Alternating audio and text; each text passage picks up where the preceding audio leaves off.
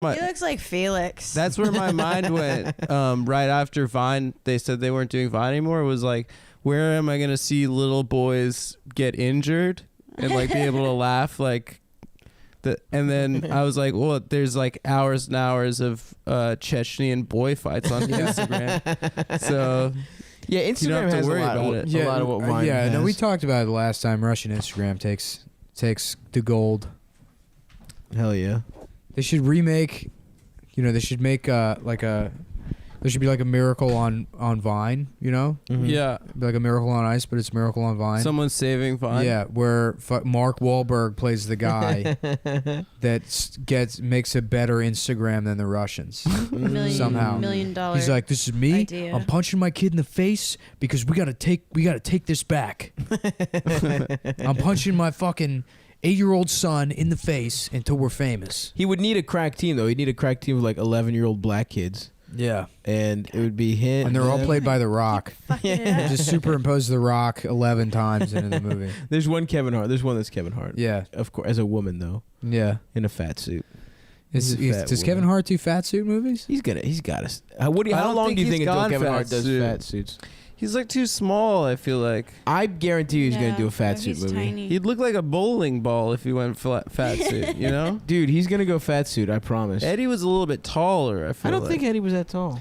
Really? No, yeah, Eddie's pretty tall. Really? He's like 6'6". 6'6", 245, Yeah. 250. Eddie Murphy? Yeah, he's about, I'd say 6'9", 6'10". About 786 pounds. No, but he did put the weight on for Clump. Yeah, that's all. That's a fact. That's all real effects. He's just fat as hell. That was not CGI. That was not a fat suit. That was... Who was the woman in the first Clump? It wasn't Janet Jackson. That was the second one, right? Mm-hmm. Yeah. Do you remember who it was? I thought it was watched the second Janet one because Jackson. No, love I don't. Janet Jackson. Huh? You love Janet? I love Janet. She's the best. Yeah, Best soundtrack. That movie? Nutty P. I remember that. Yeah. Also Yeah. Dr. Doolittle. Or Yeah. was it Doolittle? Oh, yeah, shit, that's that what was it a good was. song. The one with Aaliyah Yeah, dude. and the crying baby sound. Yeah. It's terrible. It's like if you would remove that, I could listen to No, that. I love as that an shit. adult. No, it's so bad. Hell yeah, dude. Give me that crying ass baby. No, it's terrible. Nick, it's like, your take? you know what makes a song even sexier? Crying baby noises. You know what song I love? Some Cut. But was that Trillville and Little Yeah, Scrappy? with the... Where the beat is like a bed creaking. Yeah. Awesome. It's It's just a bit. Yeah, What that song is is, ho? incredible. What's up? Yeah. Can boo, some boo. That song is vulgar. It's awesome, dude. Yeah. Straight up about getting them cheeks on a creaky ass bed. I was in New Orleans one time. This guy from Biloxi was talking. I forget what the topic of conversation was. He was talking about his favorite slang for women. Oh, He jeez. goes, No. he's like, nah, the best term I ever heard was sugar walls. Like, how you doing, sugar walls? That's It's disgusting. disgusting, but great walls? at time. Especially when you just picture it happening in Biloxi, where she's just like leaking sweat out of her pussy all year long. All she has is like one of those paper fans. You know, she's not allowed to curse because her dad's a pastor. And she gets called sugar walls, and she catches the vapors, and she's in a coma for 9.5 years. Sugar Walls That's is real. pretty good. I've never experienced such vulgarity. Nah, dude, the preacher's God, daughters were I'm freaky, too loud yo. to put in my fucking card. You still haven't ordered? This is ridiculous. That should is be the an app for worst that. time for me Look, in I the didn't world to smoke plan. weed is Plan this. right before you've had dinner and you're so hungry, and Oh, then yeah. you have to order afterwards. Oh, that's Well, it crazy. this is shouldn't be a one of the most difficult. That's insane. Yeah. This shouldn't be a problem because I should have already remembered to put my new fucking card in. Mm-hmm. What are some of your favorite terms for women, vulgarly? Everyone. It's gotta be sugar walls. You think sugar I walls? think Mine that, is, once I uh, heard it, I was like, I'm gonna use that word for the rest of my damn life. Mine is holes. Hole. Holes, yeah. Jesus Christ, that one sucks so What's much. wrong I like with you? I like floats. Yo, where are these holes? Call them flopes, flopes or tubes. Flops. What's going on, flopes? I like It's the more familiar. Like a girl Tubes would is say, "How funny. you doing?" Yeah. folks?" Flops is like you need to know. Or science I and think stuff. if you want to go, I think it's funny to call all women Bones, like that Yeah. show Bones. Oh, that's yeah, hilarious. yeah. The Or, medical science yeah, show. or Midge. I think it's great to call every woman you know Midge is funny.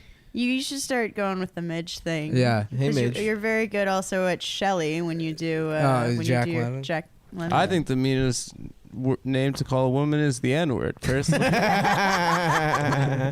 I'd like the thought it was a classics. pet name. It was the first time I heard it. I thought that sounds great. I'm gonna use it. I thought it was gonna be like our thing, babe. Yeah.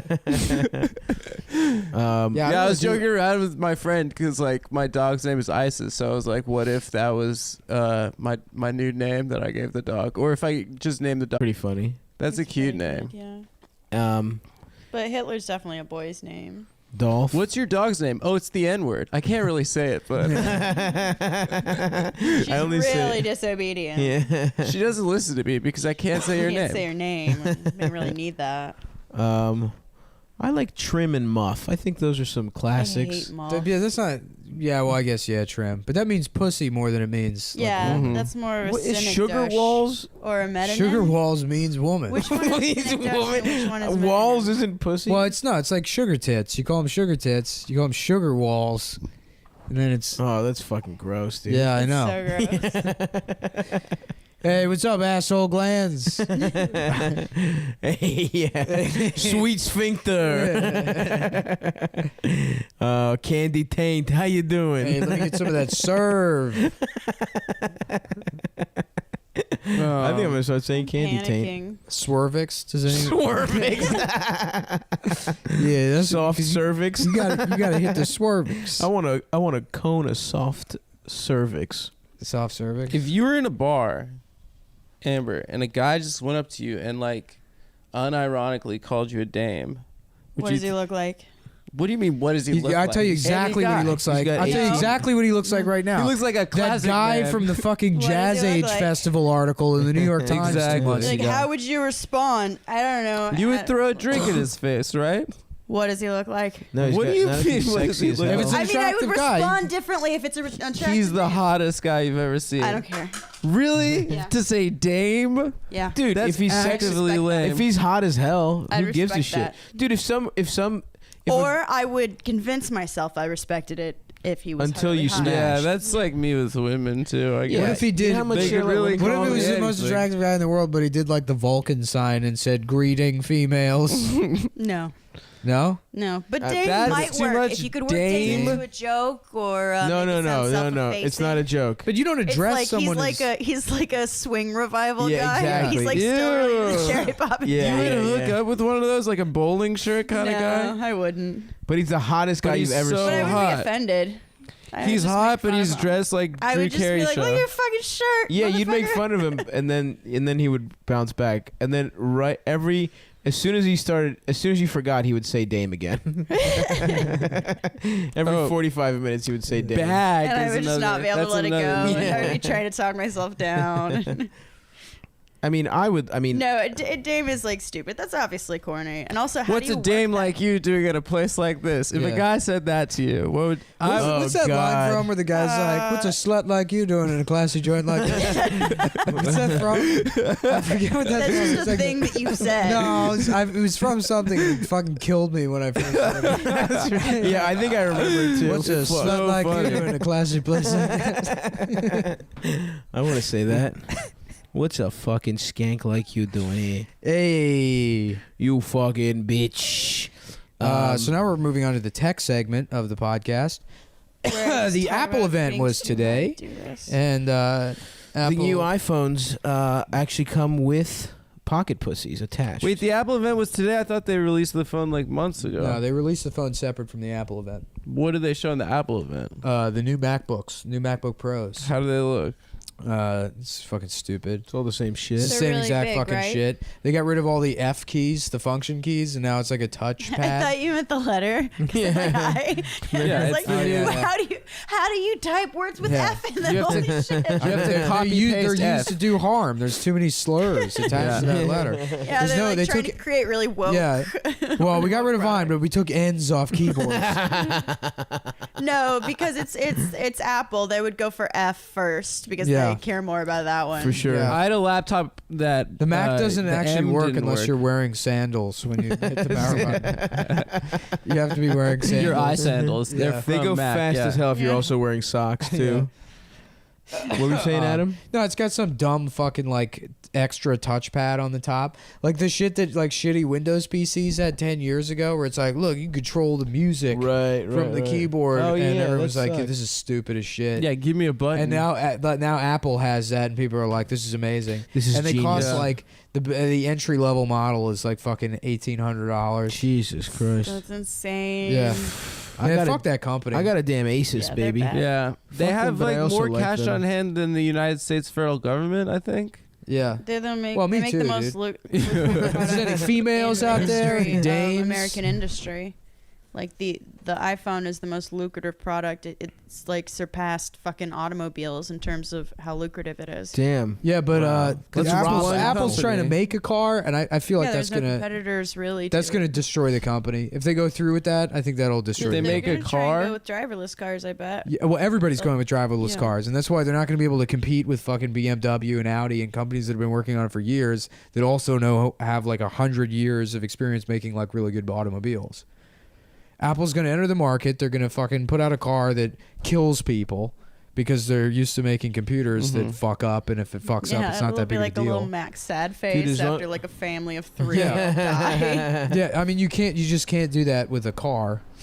So I think it's going to destroy Honestly, the company. as long as you can get jerked off in the back seat, I'm down for whatever Yeah, car. well you can't, Why not? bitch. What? Bitch. Am I not allowed? Can I please get jerked off in the back seat of the car, please, Nick? My goal is once I get rich, to have a driverless hot air balloon. That would be Can you imagine cool. that? Yeah. You just get to relax in your hot air balloon instead of dealing with the stress of sitting in hot air balloon traffic on your way to the ice cream factory. You can just relax and read So a stupid. book filled with pictures of clowns. Yeah, that would Yeah. that if I Maybe had ride a tricycle around the basket. if I had $1 million, that's what I would do probably. Get a hot air balloon? Yeah, I get a Travel whole the world in a hot air balloon. no way, dude. I just have a whole Neverland Ranch type situation.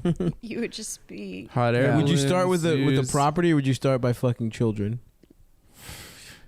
It's kind use of your a imagination. cart bro. horse thing.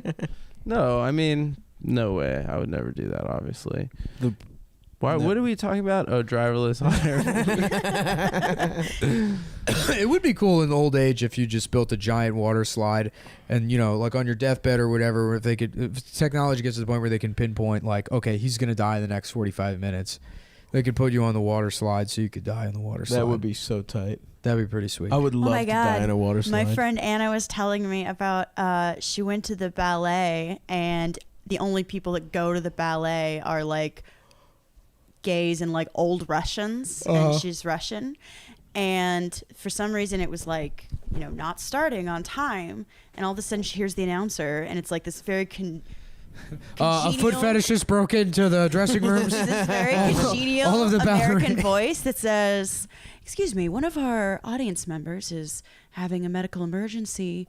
Everything will be fine and we will get started." And then she hears the Russian announcer, and it's just, "Someone has died of a heart attack." Oh my And, god. like someone died, and like they took them out on a stretcher.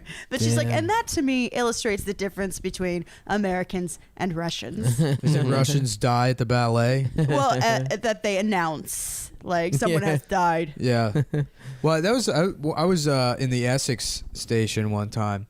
This is a little bit of New York talk. for you NY folks. City talk. We have underground trains here, which carried the slaves. It's underground railroad. to So Manhattan. So we have. To Midtown, Oh dude. man, Adam, was it you that told me that and it's not true, but it's such a funny lie that Newark is named Newark. Yeah, Because- to trick my God. the Somebody, slaves. yeah. Somebody told Adam this, and he told me that the reason Newark is called Newark was to trick black people into moving there instead of New York. Because it was the last stop before New York. Yeah. On the way, So like that they So would, you thought someone telling you like the racist equivalent of like a Polak joke, like about like the punchline is like a misunderstanding. well, listen. First of all, that's the first You thing I was thought that- ever told in my life. I believed that for 29 years. You knew nothing. I believe it still. I think it actually happened. well, anyhow, I was saying. So I was at the Essex station, and the train was stopped like halfway down the platform because someone had jumped in front of the train. Oh damn. So they were just dead on the tracks or whatever, and you could like, Yeah, I've You know. seen a dead. Yeah. Really? I saw that, yeah. So you know, they're like asking everybody, you know, this announcement like, due to a customer involved incident, please leave the station. And so, you know, the fire department's walking down, and we're all walking out, and one of like the fire chiefs, this like old grizzled dude, you know, like fucking built like a brick house, is just like is standing at the top of the steps, you know, like mustache, and these two like teenage girls are talking to him, and they look like they're 12 years old. And he's like, "Yeah, there's a dead body on the tracks." So they got to get that dead body off the tracks. Just like telling Come them. on, what- man. Yeah. that shit fucked my it fucked my month up when I saw that. I didn't see the whole dead body, but I saw like a leg and a shoe. Yeah. That It's shit was fucked up fucked. how And then often- it was just like a million people with their fucking phones out. Yeah. And then we got, that's and then terrible. everyone got yelled at to like leave the platform. Yeah. And it was It just hits like, me on a personal level too, because like there was this one old Chinese man who would not listen to the firefighters. Like, show some fucking respect. He's just standing there smiling. Really? He was It trying to the get most content? surreal shit I've ever seen. That's nightmarish. yeah. Yeah, he awesome. literally had the like most psychotic smile on his face. It's Oh, like God. he knew the guy. I was so happy he was dead. Oh, he knew the guy? No, Oh. but like I was like, that's not just Chinese people are. Yeah, they're happy when death comes. Well, yeah, they have no etiquette. I mean, really. What are you talking about? Chinese people are like famously obsessed. their etiquette, you know. Which Chinese? The Chinatown Chinese? Because absolutely not. Okay, but you understand most You're applying Chinese Western people etiquette don't to it. live in Chinatown. Well, but where somebody's jumping in front of a train, I mean, yeah, that Chinese guy's probably a Chinatown guy.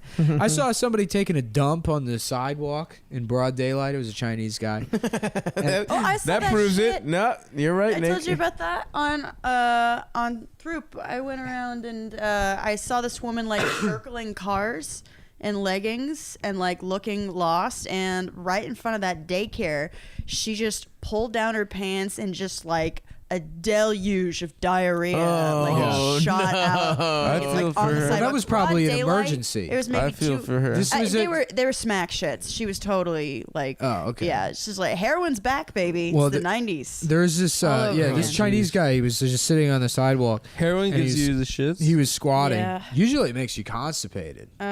Well, I think thought it has Coke something makes to you do with constipated. something else no, they're doing. Coke makes you poop. Coke makes you shit. Really? Well, yeah. Well, if it's cut well, with a lot poop of times stuff. it's cut with. Well, this Chinese laxatives. guy, he's squatting there, and he not only was he shitting, he was. But this woman pulling- was like weaving. He was pulling like- the turds out of his ass with his hand. Yeah, that was awesome. That's an Yeah. awesome part of the Yeah, story. yeah. then- You told me What? that. Yeah, he was a Chinese guy pulling turds out of his ass with his hand, and I excitedly called Adam and told him. Yeah, you're like this guy. Yeah. It's like he's never learned how to shit. yeah. He just doesn't know that he can wait. And It'll do it. He's all right. It's time to shit now. Just Yeah. wait for it. he's got to do it Muslim style. God damn it. Well, that's what it's You called. are- yeah, That's- that's what it's called. Where In all the Islamic countries, every single one of in the them. Islamic countries they call it Muslim style. They Yeah, call it wiping, Muslim style wiping your ass with your hand is called Muslim In New style. York, they call it New York style pizza, even Yeah. though we're here. Yeah. Yeah. Yo, You got check me a there. mate. She's Good a work. freaking professor, dude. Yeah, dude. So Yo, I Time to go uh, back to fucking class. That's an own, dude. All right. So then 2 days later, I see this Chinese lady, broad daylight, Canal Street, and her 5-year-old son's next to her, and the kid's got his pants pulled all the way down to his ankles, and the mom is holding the son's penis and directing the flow of his urine all over the sidewalk. But don't you just not need to really do that with like a baby if you can stand? Holy shit! Wait, he's never told you Like this little before? tiny baby So dicks. funny, dude. She's just holding a little His ass tiny dick. holding dick. this dick, and he's pulling his shirt up. He's got like a Hamtaro shirt. The only on. reason I'm not laughing is Dick's told this a million times. You've never heard him say this Huh? before? I have, but it's fucking hilarious. It's so dude. funny. It's Dude, the funniest imagine thing ever. She's just like annoyingly holding a little ass dick, dude. Yeah. Yeah, A no, my little mom never uncircumcised Tapping Chinese your dick. toe. Yeah. Are you Yeah.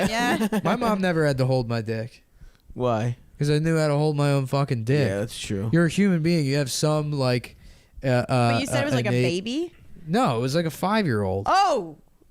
But he doesn't know how to piss on the oh. street. If you're old enough to walk, you're old enough not to have your mom hold your dick for you. No, That's not true. No, you can walk in. That's shit your cultures, pants, dude. That's cultures. You gotta Plus, respect it. he doesn't. It's his first time pissing outside. You know, Yeah. he doesn't know what to do with his dick. Yeah, I mean, he was probably drunk. Yeah, he's fucked up. Just wasted. Oh, fucking Saki. Yeah. Yeah, Saki my dick off. My man. My Whoa. friend lived in China, Oh, yeah. and he said that they don't drink often, but when they drink, it's it's like sitting down at a table to get blackout obliterated, as drunk as you can. Yeah. That sounds fun. Where yeah. in China? He lived in the south of China in like what was Yeah, considered yeah. a vacation city. Some Beijing. fucking Well, he lived in a vacation city too. yeah. You know what movie fucking rules? No, yeah, of course. That but- Jet Li movie, was it Legend? I don't know. with the ponytail, the long ass ponytail that he's like whipping around, No, that's Willow Smith style. No, it's the one where he plays that Chinese like fighter in like the Qing dynasty or some shit. Yeah. And then and then like they like that, He has like a they've got really all long this- middle ponytail. He has to represent China in all these fights against the West, and he like beats the shit out of all these. Like, Oh, that's tight. yeah, it's. A good I'll watch movie. that.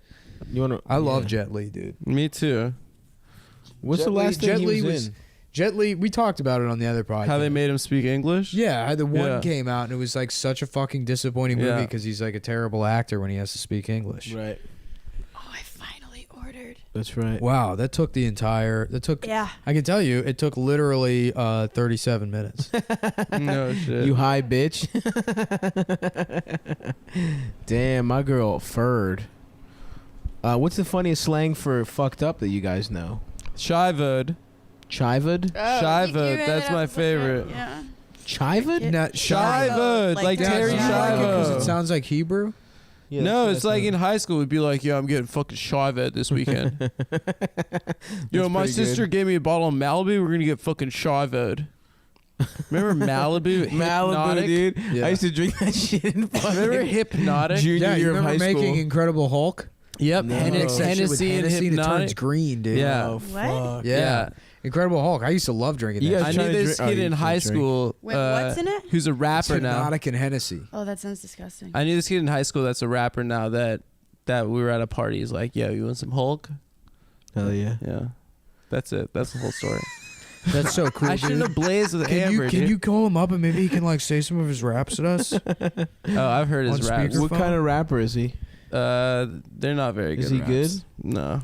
There was a rap group, a multiracial rap group that used to do the open mic at Felicitas in Rockville, Hell yeah. which was this Italian restaurant above a parking garage that like 4 old people would drink in and nobody else. But they would have the rap group. Greg Behanish would have the rap group close the open mic sometimes, That's hilarious. and their name was Hypodermic. Oh, That's hell good. Yeah, and it was 2 white kids and 2 black kids, and They're boy, probably did they suck! I know you That probably wasn't thought they were great, but What kind of rap was it? Was it like conscious?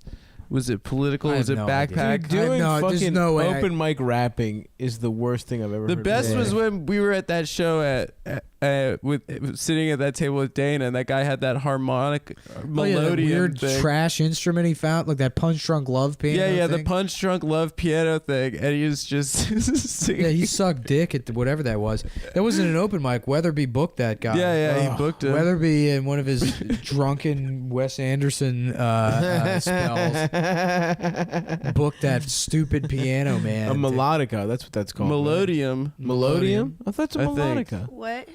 What is It's it? like It's a Calliope. That's What? Calliope? Calliope. It's different. That's a Greek name. No, those are the things that are at the front of a steamship. Those Yeah. little organs at the front of the steamship. Shit's a Greek word, bitch.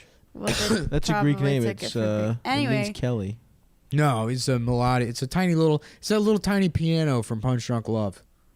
I don't know. Did you blow into it?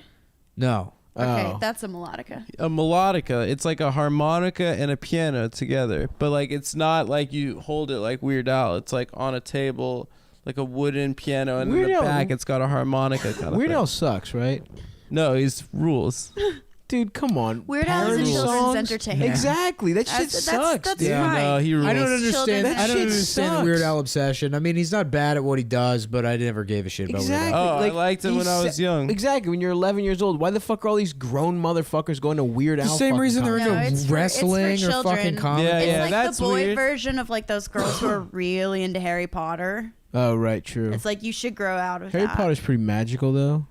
Harry Potter, like, makes Literally, you the feel like only you thing I'm belong. into now that I was into when I was 13 is beating off. Yeah, Yeah, yeah. yeah. I don't like it anymore, but I think he's cool. Like I think he found his thing. I'm proud. Like he's probably Dude, like a you good I'm guy. proud of him. YouTube I'm is proud of him. I proven. feel so. Dude, YouTube I has feel a kinship. people are with so Weird much Al. better at fucking.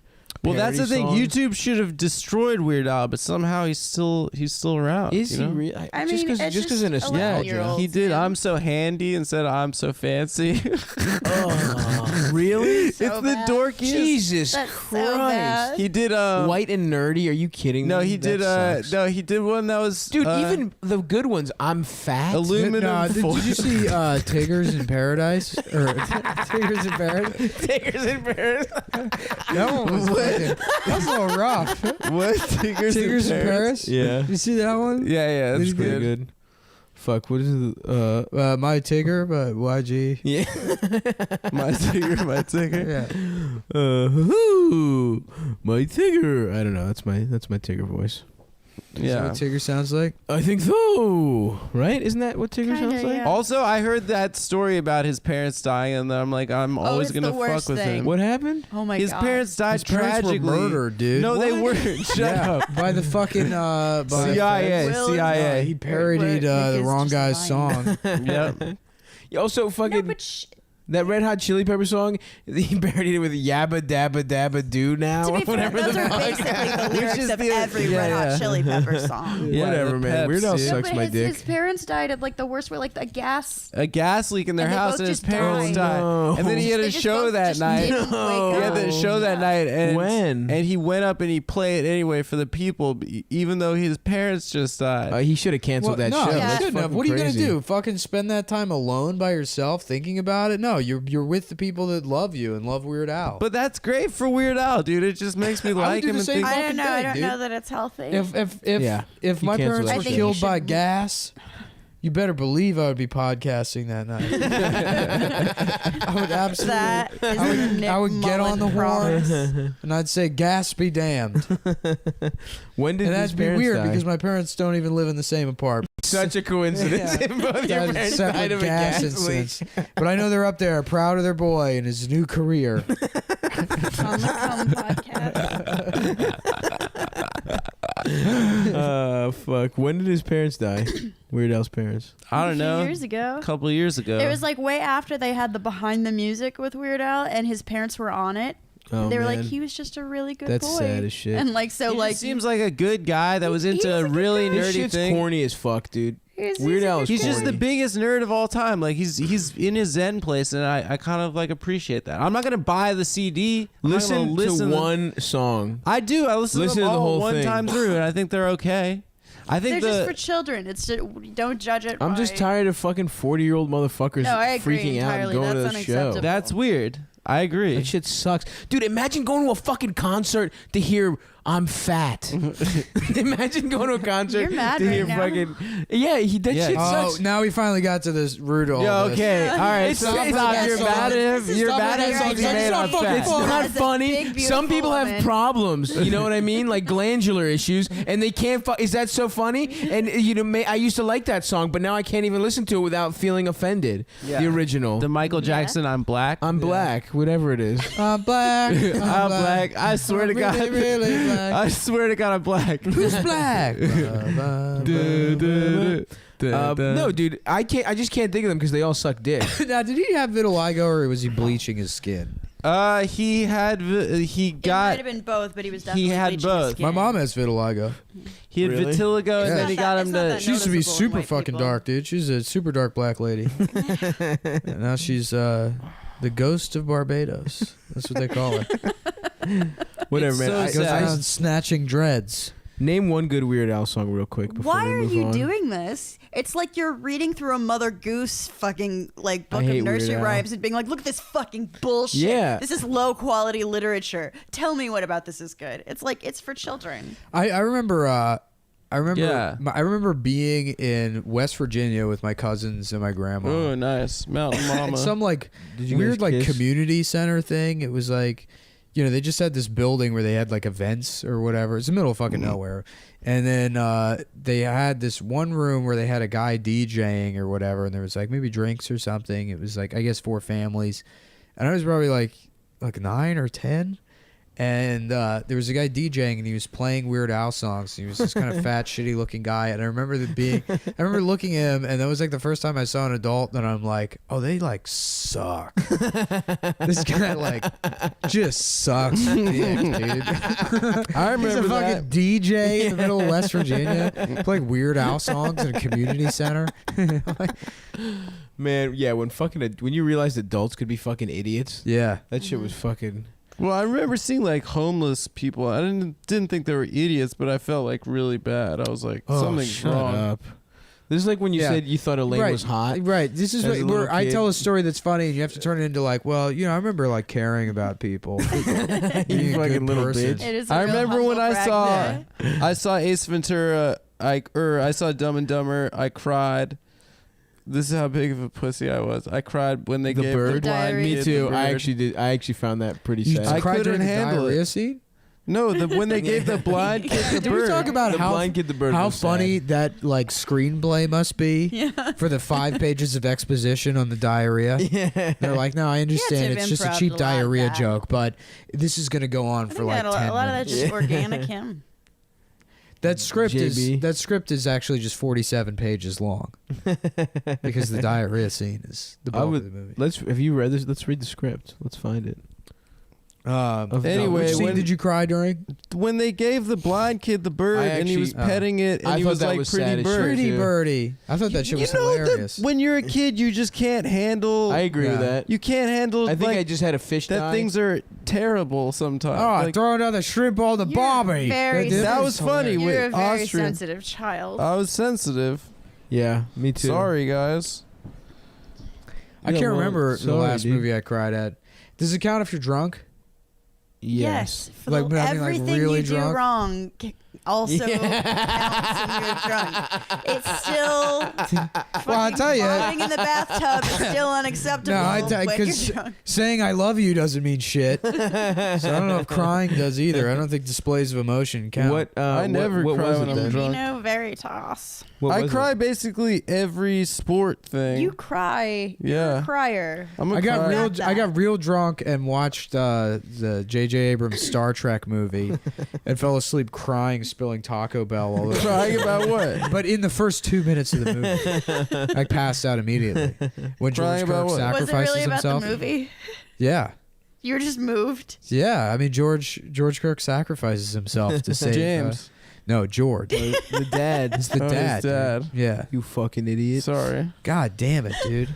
Fuck, guys. You're I supposed to be the smoked smart pot one. with Amber after lunch, and now I haven't been as good on the I'm having a podcast. great time, and you're talking about the great tragedies of your childhood. I'm just not Maybe good. It's not the right I'm- drug for you. I know. I've been trying for it to be the right drug for me for fucking 17 years or something. You want some more?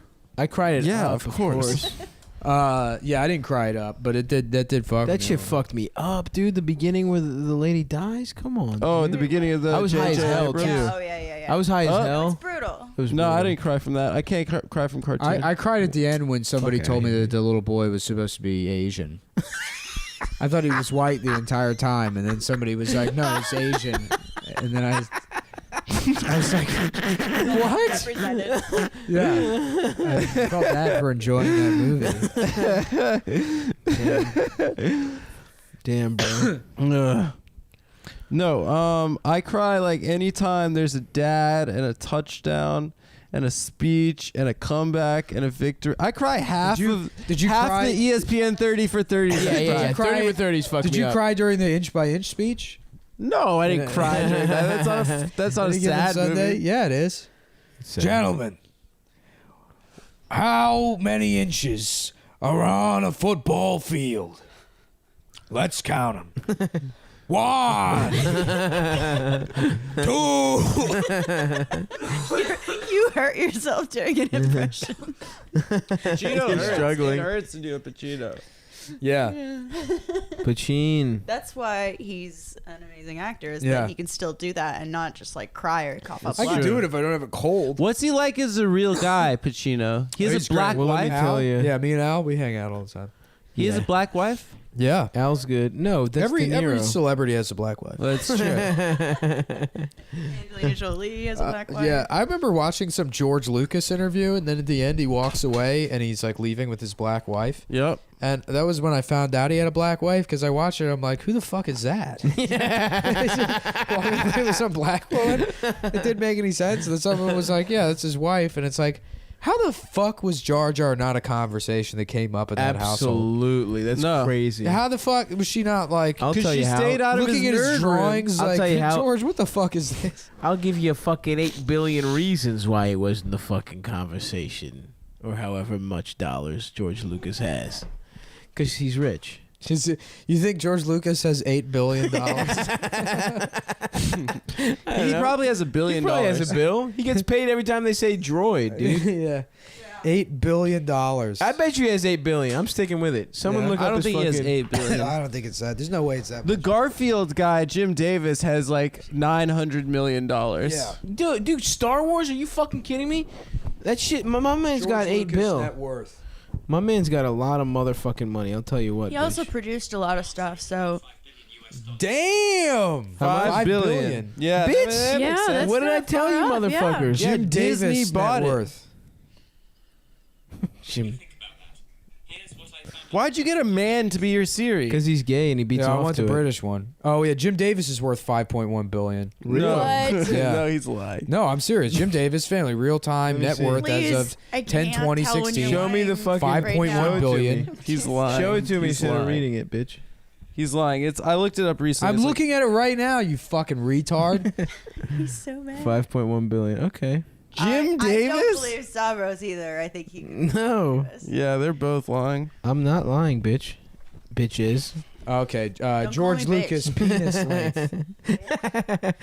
George Lucas. Check on that. I found this on the web for Die George Lucas penis name. How long is it? 4.7. Pretty close to average. yeah. Like a little bigger than average. That's huge. Yeah, that guy's got a big. I didn't know George Lucas was packing. Dragging it around. You know, when George Lucas pulls out his dick, it makes the sound effect from the THX logo. Why the fuck did that? I get it. They're huge speakers. Turn that shit off. You know, Dr. Dre got sued because he used that on the Chronic 2001. Well, thank God that we're so? never going to get sued for using Any copyrighted material. copyrighted stuff.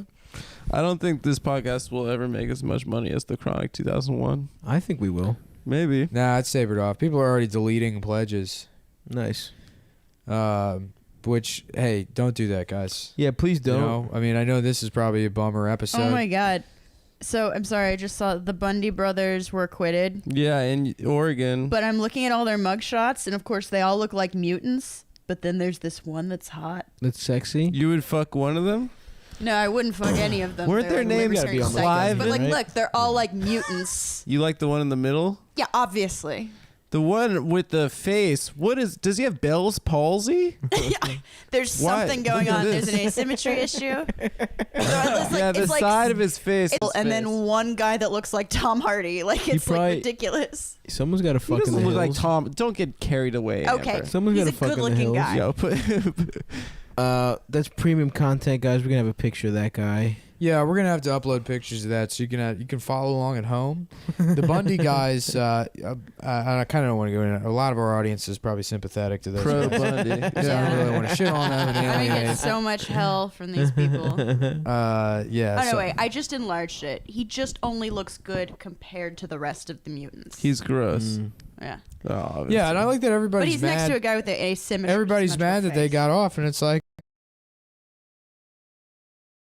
yeah. They got not guilty on like every single charge. How did Even that the happen? firearms Yeah. charges. which I is know, like- which is like they were walking Yeah, around right. with firearms. Yeah. How can you? We're gonna Yeah. kill the president Yeah. if he tries to stop us. But I Wait, know how the did jury they was get away nothing but like with the it? jury was nothing but like old women that are like, Probably well, it was a one of jury those trial, hooded and boys of looked course at they me the were wrong all- way at the mall last week, so I feel it ought to be fair. A bunch of fucking dumb rednecks. Rednecks that- from Southern Oregon. Yeah, Oh goddamn. I know. Yeah, Fucking assholes. That's so wild. But I'm sure their defense you think attorney that, wore like- like an oversized cowboy hat the entire time. Yeah. The Big trial white guy's like, ladies and gentlemen, I'm just a frontier man like my daddy was and my daddy before him. In fact, I don't even know the law. I've only read the operator's manual from a 2016 Ford F-150. And there's Cover a to note cover. section in the back. And in the note section, do you know what I wrote, ladies and gentlemen? That's right, the Pledge of Allegiance. From memory. And I stood up while I was doing it, and I will continue to for the rest of my life. Case closed, Your Honor. dude, you should be a lawyer, man. Thanks. Yeah. I'm moved. Yeah, I'm Yeah. crying right now. You just got to channel. I'm crying. That was a time to guy. kill. Yeah, you were like Matthew up there, dude. They- Shit, it's good. Yeah, they it pull was up that incredible. truck, and they threw the Pledge of Allegiance in the back of that truck. and the Constitution. And they brought the Constitution out into a field, and they held her down in that hot summer heat. They used her head for beer can throwing practice. And when they were finished, they raped the Constitution. Now, I want you to imagine that. Well, hold on. I don't know how analogies work, but imagine it's like a white girl or something. Thanks. Case closed. Defense rests, Your Honor. Oh shit. You know who sounds exactly like him? He's kind of a piece of shit, but he's like so pleasing to listen to. Trey Gowdy. I don't know Trey Gowdy. He's like the fucking head Benghazi committee Oh, guy. really? Yeah, just Mm. the. Oh Does he yeah, have a yeah, good yeah. Voice? Yeah, he's like from South Carolina, so he's got Is he that the like. vaping So guy? when you had an email server, did you really think that people weren't gonna find out about it? Yeah, that sounds good. And it's like, get him, Trey. That is actually a weird thing because politicians can really look Yeah. so disgustingly ugly, but Yeah. Yeah. most of them have pretty aesthetically pleasing voices. That's something Yeah. that's remarkable Yeah. about Hillary. Well, is that yeah, Trey Gowdy's it like just that. Hillary sucks has to the most listen to. Trey Gowdy uncomfortable- looks like he's 7 years old. He looks like a 7-year-old boy, and he has that. How old is fucking- he? He's probably like 51 years But old. he's got Really? like McConaughey voice. Yeah, he's got the same voice as McConaughey. That's how you get elected, man. That's how you Yeah. get them votes. So guys, if you want to get elected, just nail that Matthew McConaughey impression, and then you don't have to worry about your, Bell's palsy or whatever you got going on. And that's gonna have to do it for the episode. We are out of time, folks. Are So yeah, no, that this part here was an hour. nice. So the part before. we? Holy crap! This go up Saturday, probably Halloween. Ooh, So- fuck Spooky. Halloween. Get spooky. We already did the Suck Halloween Halloween. episode. Yeah, we already did that. That was funny. Yeah, We did thanks some ghost again for stories. listening to the premium content. Please convince your friends to sign up for it so they can. Yeah, don't share accounts. That's unpatriotic. Shut the fuck up, dude. shut up. Come on, man. Share the account if you want. Upload it to torrent sites. Get the word out there. And then just What PayPal about- me and Stav money privately. Don't let Adam know about it. You can also Venmo me. Yeah, you can Venmo the two of us, but not Adam. And Why? I want that iced tea thing. It's a Oh spigot yeah, and I iced tea want a thing. couple Twix bars. And buy us the Vitamix blender. Yeah, And we'll a split hand And it. then tell that piece of shit Phil to get us our fucking Yeah, PlayStation. fuck Phil, man. Keep harassing him, please. Yeah. All right. What's his Twitter? At Tree River. Tree River? No. At Tree River. I don't know. His name's Phil Cohen. Adam, what's his phone number? Or just send us PlayStation 4s. I Send think us he gets a PlayStation. shout out pretty much every episode. All right. Well, you It's guys not a know. shout out. We want that asshole to give us PlayStation. Phil Cohen. Phil Cohen. He works at where's his place? Where's he work? Stop it, All right, dude. okay. All Don't right, dox thanks, guys. Phil.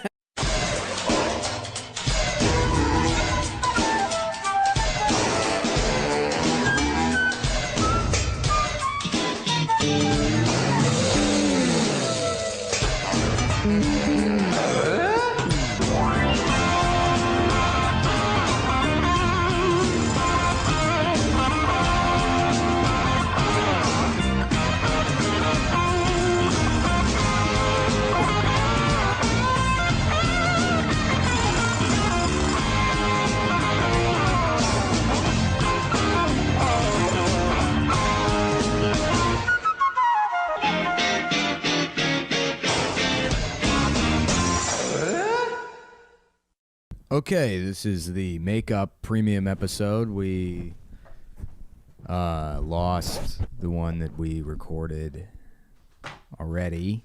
So this is a day. Yeah, sorry, bros. Yeah. I don't know whose fault that was. Probably mine. I don't know what happened. Yeah, it was yours. Did you check the levels?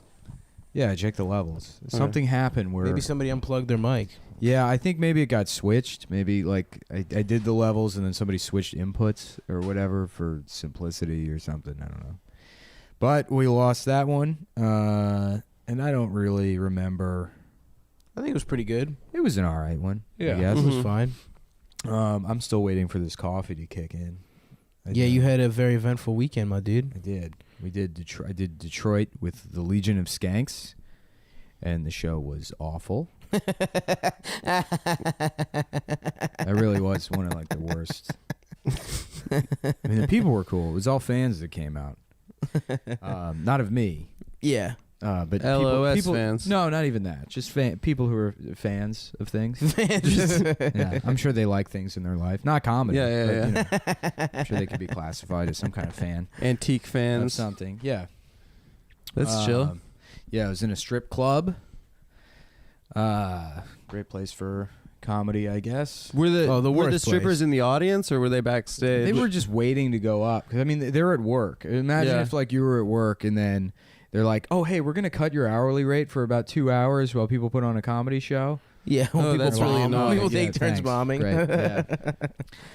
There definitely is a kind of an overlap in stand-up comedy and stripping. Yeah, that's the kind of the observation a hack comic would make. Yeah, yeah. I could see somebody that's Like what? Yeah. Adam? Oh, it's dark in here. Everyone's laughing at me. I can only last 3 minutes. So that Oh, kinda- nice, That nice. kind of shit. Well, I would Is have said fucking said funnier stuff, but yeah, that's No. true. Like what? No, go ahead. Go for it. Do the bit that literally every single open micer at their first open mic has ever done. I'm not gonna. I wasn't doing it as a bit. I was doing it as my first time doing stand up. I really feel like, kind of like a stripper up here. You know, I think I could see more like first time having sex. Yeah, I see that bit a lot. Yeah, that bit happens all the yeah. time. I don't see the stripper thing. Yeah. Well, go ahead, Adam. Finish the stripper bit. Okay. Let's hear your brilliant stripper bit. Well, I just want to know why they don't make the whole plane out of the black box. I don't understand why they don't make the whole plane out of black people. Wouldn't care if a bunch of black people died. Are you gonna explain the context? No. All right, it's better that way. I did that impression so much. I'm worried about slipping. Public setting. This is just for the bonus eps. Although yeah. the snitch from the Kumia thing, that was a bonus ep. Yeah, too. yeah. So we're Not even a bad. snitch. I mean, fuck. That's all shit I would say to again. It's No, not no, a switch. not it's some you. fucking weasel that Right. They He's a wanted to weasel, take sure. the part out of that where we said that we like Ant and that he's yeah, funny. yeah. They're like, look, Ant, look what they're saying about you. Well, we've got traitors in our midst, dude. We gotta fucking go undercover as listeners Uh-huh. to find them and fuck them up, dude. Don't worry, dude. I'm like in real good with the Black Lives Matter movement, and we have all their information. Yeah, we're We're gonna salting dox for these black guys. Yeah. We're gonna dox all these fucking truckers. I bet. Here's the thing. You don't even need to dox these people. I can just guess. Their name's Leo. They're 39 years old. They work at UPS. Their boss is a black guy. But in like a very reasonable one too. He's just mad that he's his Yeah, boss. Yeah. Like a very talented, Yeah. good manager. I had a racist moment one time. I was like scrolling through X videos, and like I never understood people that get mad at like interracial porn. There's people Right. that get like mad at that. So funny. And it never bothered me, but you know, it's just whatever. And it was like in the interracial section, and there was a video that was like, white bitch gets railed out by her black boss, and I was like, her boss?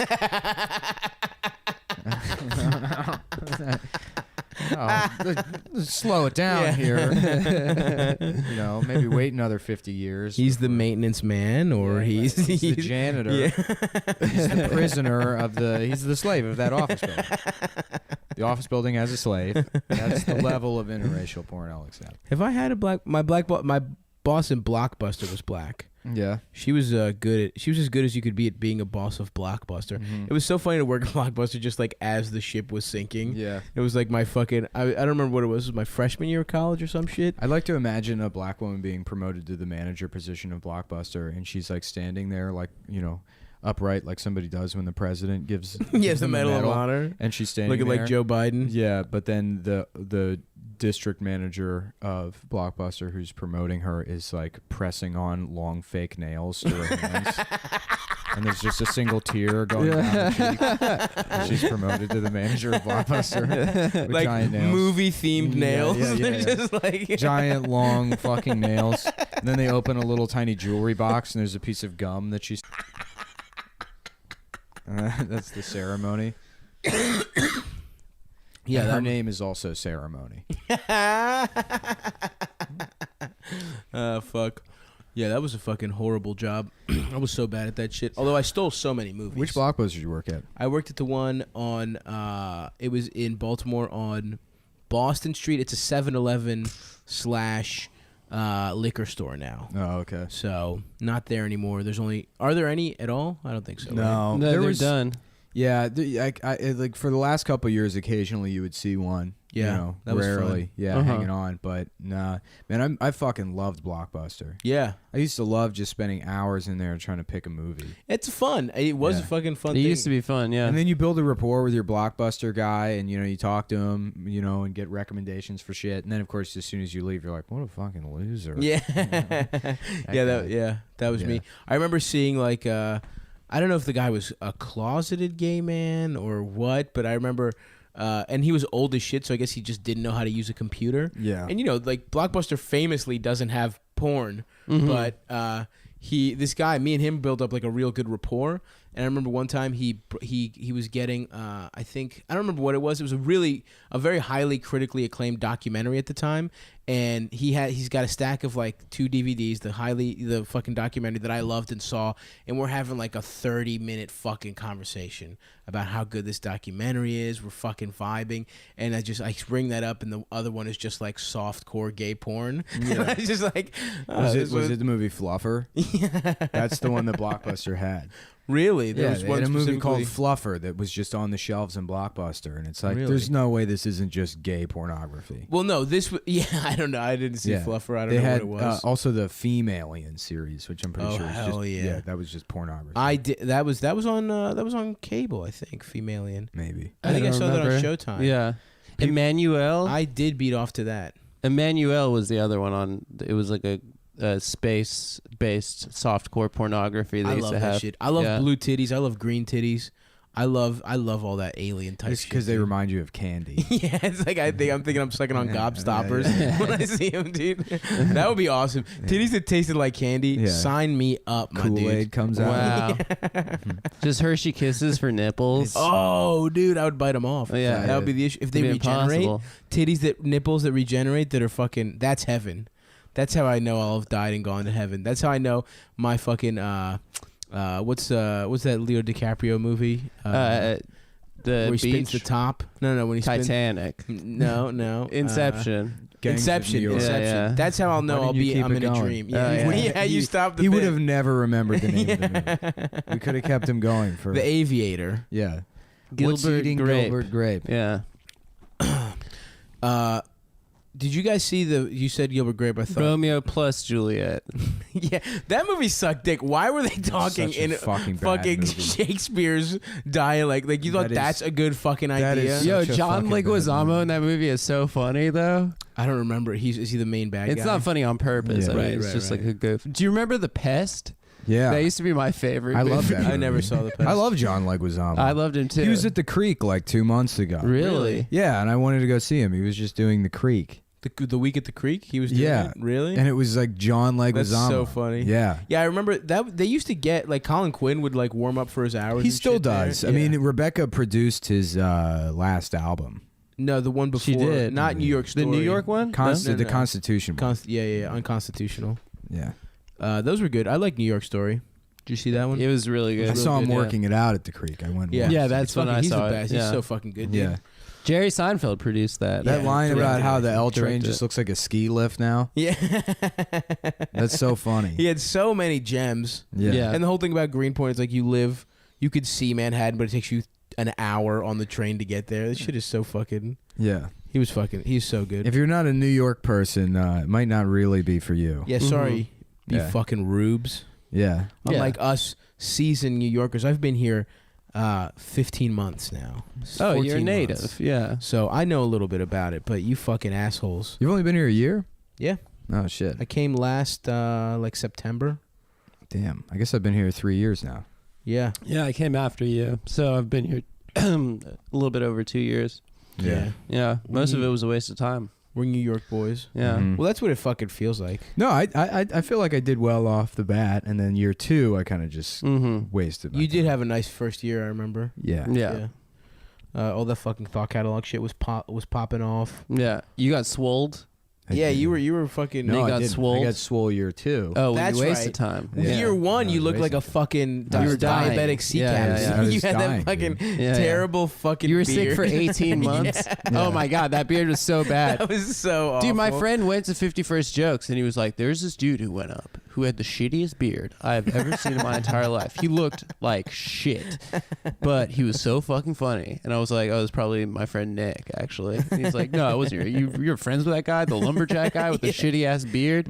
It wasn't even lumberjack though, because I found a he didn't have picture, any he's muscles. like- You were atrophying. Yeah. Yeah. You looked horrible. I was Yeah, I think he dying, was dude. wearing My like a fucking lymph flannel. nodes were my lymph nodes were swollen for like yeah. like 6 months, and then I just had respiratory problems, and then I couldn't shit. It was awful. Classic Moldog. Classic. You had the worst body too, because it was like you had no muscles, but you had that weird like paunch belly. no, you got a little fat. Yeah. Yeah. You were weak and You were fat. weak and fat. Yeah, but Well, unlike I got me, a real strong, sick, dude. fat I mean, man. it was like black mold in that fucking apartment. I couldn't eat. Yeah, I it was remember. terrible. up. Yeah. Yeah, you were eating like because you had no place to store fresh foods, so you had like gummy bears and shit. Mm-hmm. Like I remember shark gummies was the thing you always had in your apartment whenever I came to visit. Yeah. Oh, Yeah, that was you're a funny smoking a time. fucking Englishman's Sherlock Holmes pipe Oh, the pipe Yeah. indoors. with no windows. Yeah. What a fucking hilarious, stupid life. Yeah. Well, What a- things are what a better real now. I got artist, PlayStation and I got fucking the new Final Fantasy, which is the gayest shit Oh I've yeah, it sucks. ever seen in my entire life. If you haven't seen, first of all, I haven't played any of the Final Fantasies. No, I've Not never a either. single one. I've Yeah. seen people play that. They look I pretty tried to fun. play Final Fantasy VII like on PlayStation 3 when you Mhm. could download it, and I got bored with it very fucking quickly. Mhm. And but you know, someone was like, "This is really good," and I got it, and they're wrong. They Yeah. were. This is. First of all, you play as Papa Roach. Yeah, everyone looks so Yeah. fucking stupid. You play as Papa Roach, and you're on your way to get married to, I'm assuming, Sum 41. The violin player from Sun yeah. 41. No, that's yellow card. Oh, yellow card. You're on your way to get married to Evanescence. Oh, that is Evanescence. that is exactly who this Yeah, guy yeah, would yeah. marry. So you have to go get married to Evanescence, but your fucking your Batmobile Yeah. runs out of gas, and then your friend with the muscles has to help you push the car to Texas. I'm assuming this is like It's so weird. It's like I thought Final Fantasy was like fun, gay. There's wizards Yeah. and crystals and shit. it This is should just be. like It should America. I think just it be used called. to be It should just that. be called "We Ran Out of Fantasies." yeah. This is not a fantasy. Whose fantasy is this? To look like a closeted homosexual from 2002 and have your car run out of gas. Yeah, dude. What? That's not even a dream you would have. No, that doesn't. Also, that does not happen. That's something we can avoid here. Yeah. There's no supernatural element. Shouldn't you be able to do a spell to get your car going? Yeah, Or just right. Fucking I've literally never had a car run out of gas. never. Yeah, one Ever. time. One time, my old Chevy Blazer Stavros 2, which is what I called it. It ran out of gas in the fucking tunnel in Baltimore, and I just neutral, just waited until it was like a slight downhill and just fucking rode it downhill to a gas station. It was mad. That was magic. This Final Fantasy shit, you have to get like, you have to eat all the time, and you have to fucking. Yeah. There's so much upkeep. Yeah, and then the eating is even fucked up because it's not like you just go to a place and eat. There's menus and shit, and then your friend learns how to cook from the menus, and then you have to have your friend make you stuff while you're like camping with each other and. Yeah. Also, the main guy doesn't do shit. Someone else cooks. Someone else drives. Yeah. What does Well, the he's main a guy even prince. do? No, the main He's the guy. prince. The main guy is good at fishing, which is like that's what these games used to be. Is Right. you would go around fishing or whatever. hunter, foraging. Yeah. And now they have like practical skills. Like one guy's really good at Twitter. Another guy's fucking just great at spreadsheets. Yeah. That comes up in the game a lot. The other guy's a Yelp Elite review member. Yeah.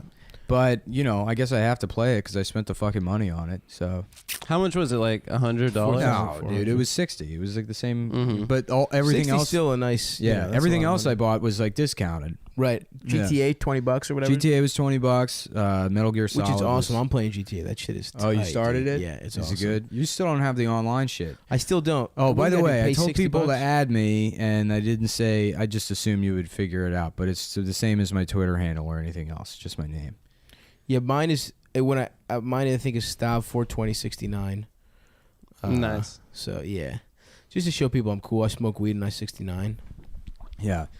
No, this game is so fucking awful. I mean, it's like even, and that's what I was upset about is because, you know, before, the only reason I actually wanted to play it is because I saw a Brianna Wu tweet where she was like, "Ugh, well, it looks like another game for straight white men." And I was like, oh, perfect. Maybe the game's good now.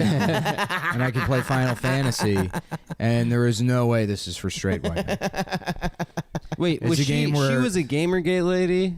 Anti-Gamergate. She was well, yeah, but she like kind of made her name on Yeah, I GamerGate. guess. Yeah, she's like gaming related. She's trans. She's trans gamer. Is she hot? No. Damn. And then she's married to some kind of Chinese, I think. Oh shucks. What? I hate when Some kind of Chinese. random women I'll never fuck or marry just cause you know. Yeah. Do you guys the relationship status on Hell yeah, Wikipedia for famous people? Of course. Like it affects your life. It'll affect Yeah, my life. yeah. Although I could. I do it all the time. I could probably convince. Oh, famous- Scarlett Johansson's married. Yeah, I know. It's I so thought she got funny. divorced from Ryan Reynolds. I thought she was available to a Frenchman. Oh, this is I terrible. could steal Scarlett. Do you think you could steal? I don't do that. Do you think you could Well- steal someone? You don't have feelings. You don't have wants and desires. That's why I do. Do I think I could steal someone? Yeah. Yeah. Yeah. Do you want to? Do Yeah. you think you could steal a celebrity? Is what you're saying? Yeah. From their marriage. Yeah. Yeah. Yeah. When we get a little more cum fame. Yeah. Which Mhm. one would you do? Would you do Oprah? I would do Diane Lane. I used to jack off to that scene in Unfaithful. Do you remember with Richard Gere and Diane Lane where she gets fucked in the No, dude. stairwell? But Yeah. is that true? Mm-hmm. I feel like I've beat off to movies. Oh yeah. I have dude. too, but not like I don't know. That about was like one of my favorites ever. Yeah. She's cucking Richard Gere with a Spanish artist. Oh, I've seen that. yeah. And they're in the stairwell. That's a good one. Yeah, I don't think it's I've beat off to that. it's Actually, great. plot twist, something I have not beat off to. Well, I used to beat off to Eyes Wide Shut all the time because Never it was saw on. it. It was on HBO all the time, so I just like check TV Guide and then go. And I think it like kind of fucked with my sexual preferences because I think You it was only like come with a mask on now. Yeah. Now I do like Phantom of the Opera type sex stuff. That's the only way I can get off. You Is can only come when you're looking I'm at a at a- chandelier. Well, Yeah. the Phantom of the Opera is a story about a retarded guy that wants to kidnap a woman. and Yeah, rape and her. he's Kevin? presumably rape No, his her. name's Eric. Eric. Eric, who's like a 900-year-old retarded guy Yeah. that just wants to fuck some woman, and then I think that she has to eventually. Yeah, Yeah. to placate him. So it's the same plot as of Mice and Men, if I remember correctly. Yeah, I think that's. I read a that's- fucked up checks book. out. You know what's fun? I used to tell people that the working title for Of Mice and Men was The Dangerous Retard, which if you just change the title, it completely changes the I think it's- context I of think the work. It's all the symbolism is gone. I think it spoils the ending. yeah. I think, No, because up front they let you know he's dangerous. Yeah, but at the You end, know he's a yeah, dangerous Yeah, You know retard that from you the know jump. that ending is yeah he coming. kills the bunnies right at the beginning. He kills a mouse. Does he kill a mouse? He kills a mouse Yeah, in the he's- beginning. He wants the rabbit farm. the rabbit. Yeah. And then eventually he kills a He puppy. kills a man, doesn't he? No, he doesn't kill a man.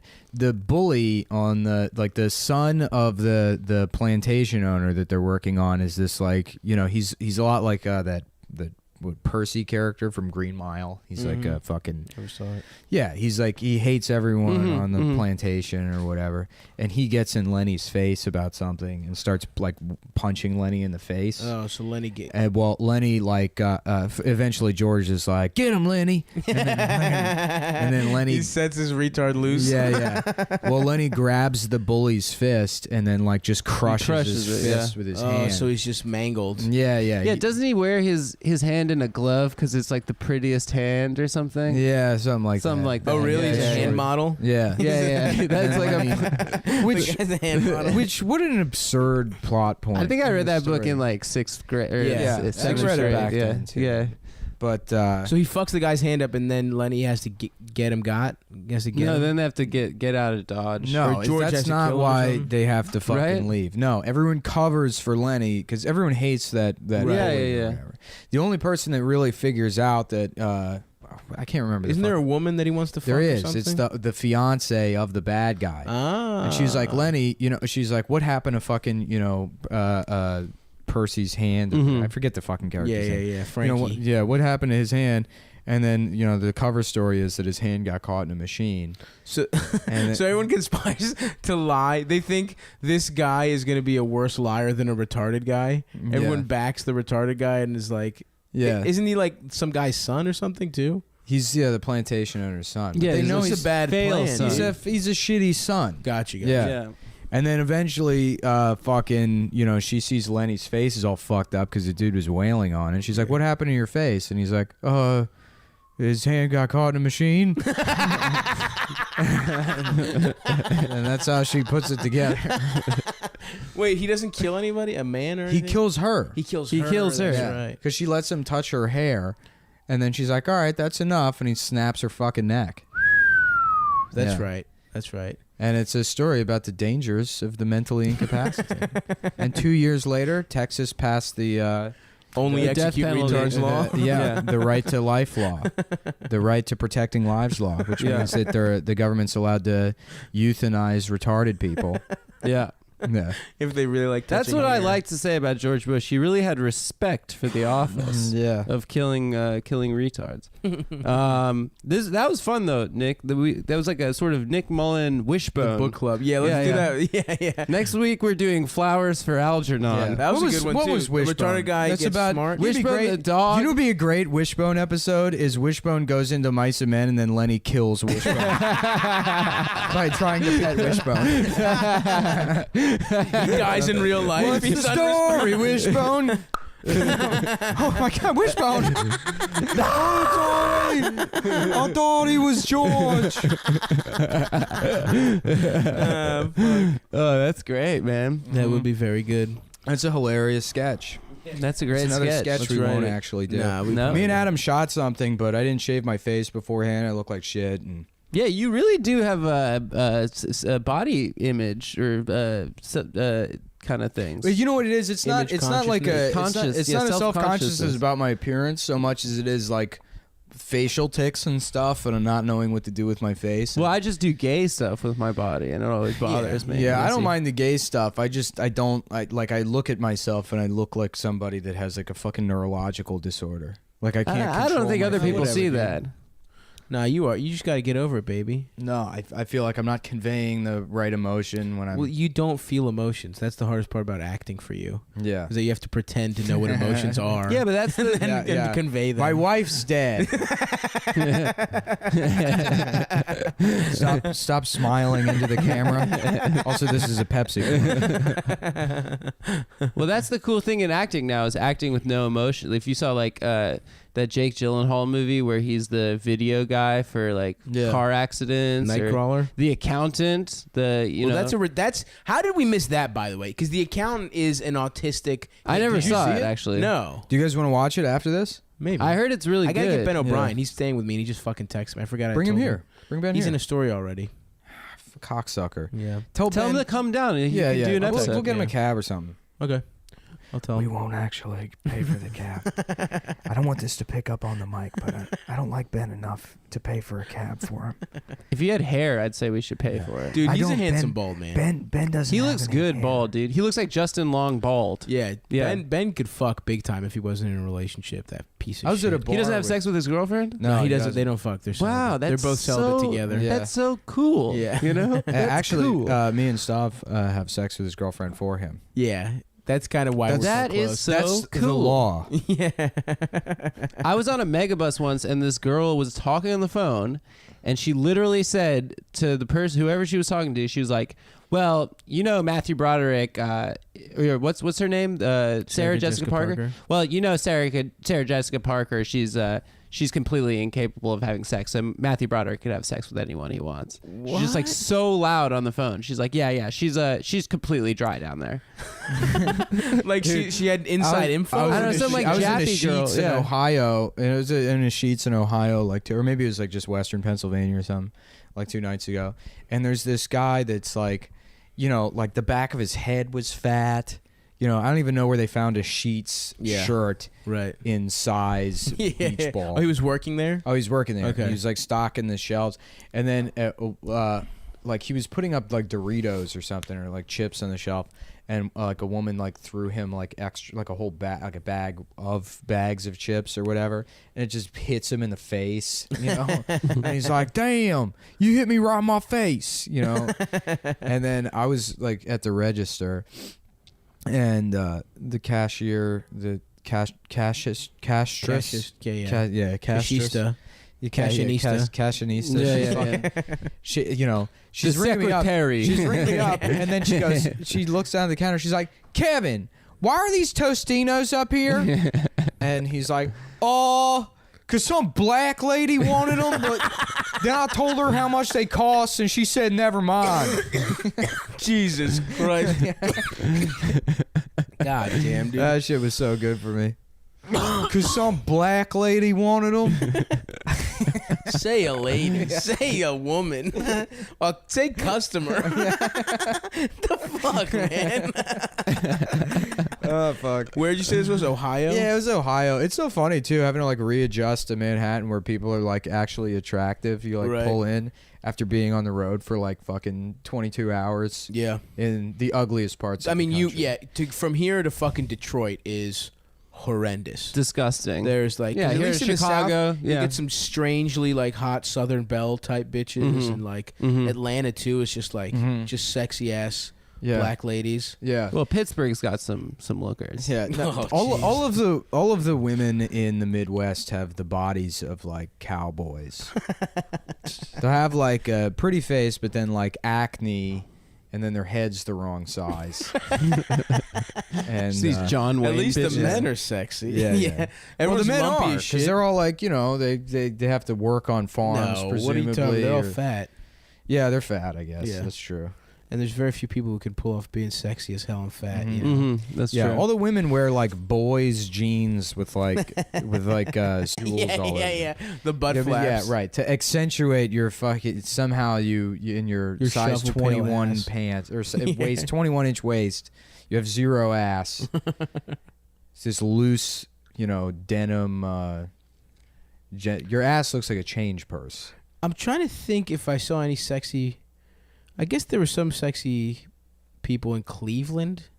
Yeah. Very few though. There was like some rockabilly. There's like a rockabilly themed. Actually, you know what? There was some sexy. Mm-hmm. I guess any major city, the sexiest people from around 40, 80 miles are going to be there, but still not. you Yeah. know? Yeah, in Cleveland, you go around. You just go hit up the Rock and Roll Hall of Fame. Well, everyone looked like Mimi. the They were hottest, hot the as hottest shit. person in Cleveland is Drew Carey. yeah, It's Mimi Bobek. yeah. Fuck Drew Mimi. Carey does look like a Midwest woman. Actually, Yeah, pretty much yeah. exactly. Yeah. Yeah. He isn't capable of growing facial hair. I'm pretty sure. Yeah, I mean that's not a big deal though. you Yeah, but know? It's not Midwest a big women deal to me are at capable all. of Yeah, growing yeah. facial hair. yeah. Would you guys smash Mimi? Mimi Bobek? Maybe. I would because Absolutely you know not. what? It looked like she was having a lot of fun making the Drew Carey show, and that's what I like about her. But you wouldn't. You're lying. Of course not. No, Yeah. I was. I don't think I. Yeah. Okay. I wouldn't have sex with a monster. All right. Yeah. Good. I It don't would want be you funny. pretending like you're a good person. I'm a bad person. Okay. It doesn't make you a good person to want to fuck Mimi. If anything, Yeah, you're it does. fetishizing weird fat women. If No, you you're want to not. fuck If Mimi. he's doing it because she's having fun, he's attracted to some other part of her personality. Oh, like personality, not body. It's fetishizing. If I was fetishizing, it'd be like, yeah, I'm just into a big trash circle, a big fucking bloated piece of trash. Yeah, man. Fuck. Oh, jeez, boys. Oh, how about football, huh? You guys want to make this a sports podcast? Nick doesn't watch. Sure. Let's That make was it a sports incredible podcast. yesterday. Shout out to the Green Bay Packers. Shout out to Aaron Rodgers. I can't wait. My dream, we talked about this before the pod. I want him to just fucking win the Super Bowl and come out of the closet, and it's going to be fucking awesome. Come out of the dude. closet and and tell everyone to join the DSA. It would be awesome. I mean, maybe he's not gay. Nah, he's probably gay. Well, he was living with his best friend. Yeah, he's for best years. friend, and then They broke up, and his best friend was tweeting who's like this little Twinkie looking guy. He's like, "I'm just gonna focus on me now." well, he I'm a- tweeted something that was like, if the NFL and everyone knew what I knew, and then immediately deleted it. So it was like there was some shady shit, and Aaron Rodgers doesn't talk to his family. You know, like there's this weird like. And Olivia Munn was dating. Well, a how do gay you know? guy. What if this is the reality? Everyone else in the NFL and his family is gay. That's. You're I think right. that's a good. That's possible. Probably, Yeah, that's sort of like a national treasure plot. Oh yeah, that's the twist. Yeah, No, you don't understand. It's not me that's gay. It's the entire world. I read that on the back of the That would be so. Constitution. That would be so. It's funny. right there. A dude that's just that much in the closet that he tries to say that everyone else is gay. but him. me gay. yeah. It's gay to fuck pussy. I'm sick of all these fucking faggots all around. You know what I can't stand? Quiz. All these quiz coming around here. Just I was at the cafe the other day with a couple of my friends. drinking rose confidants. Just Some of smoking a my- fucking Vogue cigarette. Some of my closest associates. It's like, why are you talking like that? You live in Fairfax. You're from McLean. Why do you have that accent? Fuck yeah. So that's my hope for that, and I hope. But Odell's Olivia gay. Munn is his girlfriend, right? beard as hell. But Olivia she Munn's got dated beard written South all Park over her. guy, right? Or Family Guy, right? Did she? Seth MacFarlane, but Yeah. he's also closeted. Who's gay, Exactly. right? Yeah, That's what yeah, we're yeah. saying. So that's why they say Aaron Rodgers. Yeah, is it gay? why- seems like Olivia Look, Munn. there's- That's a good career. The move. thing about here's how you know She's Seth so MacFarlane. hot. Here's how you Yeah. know Seth Oh, MacFarlane yes. is gay. He's Ugh. so And productive. she's so funny. That's He's so productive. I mean, he gets so much shit done, and it's like you can't do that much shit unless you have like a demon. You know what I mean? right, you're just trying to escape something. Yeah, yeah, yeah. That's why everyone like all closeted gay people like for years were like such great workers and shit because it's like That's all like Sal from fucking Mad Men, like Yeah, yeah. those type of guys. And now I feel like Now it's pedophiles that are the ones that get all the work done. Yeah, it's true. They're like, right. I don't understand. He had a family and a great job. How could he have been a pedophile? Yeah, the Department of Energy is pretty much all pedophiles. pedophiles Yeah. running on hamster wheels. Yeah. Yeah. That's what our energy grid is. Yeah, yeah. They They're try to just escape taking that. care of those nuclear weapons. Yeah. They're doing a great job. Yeah, basically what you do is that just song plays in your head, that fucking bum bum bum ba da ba da bum bum bum bum bum. Well, you think about or try not to think about raping children, and then that's you know what? No one wants to know how the sausage is made, but that's basically the American economy. Running on It's like Pure, Subway clean Jared pedophile was energy. such a pedophile that he ate his way to fame. I know. That's how he became the best at eating. That is the most untalented man in the world, but Yeah. because he was hiding that shame, Yeah. he was able to become famous. And then when from he eating sandwiches, That's true. he became the best in the world at eating sandwiches.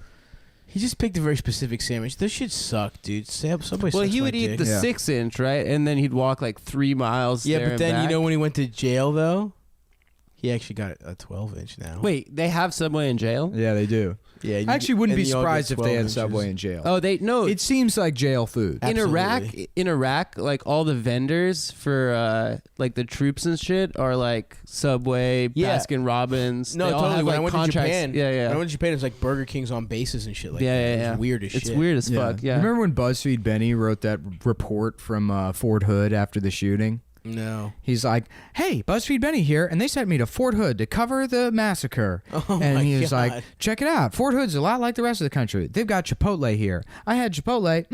Scrumptious." Oh my And it had God. nothing to do with the Fort Hood shooting. He just talked about what food they had. Really? Yeah. It was one of the most ridiculous things I've ever Holy read in my shit. fucking life. Yeah. Was it sponsored content from Chipotle? I don't know, man. He's I went to Auschwitz, and here's the snacks I got. I'm live in Auschwitz. Cadbury eggs. Can't get these in the States. Who is BuzzFeed Benny? He's now Disgraced. No, yeah, ILJ Independent Journal Review. What is it? IJR. I don't know. Yeah, he's the other one, Benny. He's not BuzzFeed Benny anymore. They fired him after. Who's the everyone- dude that tweeted out porn accidentally? That was a BuzzFeed guy, right? TPM Josh. No, Oh, that's that's- Talking Points memo. Oh, that's some other smart shit. Yeah, Well, he tweeted out porn, so he's not that smart. Oh yeah, yeah. Tweeted out porn by accident. Yeah. What a. If you Yeah. tweet out porn on purpose, it's a good bit. That's smart. comedy. yeah. Yeah. What the fuck is Wardell's content these days? Oh, Are we still he's gone talking- off the fucking deep yeah, end, dude. this all this power to the players shit. It's like What is that? I didn't see. it's I think It's the the GameStop GameStop motto, which I think I said on the last podcast. So I'm going to just go ahead and say he stole that. Guys. and then it's still like I don't know what he's doing. He's just taking a million videos of himself saying power to the players. It doesn't matter anymore, dude. He's too big to He's fail like- now. it's a cat- Yeah. it's like he can a- tweet anything and people will fucking. I mean, Yeah, I'm in the he's same like boat. I can he's do the Goldman same thing. Sachs of comedy. Yeah. He's too big to and fail. it's just as destructive. Right. Well, no, I think that Let's see. I Let's think like go a- right now to Brandon's Twitter feed. I think a very solid social media fame strategy is just catchphrase comedy. You find a catchphrase and then you do it for about 2 weeks, and then other people start doing it, and then you say it's washed, and then Right, you right. find a new one. Yeah. Like swag. What happened to swag? Well, swag is that's years ago, my friend. Yeah, I bet swag makes a prominent appearance in Final Fantasy 15. I bet they say that at each other. I told Oh, you guys. he's doing gorilla mindset red pill jokes now. Oh, okay. Yeah. He's saying, Yeah, I like his move now is to listen to Chapo, not understand any of it, cling to one guy they made fun of, he and then retweeted. repeat their jokes. Oh yeah, you made fun of him on Twitter the other day. So. Oh yeah. He had a tweet that said he had a tweet that just had the words. That feeling when the proletariat. Yeah, proletariat and whatever, and I was like, all right, we get it. You listen to Chapo. It's like that was it. It's Right. like, come on, man, stop pretending to be. Anyway, we've already covered this. We don't have to make fun of Wardell Yes, for we being do. stupid. No, we Look, the don't. show's got a limited scope. The people only listen to it because I respond to the DMs. What else we got? DM. Oh, people have been asking about my proprietary spice blend from when I was eating chicken on Mike. You weren't eating. Everyone got mad at you, but that was me drinking soup. That's what made the noise. Well, but they heard Stav me. is fat by association. I was yeah. eating. I'm just fat. Stav Is that just my- sounds like he's He eating. sounds like he's eating. I'm not eating. Fuck you, faggots.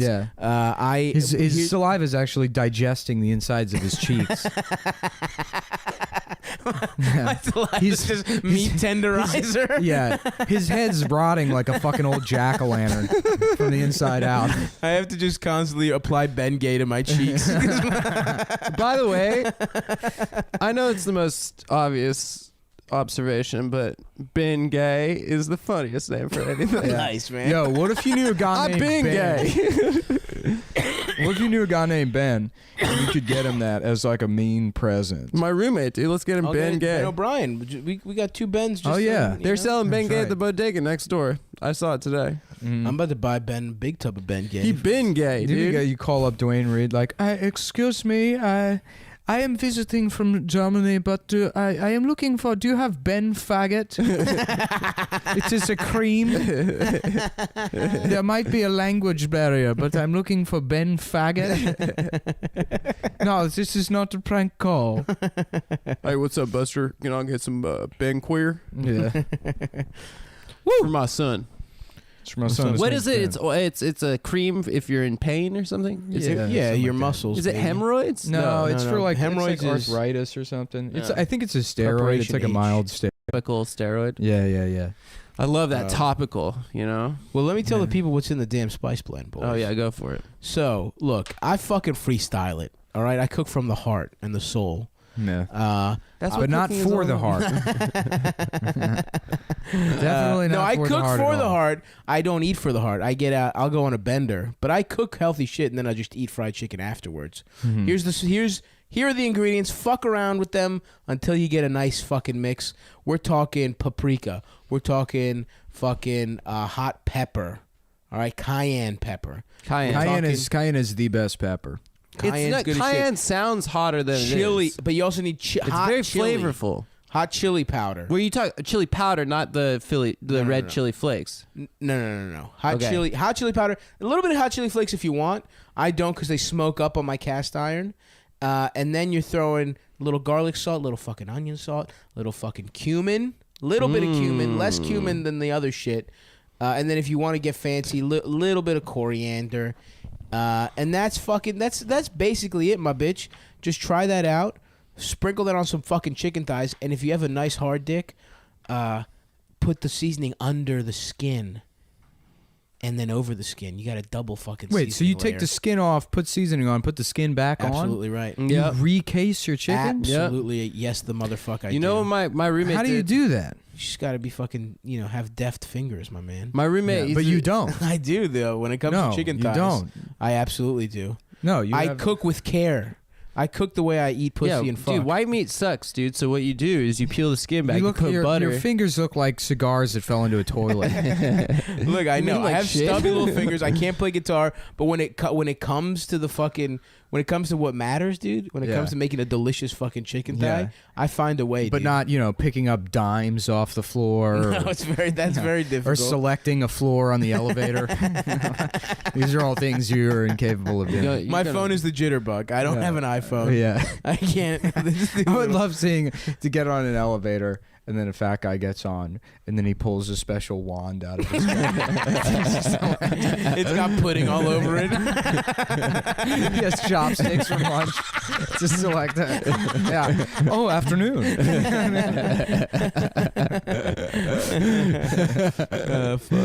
Fucking fat people are so fun to make fun of, dude.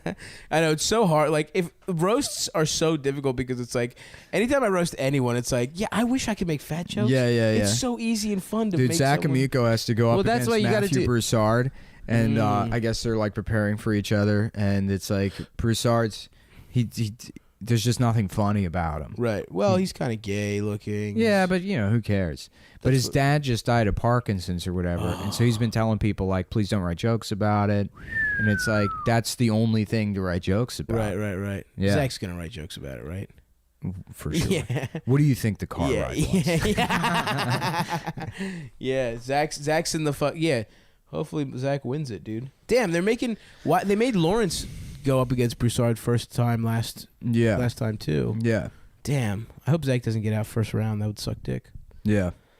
Because Broussard is just like a fucking sexy, trying to put him over he's because just he like looks good. Yeah, he's a pretty boy. I Yeah, guess. pretty boy type shit. Yeah, Although he's a yeah, good yeah. joke writer. Yeah, he's good at the roast. Yeah. Yeah. But yeah, I don't know. It's fucking hard to do any. And Zach just looks so hilarious. Zach's like if you made someone to roast in a fucking Yeah. petri dish. Well, Zach looks like the guy that would be playing Final Fantasy 15. He's like the Final Fantasy 15 guys plus snacks, plus 35 Does years he- of snacking. Does he wear newsboy hats? No, No. He has Liberty spikes and like fucking weird. He has a dick piercing. He's like, Yeah. He's got a very much like a fucking. He looks like Mimi, 2002 actually. mall He rat. looks like that's the Mimi's whole- son. That's the whole Legion of Skanks kind of aesthetic. Yeah, they're very much like 15 years ago. It's stylistic choices. Yeah, Very, like- Jay has horrific style. Yeah.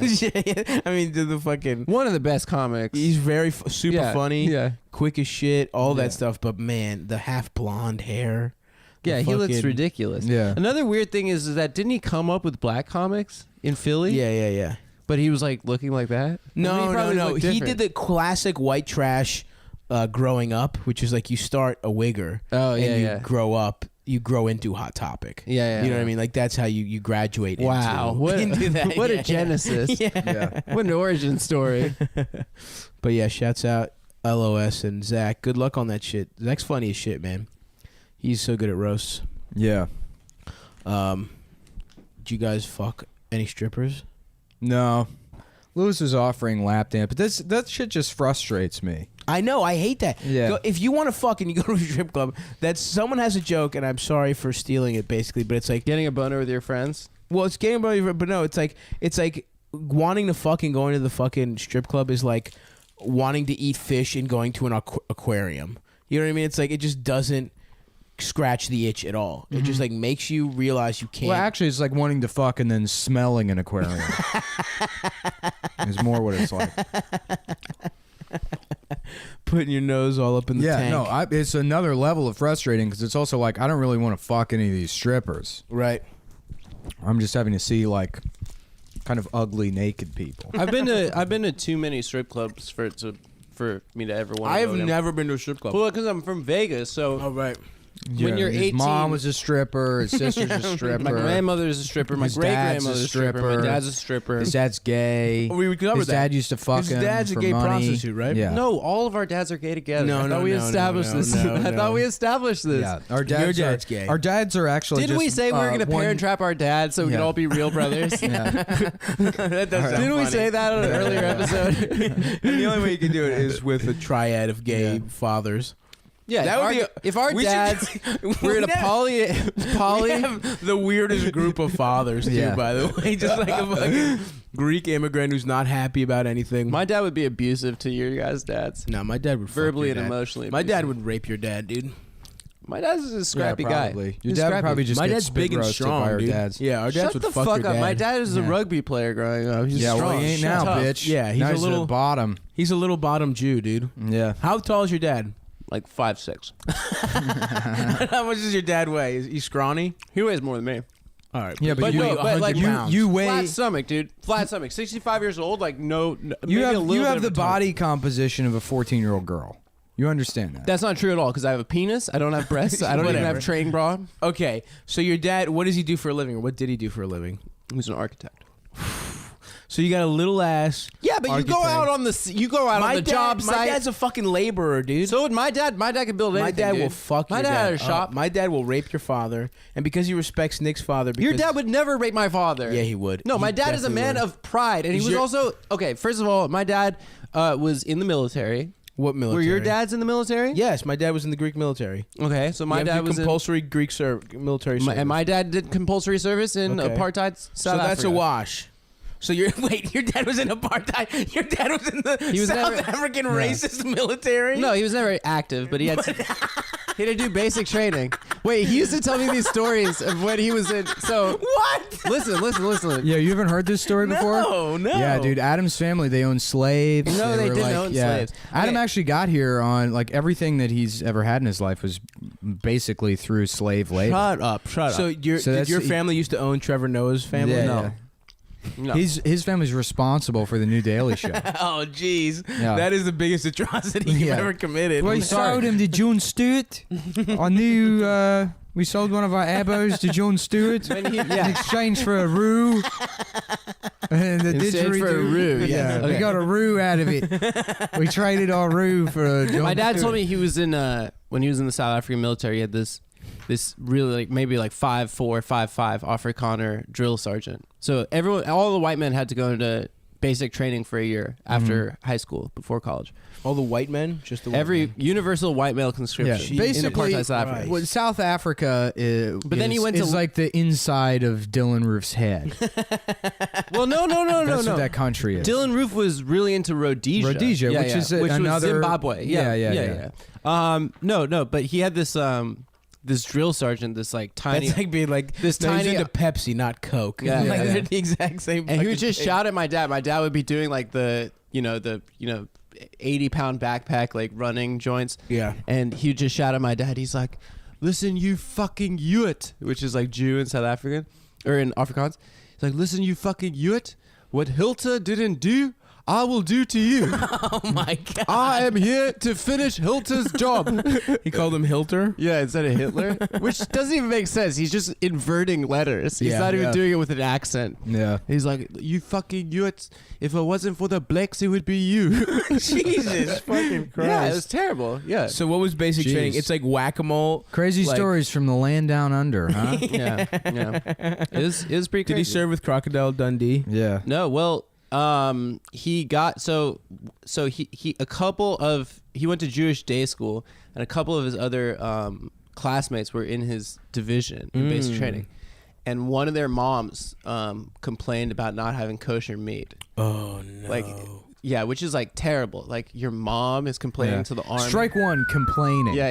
yeah. So they're like, That's so they- already Jewish in and of They itself. wake up. Yeah, They then wake your up all mom the Jews. complaining. They wake up all the Jews in the middle of the night. They line them up. peanut allergy. My boy. Obviously, a Oh, mom Benjamin, complained. don't let them get you near the peanuts. Obviously, a mom complained. So then he Jesus. they wake up all the Jews in the middle of the night, and he's like, Kristallnacht. all right, you fucking Utes, one of your fucking mummies complained that you don't have kosher meat," and he's like, "For never volunteer for anything if you're in the army." He's like, "Okay, so we got you some fucking kosher meat. Do any of you know how to cook?" And so no one raises his hand. So my dad raises his hand. So they take him to a fucking industrial kitchen, and there's just a side of a cow, literally just a dead cow hanging from hooks, and he has to like, was that how your dad met your mom? yeah, yeah, and so then he had to like literally like carve up this cow. They gave him like Holy a shit. cleaver. He had like, 18-year-old boy, Yeah. just cutting up a cow. And then the next day in the mess hall, all the Jews were like eating steaks, while all the Afrikaners were eating like gruel and stuff. Holy shit. And then the anti-Semitism just went through the roof because that fucking guy's mom complained. That's incredible. yeah. Holy shit. Yeah. How long was he in the army? So you do basic training, and then you can go to college. But they found out my dad did like a humanitarian relief thing project when he was in high school in Swaziland, which is like the small kingdom in. So they identified him as a potential political enemy. Oh, really? Yeah. So they tried to bring him up into the army and send him into Angola in the early '80s during the Civil War. And he Jesus just met my Christ. mom, and she's like, "No, we're not. You're not fighting for the fucking South African army in Right. Angola." So they came to America. Oh, so you just dipped? Was it you could just do that? No, they just like leave? left. They left a ton of money behind. They like Wow. they fucking left. That must have really hurt. Yeah, it was really rough. Yeah. It was really rough. Yeah. Yeah. Holy shit. Yeah. Anyway, so yeah, my dad would rape him still though. Yeah, No, your my dad dad's would- tough. Nah, he would be the My bomb. dad went to fuck it the same shit. He was a fucking soldier, and he's fucking been building shit and lifting shit his whole life. My dad's been building shit too, dude. Nah, your best bet is my dad has a heart attack. That's the only way he doesn't. Your rape dad's your out of dad. shape. No, he's like a strong guy with a horrible heart. Okay, my dad's a strong guy with a He's heart of gold. He's not strong. He's got a heart of He's gold. little as shit. We could all fuck your dad up. You couldn't fuck my dad up. Absolutely. He's strong as fuck. My His back dad, sucks. my dad would His just spine be sucks. looking at pictures of Trains. of the model slot cars on eBay and complaining of chest pains. That's what he would do the entire time. Is your dad in good shape? No, not at Bad all. shape. Yeah, bad shape. He's not fat or anything. Short guy? No, he's like 5'10". He's taller than you? Yeah. Yeah, my dad's taller than me too. Oh man, that must suck, guys. No, I it's- tower over my father. No, That's it's why he cool respects because me. our fathers will fuck your father up. Yeah. That's not possible. It's so true. Your little scrawny Jew dad. It's so funny. That argument, my dad could beat up your dad. That like elementary school argument. Yeah. Ours is rape though. I remember like getting in it with like just kids with like dads that were like 6'5", like with neck tattoos in Vegas. Oh yeah, Vegas is Yeah. the worst. Just Well, the petty only criminals. Dads would, response like- to that was like, "Well, I can beat the shit out of you. yeah, Do it." Yeah, what does it matter? Our dads aren't gonna fight for our honor. Yeah. Your dad just coming into the elementary school, like fucking pushing the kindergarten teacher out of the way, like, "Where's that faggot Billy's dad?" No, we got a bone to pick right here in front of the Legos. There were dads I remember when we first moved to Vegas that had like bleached tips. Hell yeah. dude. Yeah, neck tats, barbed wire tats. So yeah, the Final Fantasy dad. Final Fantasy dads. Yeah. dude. Final Fantasy ass motherfucking dads.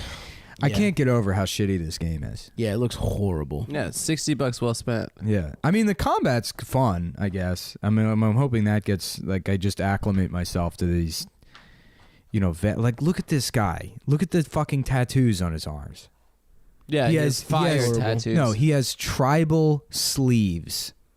And Yeah, then one both of those wristbands that has the watch incorporated into yeah, the leather strap wrist Yeah. things. Oh, I'm sure there's some come town listeners that wear leather straps bracelets. on their I bracelets. love the leather yeah. bracelets. It's just nothing else. Yeah. It's just a leather Yeah. loop around your fucking. Yeah, yeah. You know, it'd be great if So you look like Kevin Sorbo Hercules. I love that shit. That was my second grade Halloween costume. Kevin Was the Sorbo big fake Hercules. chest. Yeah, Kevin love Sorbo it. Yeah. that Hercules. has to be the most inaccurate costume Nah, dude, I was, on you. I'm basically the same. What are you, a poor cowboy, a poor fat Huh? cowboy? Wait, No what? one can figure out your Did costume. your parents used to buy you costumes at the store, or did they like put you in some rags and like send you to I school? think it would vary. There were years where the Hercules one I was fucking adamant about wanting, and I got that. That was a Party City joint, and then I think we figured. Then one year I was the Doughboy, so that Yeah. and that was just like white shirt, white face paint. And My a mom fucking could make chef shit. hat. My mom, I was Sonic. I remember my mom like sewed a Sonic costume. yeah, my parents would make all my Yeah, yeah, costumes. yeah. They'd never go to the store. It was so annoying. Yeah. Dude, I remember one time Eldest when we were like, how old were we when like the Monica Lewinsky shit was going on? 3rd grade, 4th grade? No, or younger, I think. No, like second grade. fourth grade. Oh, This Monica? Yeah. Yeah, It was yeah, 1998. This motherfucker, I'm thinking Eldest OJ. is my roommate for all that. We've talked about him a bunch. I grew up with him. He's my roommate. He's a hilarious dude. And unintentionally and intentionally, he was in 4th grade and he got, remember those Bill Clinton masks with like the tongue out? Yeah. He had that mask on, and he was in a suit with it untucked, and he had like lipstick all over him. My friend. That's such an immigrant kid. No, my friend No Daniel. My Americans. friend Daniel had that. My friend Daniel had the Bill Clinton one. and- What, like a child? Yes, Yeah, a yeah, child. yeah. And it was the costume was Bill Clinton getting his dick sucked. And I remember A my mom saw blowjob that. joke Yeah. as a costume? Yeah, as a 4th grader. No, it's because he was like smart and knew about politics or whatever. I remember like he was like my friend when he was like 9 and complaining about Jerry Falwell and shit. That's hilarious. Yeah, he has like a PhD now, and he like is like some kind. I haven't talked. to Yeah, him in Eldest years, is a but fucking idiot. I have nothing to talk to him Elvis about. is smart. No, he's smart, but he's not. He's smart, but like hasn't gotten a PhD or anything like that. Yeah.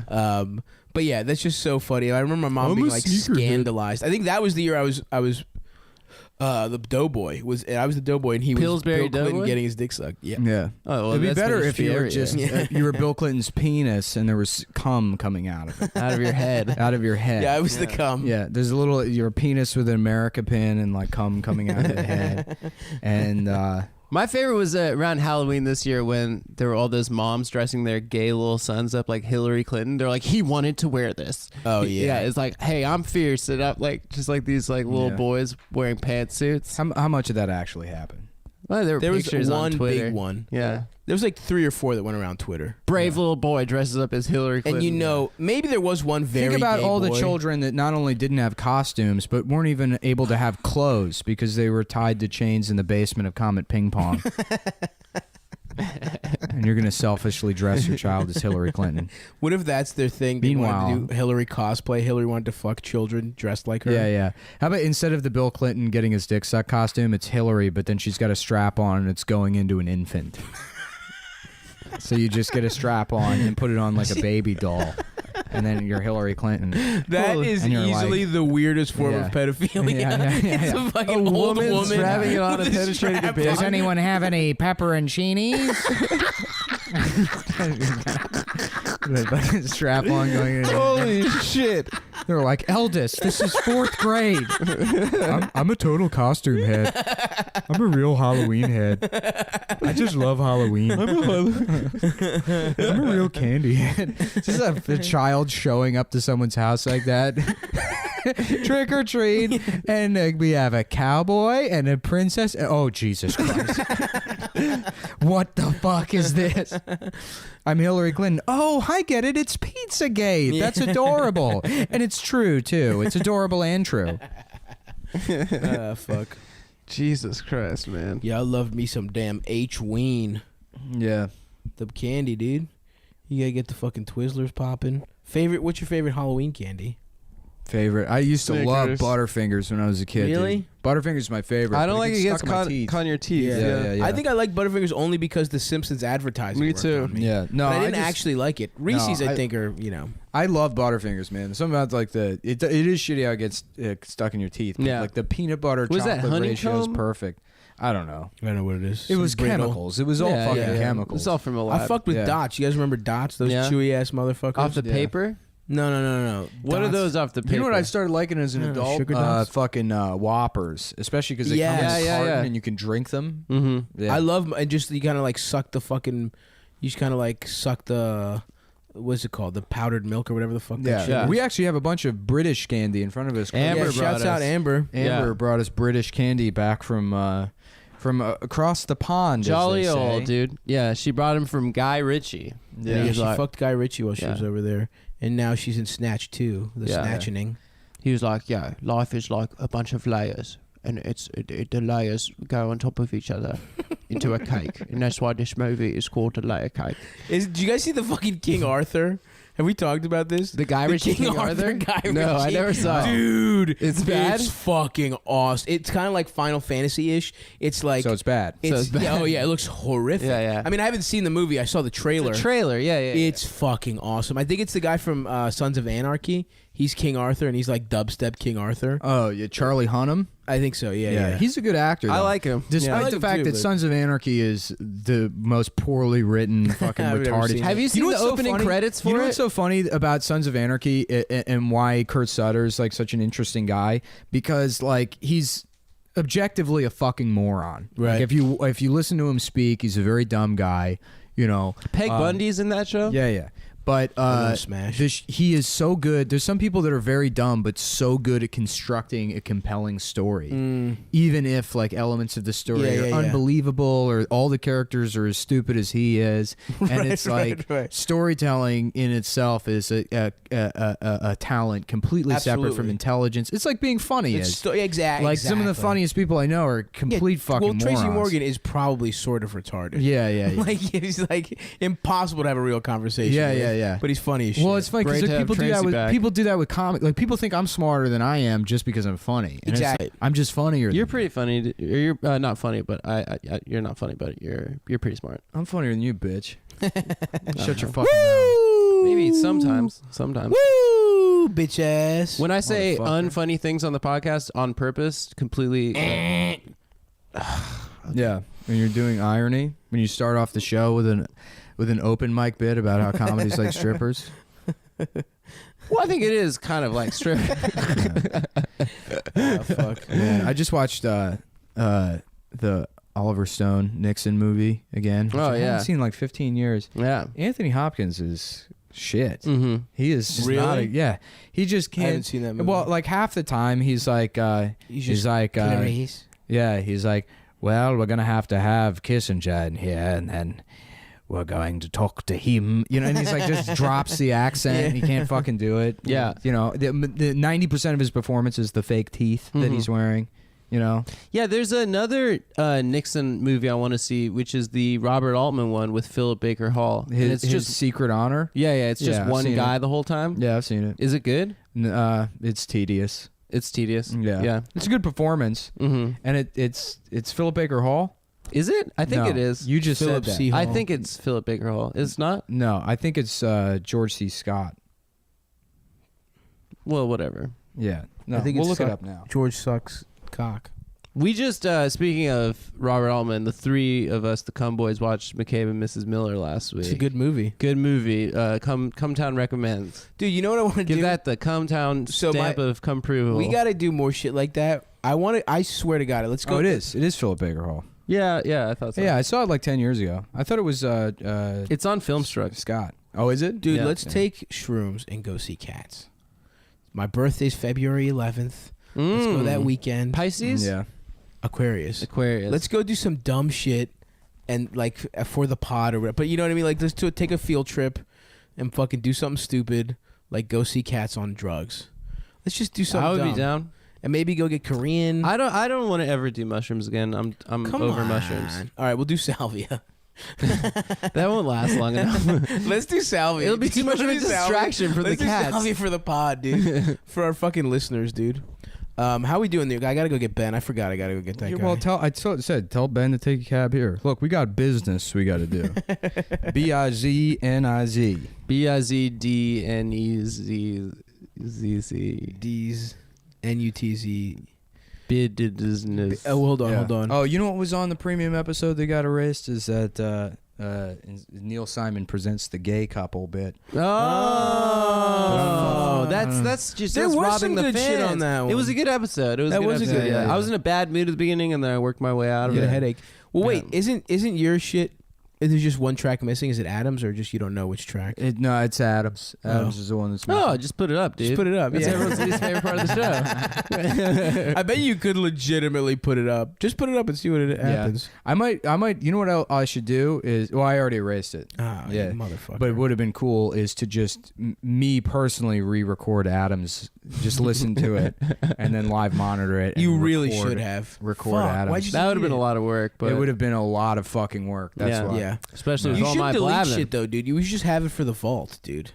What vault? The It's vault's taking up advanced, space dude. on my fucking computer. Yeah. No. I'll put it on my computer. Also, we didn't mention that we're recording on MLK Day today. Oh yeah, shit. MLK Day. You know, Martin Luther King's most famous quote. Mm-hmm. How y'all I doing? love to cheat Where on my Brooklyn wife. at? This Where shit is Brooklyn definitely at? real. Yeah. Now, how many of y'all like sex? Mm-hmm. And he said, I had a dream, a fantasy, if you will, Oh, that one day white people and black people will both dress like the band Train and take a Batmobile Audi through the desert on their way to get married yeah. to Final the Fantasy Evanescence, 15 but yeah. was his dream. That was his dream. No. Oh God, fuck! Okay, guys. I hate to bring up the news. I know that we've been getting political. We're trying to stray away from that. Just do bits. Trump And so is. that's the episode. No. Thanks, No, guys. No, there's something. If you want to hear whatever Adam's about to say, just go ahead and listen to Chapo Trap House this No. week. This Yeah, is it'd be a important. great This If is you want to hear a important. better version of whatever better- Adam's No, about to say. no. Go ahead This and is check important. out Will and Felix and And then if you want comment to, if on you it. want to see Boys. an even shittier version, Yeah. look at Brandon's tweets and Yeah. This is important. Yo, I just found out about fucking my Erdogan. yeah. Yo, it's lit. I'm Drake is like Erdogan. Yeah, I'm Trump appointed Steve Harvey to go around the country. Oh, that's what you're gonna talk about. Yes, of course we have to talk about that. Yeah. To go around the country with Ben Carson and to fix America's inner city. That is hilarious. You know what I would love? A reality show where people go to get brain surgery, but then, like, as the gas sets in and they're fading asleep, Steve Harvey walks in and he's like, surprise! They can't find Ben Carson, so I'm doing the surgery. Steve done shot the baby. Steve done cut this man's brain out. Lord have mercy. I'm just saying. I wanted to bring it up. I Yeah, think Steve that- kills somebody, and then he just drops the mic to his side and walks around the room looking flabbergasted. yeah, just makes that stupid yeah, face. yeah. Now what the hell? What if Steve Harvey and Ben Carson can you imagine how funny it's going to be? They're going to go around the country. That's a hilarious pairing. That pairing is, Yeah. first of all, the most brilliant. I wish I voted for Trump. I mean, just on strength of that alone. But how amazing is it? They're gonna go around the country shouting at little boys for not calling like ladies ma'am and saying right. thank you. That's and stuff. amazing, dude. You know how much better that is than Obama hiring fucking Kumar from Harold and Kumar? Yeah, fuck Right. Kumar, dude. Nothing. Nothing. To do literally nothing. Fuck Kumar. Yeah, he Kumar just- can suck my he, dick. he took a federal job to destroy his movie career. Right. I don't know what the fuck he was thinking. I'm sure he'll be back. No, he won't. No, I hope What are he's they not gonna back. I do? hope he Make never another works Harold again. and Kumar? Nah, Yeah. you're right. Because now they got the guy in Yeah. the night of who's taking all the. I kind of wish Round Obama eye had rolls. destroyed more Rez. people's media Rez. careers. That actually would have been great. If Hillary had become president, she would have hired Lena Dunham for some bullshit role. And she would have we been done. Never have to hear Our from her long again. national nightmare She will would be be over. tucked away at the Well, what's back of gonna the happen to Lena Holocaust Dunham? Museum. What do you mean? Girls is about to She's end, a right? fucking extremely rich person that's going to be able to produce awful shows and movies for the rest of But her if she fucking was life. in Hillary's administration, that wouldn't stop. That wouldn't end. Yeah, it would. She'd be Secretary of Abortions. Yeah. Now, I've never had an abortion, but I want black people to because I care about them. Boo! What do you people want from me? I'm being raped by criticism. Ah, boy. Yeah. Well, that's the makeup. What Yeah. if Ben Carson and Steve All Harvey right, shut just the make fuck up, dude. We have to end this episode. I got to piss so bad. You guys All are right. great. See you in. We're gonna have another regular episode probably tomorrow or the day after because Yeah. this one's late. Thanks, guys. There's no place to escape to. This is the last podcast. On the left. That's when the cannibalism started. What was that? Welcome to the last podcast on the left. I am Ben Kissel, as always, with Marcus Parks. Hi. And this guy over here. Hi, hello, Henry Zabrowski. Heroes Reborn, 8 p.m. on Thursdays. Check it out, literally. Still? Yes. We have 3 more episodes. NBC, please, for the love of God, watch it. I need that money. It's a great show. It's Christmas time, everyone, and during the Christmas season, people receive gifts. Others give gifts. Here at Last Podcast on the Left, we have decided to give you a wonderful gift. And the it is- gift then also lets you give us a gift. Yes. We double gifts.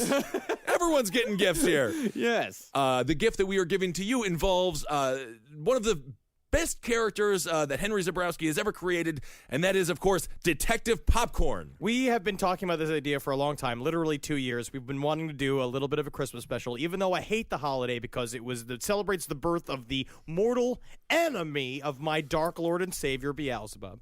But what we decided to do is we really wanted to encapsulate the Christmas spirit in a last podcast way. And so today we are delivering unto you this Christmas special from the world of Detective Popcorn. That's right. It's a little murder mystery. Some of your favorite stars appear, and I think you guys will really enjoy it. Yes, and in addition to that, Ben mentioned giving maybe a gift to us. We have officially launched our Patreon page. You can go to patreon.com/lastpodcast on the left and sign up for a monthly subscription. Of course, the show is still 100% free, but if you give us a little bit of money each month, then you can get some of the bonus content we've been talking about for a long time, and you can also get some special things. Go check out the page. There's a ton of stuff on there. Check And it most importantly, Marcus Parks will get a tooth. Yeah, I'll get a new tooth because I got this big hole over here in the chicken keeps getting stuck in it, and Right. and I have to like lick it for a long time to get it out, and it's very unsettling. That is Christmas actually time. that is sadder than any story I've heard on the subway from somebody clang-clanging a bunch of change in a cup asking for cash. So I hope you guys enjoy this. We put a lot of work into this. Ed Larson guest stars on it. Jackie Zabrowski, my sister, guest stars on Yep. it. And another character of mine, I'll let it be a surprise, is on the show. That's right, no spoilers. So happy holidays, Merry Christmas, or whatever you want to celebrate. But here is a wonderful Detective Popcorn mystery.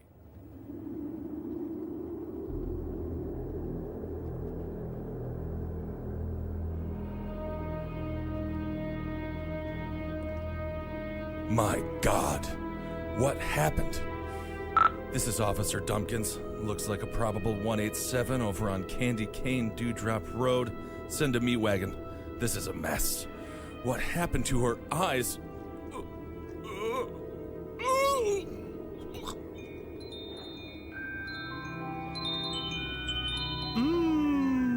It's Christmas time and I love this season.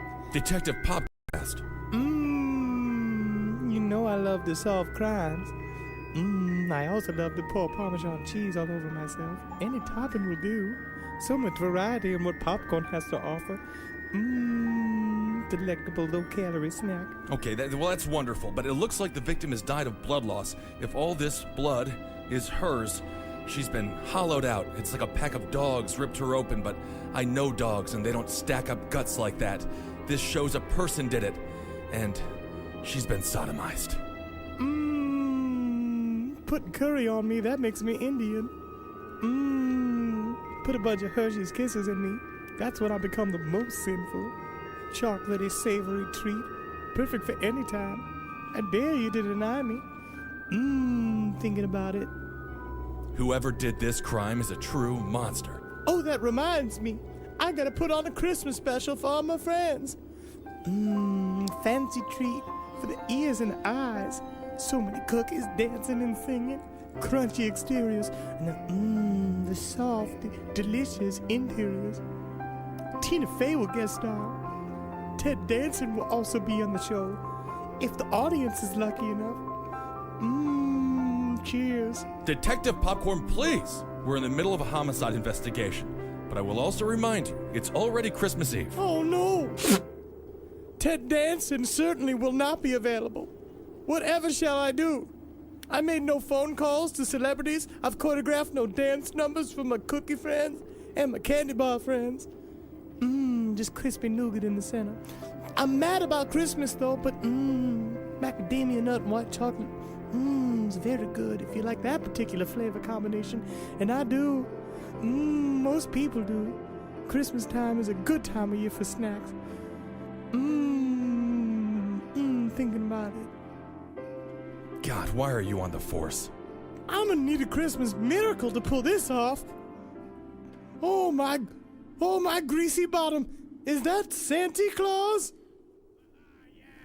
Motherfucker, on shitter, on goopy, on droopy, on stoopy, on weed, on coke, on squeaky, here I come, yeah!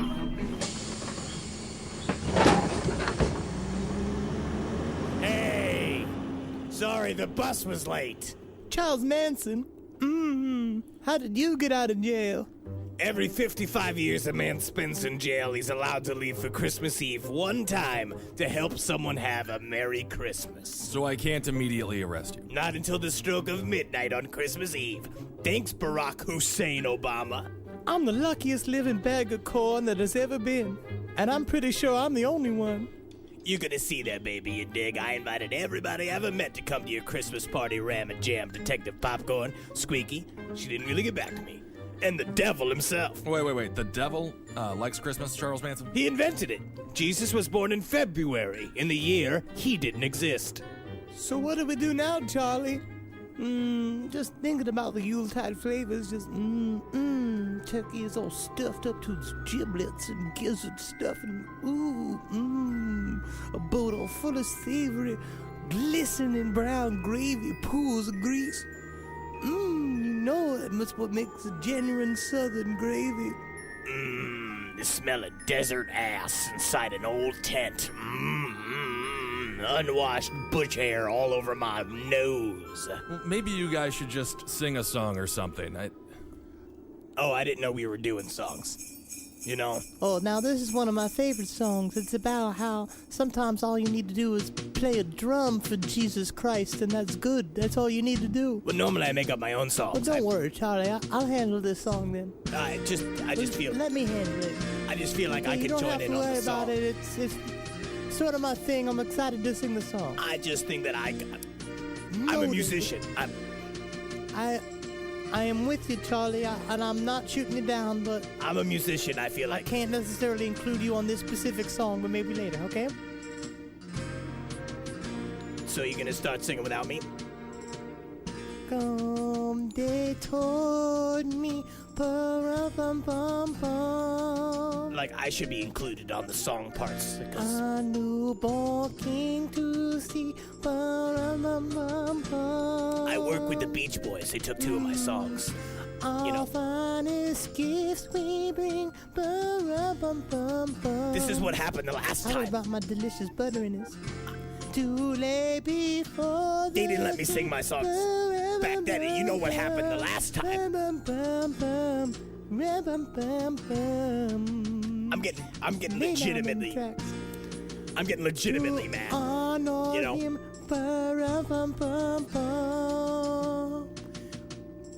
When we come, I'm about to hop up like over popcorn. It's unfair. You know, you have a beautiful voice, sure. Yes.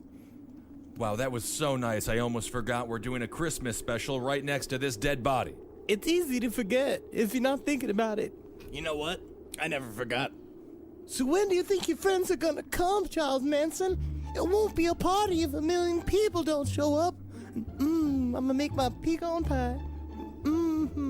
With a gooey center and a snippety snappity top, like Patricia Heaton. From Everybody Loves Raymond.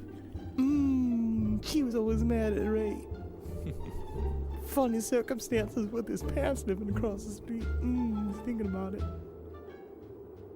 I hate to break to you, Detective Popcorn, but nobody's coming. I may sound lucid at some moments, but I am legitimately insane.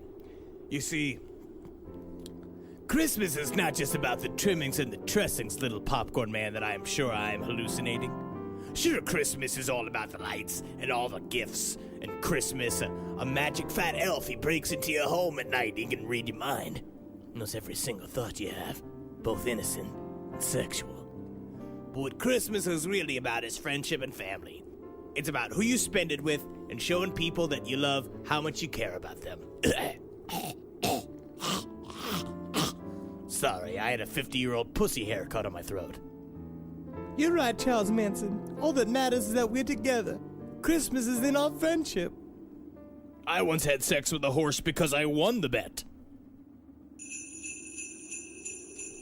Oh my, could it be? Santa! Santa! Ho, ho, ho! Merry, oh, good Lord! Is that a light bulb inside that dead woman? This is the 7th victim of the living room furniture killer. Oh, so he makes people into... Living room furniture, yeah. Merry Christmas, Santa! Ah! Oh! Whew! Ah, it's Charles Manson. And a living bag of popcorn with a police badge on. You know for a fact that I never killed anybody, Santa. This is true. But you did give heroin to a 5-year-old once. She needed to relax. I find your humor to be satisfactory. I like you, Charles Manson. Something my mama never did. Well, here are your presents, even though you should be on the naughty list just for being awake. I love it when the children sleep, huh? Then I can watch their dreams. All right, help me crinkly crankly. No, wait. No, it can't be. What is it? Wait, okay.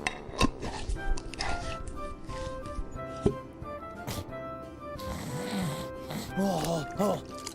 Is this a jar of pussy juice, Santa Claus? It's what you asked for. I would cry if I wasn't afraid that my tears would turn into ghosts. Oh, now it's my turn to open some presents. Are these napkins, Santa? Yes, you are covered with butter and greasy to the touch. My bottom does get soggy with the butter. Gotta put a napkin down so you can put me down on your knee. Have your date fiddled around with my kernels, looking for one that's still warm. Hope you're not watching the scary movie, it scares me. Or my salty goodness could maybe give you just a little bit of pleasure. I'm a perfect snack that anyone can enjoy. Yeah, well, it's time for me to get on out of here and go see the rest of them Christian boys and girls. But no Muslims, though. Terrorists. You know about that? Jews, too. Oof. Rats. Whiskers on them. Horns as well. That's a bit far, Santa. But before you go, can we sing a little bit of a song? You know, I tell you, the only thing I like better than singing songs is going through a little boy's underwear drawer and looking for secrets. And I did that 5 minutes ago, and I tell you what, I didn't find any secrets, but I made a few. Oh, this is great. I have a great idea for a Christmas song. It's called What's Your Game, Girl? I Got a Game. We've Got Games. Yeah, Charlie, don't worry about it. Me and Santa are gonna handle this song. I have a strong idea for a song, and that should be included. Sometimes, Charlie, Christmas is about learning to relinquish creative control. It's just That's that you're why your not- record career never got off the ground. Because you're not a team player. It's just that sometimes you have a vision, and it's hard to translate a vision to 9 moving parts, you know? And I have a singular idea of what really is going to make the record, you know? This is what I'm talking about. Is this attitude here. Do you see? Do you listen to yourself? I am listening to you, and I acknowledge what you say about what I should do and don't do, but I still feel there are times when I am the most correct person in the room. It's just most honest to my own voice. It's this non-negotiable behavior, this brinkmanship that you live by. It is not conducive to a record. A record is sometimes, it's about a family creating a house. Let's agree to disagree about music. Popcorn. You know what? We can't agree to disagree. You're in jail for 55 years. You know what I'm saying? For letting a bunch of unshaved lady maniacs kill for you. Agree to disagree. Christmas only comes once a year. Me too. That's why you gotta cherish it. Silent night, holy night, all is calm, all is bright, round yon virgin mother and child. Ho, ho, ho, ho. Infant so tender and mild, sleep in heavenly peace, sleep in heavenly peace. Unless you're in Syria. Thank you, everybody. That's all I can let that song continue for. And now it's time for a tip of the hat and a wink of the eye and a nod of the kerchief, and up, up, up the chimney I go! Ah! Wah! Wah!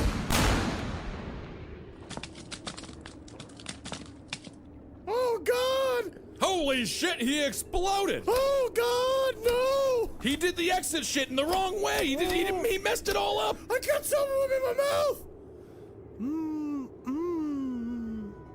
Tastes like meatballs and cookies. Officer Dumpkins, we found him. You caught the killer? Yeah, he was having sex with a reindeer display outside a Home Depot. Classic.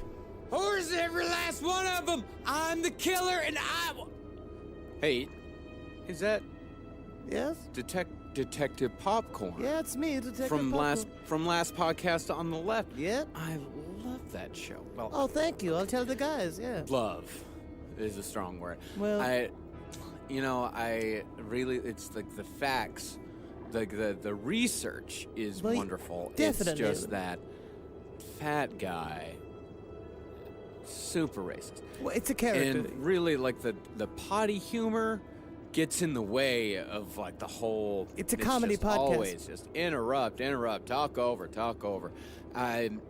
It's that dog meat fella that I listen for. You're a serial killer. We saved the day. Technically, we did all the work, but I'm glad you're having a very Merry Christmas, yes. I just hope nobody eats me before I get to open my presents in the morning. Well, it's midnight. I gotta go back to jail. Normally, one would say, I'm sorry I have to arrest you to keep with the whole friendship theme, but you have been making me very nervous this entire time. Oh, I'm definitely on the verge of doing something weird. but I'd probably start by fucking that talking bag of popcorn, you know what I'm saying? I just love ballin' strange, you dig? I do. Let's go, Manson. Merry Christmas now. Happy New Year. We did it, didn't we? Your home is where you're happy. The Detective Popcorn Christmas Special starred Ben Kissel as Officer Dumpkins, Henry Zabrowski as Detective Popcorn, and Charles Manson. Ed Larson of the Round Table of Gentlemen and The Brighter Side appeared as Santa, with special guest appearance by Jackie Zabrowski as Officer Number 2. You can hear Jackie on Sex and Other Human Activities and Page 7, as well as The Round Table of Gentlemen. And the Detective Popcorn Christmas Special was co-written by Holden McNeely of The Round Table of Gentlemen. Thank you guys so much for listening. Merry Christmas and Happy Holidays from everybody here at Cave Comedy Radio. Again, if you guys would like to give to us this holiday season, we just started our Patreon page. That's patreon.com/lastpodcast on the left. We love doing this show for you guys so much, but if you would like to give something back to us, that's where you can go to do it, to show your Christmas spirit or your Hanukkah appreciation, whichever one. And you guys are the best fans in the world. We love each and every one of you. And hey, here's to an awesome 2016.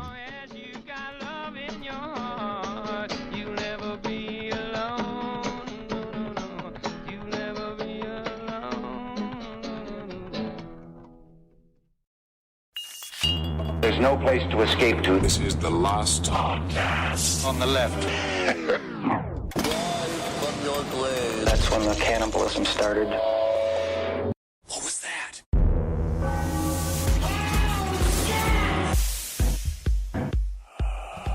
Fucking so sad when I first saw Peaches. Oh, yeah. I thought she was going to be so fucking hot. Oh, God. No, she's not hot? That was the biggest. Have you ever seen Peaches? No. Oh, my God, no. She's like a frumpy 40-year-old. She was bald in the picture that I saw. Yeah, but maybe that's what makes her hot, though. No, maybe it's that's not. What makes her hot. It makes her not hot. But it's like the women, old women who do like sex phone work, like a sex call line work. It's all. Yeah, but you don't see them ever. Yeah, no, they all look like me, and they're like, "Hey, I hope your dick's hard enough for me because my pussy's real soft." I mean, that works. Yeah, but I'm staring at you, so it's. Ooh. I'm getting real conflicted I'm messages. Sitting in a puddle of my own personal soup. Why don't you stick that spoon in it? That's Marcus. I'm Ben. Welcome to the sexiest last podcast episode ever. Hey, my name's Cinnamon, and you sound hot. Cinnamon? Well, thank you so much, Cinnamon. I haven't been with Cinnamon? Cinnamon? I'm sorry, I choked on a piece of string cheese. Are you eating string cheese? But this is our time together. I'm paying $5 a minute to talk to you, and you're coughing about... I didn't have a chance to work on my bush hair this morning. It's all wild and woolly for you. I'm so glad you're home from Iraq. Am I still being charged? I was not in Iraq. Gotta play yes and when talking to the sex line operator. You know what? Let me speak to your manager. Hey, name's Ralph. How you doing? Hey, you not done jerking off yet? Ralph Cinnamon hasn't made me come yet. I've been jacking off for 5 minutes. It's like my number one fucking mouth whore. Number one mouth whore? Yeah. His name is Henry. He comes from Queens. His? Oh, no. Yeah, hey. My name's not Henry, it's Cinnamon. Well, you sound like a Henry now. And if that story and that situation isn't scary enough, today we're going to be really getting into some scary things. I've got them. All right, today we're going to be discussing some creepypasta and some real-life horror. We were going to do, this is sort of, I suppose, an impromptu episode. Yes. Because normally we bring you episodes that are meticulously over days researched. Yeah. Which Truly. is true. And yesterday, I was a bit busy at a television taping. Jermaine Fowler filmed his first stand-up set, which is very exciting. Good for him. The boys really were good. Really good. The boys were doing quite a bit of research on the Mexican drug cartels. Don't even... Well, I'm not mentioning any names. But we did. We were about 4 days into research of, which is, I'm going to say, a couple of very dangerous organizations that are working below the border. And it's more like 8 to 12 very dangerous organizations. We were going to pick 4, but then we're just going to say that they, upon our research, as normally happens, kind of like, Dear Zachary, a lot of times our research will actually change what we're going to do. Of course, you're referencing the documentary Dear Zachary. Yeah, where that wonderful baby died. Yes, the baby did die. I don't know if you need to. Spoiler alert. Maybe you shouldn't work at a funeral home. The baby's ass is grass. Oh, y'all going to need a tiny one? Because that's a tiny corpse. I guess that's why it's called Insensitivities. We The discovered Zabrowski funeral home. Is that certain members of the Mexican drug cartel, namely, which is probably the most dangerous of all, We're not going to name any names. Yes, let's just call them the Rika. Yeah, I like that. They are very much so involved on Twitter and Facebook, Yes. and have killed people that have made fun of them on Twitter and Facebook. And people who don't post funny memes. Yeah. An unfunny meme. You might find your head in a box. As much as we are brave, and we do not go gently into that good night as a group of men. Right. I'm not getting killed this week. You don't want to this I got week. a lot of stuff coming down the pike. Right. It is without a doubt the most terrifying thing that I've ever researched When you sent in my me entire life. And then you sent it to me, and I started researching it, and it is terrifying. I wish we'll try to give you some tidbits of what we learned while we researched during the day today. So we're going to read creepypastas. Yeah, so we're going to read some creepypastas. And Marcus, I mean, you can tell people if you want to on the last podcast page where they can find all the information about the We'll cartels. put it up. We'll just do a big dump on the Facebook page. It's fascinating stuff. It's fascinating stuff. The Vice, all the Vice reporting on it is fucking top notch. It's great stuff, but this is not something that I'm willing to get we just killed don't over. need to get Twitter followers killed. We That's don't the need major problem. So But maybe at a later date. today, instead what we're going to do is turn all the lights off in your house, turn all the lights off where you're working. I don't care what fucking Anne-Marie has to say. All right? Anne-Marie makes a good point, though. Fuck Anne-Marie. All right? Anne-Marie's got no one to love her. She puts it all into work, and she's just sitting there getting wider and wider. Looking at you. Wider you're, or whiter? You're smart. Wider. Wider. Or fatter. whiter. Fatter. You Okay, say we'll say fatter. Sure. But you're there. You're young. You're taut. You're tight up top, whether you're a man or a woman. You love Last Podcast on the Left because you're sexy and you were born with that edge, that verve, the joie de vivre. Is this All what right? you tell to the phone Yes. sex operators? Yes, I Will do. you call like I support them. So just turn off all the lights. Henry wrap up a Zabrowski, fucking- the only man who makes phones? What I do, Yeah. I try to. I was like, "Yeah, you rub your clit," and she's yeah. just like, "Yeah," because when they organize them, they make their real noise. Their real voice comes out. That's it. Yeah, buddy. Yeah, buddy. Okay, continue on. So, roll up a fucking torpedo straight from fucking Mexico. Thanks to some of our very gentle and smart businessmen down there that provide these things for us. Over 70% of America's drugs, or over 90% of America's drugs comes from Mexico. And you just... I learned a lot of fun We facts. learned a lot of good facts. Right. So spark it up. Do some cocaine. Cocaine, even. Yeah. And let's get creeped out by some spooky spaghetti. It's creepypasta. It's not spooky spaghetti. It's called creepypasta. Spooky spaghetti. All right. Do we want to start with the creepypasta then? And Marcus, if you maybe you want to smatter in that real life story and things like that. All right. So who wants to start her off? I'll start off. Absolutely. All right. After he belches in my face. All right. The bad dream. Daddy, I had a bad dream. You blink your eyes and you pull up on your elbows. Your clock glows red in the darkness. It's 3:23. Do you want to climb into bed and tell me about it? No, Daddy. The oddness of the situation wakes you up more fully. You can barely make out your daughter's pale form in the darkness of your room. Why not, sweetie? Because in my dream, when I told you about the dream, the thing wearing mommy's skin sat up. Oh, man. And for a moment, you feel paralyzed. You can't take your eyes off your daughter. The covers behind you begin to shift. And she gets up! Whoa. She fucking gets up! Whoa. I don't like that one. That one's scary. That's just for anybody who's in a relationship. You can't trust them once you go to sleep. Is that right? Yeah, absolutely. You know how many... Didn't we look this up last time? How many murders happen in committed relationships? A lot of them, most of them. The vast majority of murders. Yeah, it's either the drug gonna fucking cartels or kill a you. girlfriend. She's not gonna kill you. She's gonna kill you, and so preemptive strike. You're encouraging people to murder their girlfriend. I'm just right saying, be free, be stallions. Cut the chains. You know, not everybody needs to be kept in a stable. Well, as a man who's been single for 2.5 years, keep her. Just keep her. You don't want it. You don't want this. You don't want this life. All right, this one's That's called, a creepypasta. This is my life. Look at my Facebook page. You'll see all of it. This is called World War II Cannibal. In Berlin, after World War II, money was short, supplies were tight, and it seemed like everyone was hungry, probably because they were extremely hungry. At that time, people were telling the tale of a young woman who saw a blind man picking his way through a crowd. The two started to talk. The man asked her for a favor. Could she deliver the letter to the address on the envelope? Well, it was on her way home, so she agreed. Isn't that nice? She started out to deliver the message when she turned around to see if there was anything else the blind man needed. But she spotted him hurrying through the crowd without his smoked glasses or white cane. She went to the police, who raided the address on the envelope, where they found heaps and heaps and heaps of human flesh for sale.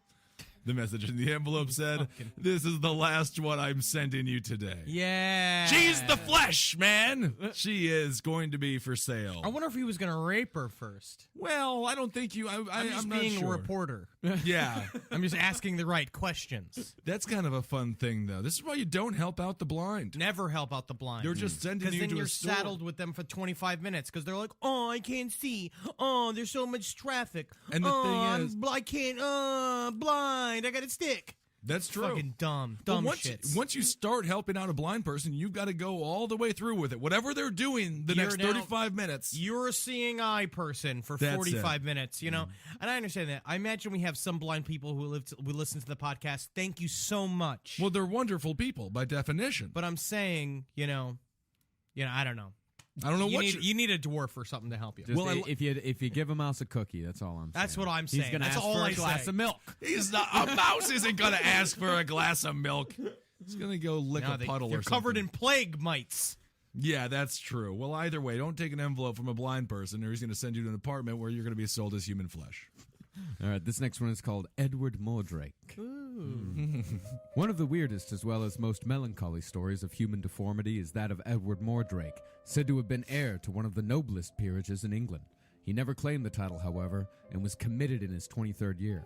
He lived in complete seclusion, refusing the visits even of the members of his own family. He was a young man of fine attainments, a profound scholar, and a musician of rare ability. His figure was remarkable for its grace, and his face, that is to say his natural face, was that of an Antonius. But upon the back of his head was another face, that of a beautiful girl, lovely as a dream, hideous as a devil. The female face was a mere mask, occupying only a small portion of the posterior part of the skull, yet exhibiting every sign of intelligence of a malignant sort, however. It would be seen to smile and sneer while Mordrake was weeping. The eyes would follow the movements of the spectator, and the lips would gibber without ceasing. No, I think glibber was right. Glibber makes as much sense as gibber. Yeah. No voice was audible, but Mordrake avers that he was kept from his rest at night by the hateful whispers of his devil twin, as he called it, which never sleeps, but talks to me forever of such things as they only speak of in hell. No imagination can conceive the dreadful temptations it sets before me. For some unforgiven wickedness of my forefathers, I am knit to this fiend, for a fiend it surely is. I beg and beseech you to crush it out of human semblance, even if I die for it. Such were the words of the hopeless Mordrake to Manvers and Treadwell, his physicians.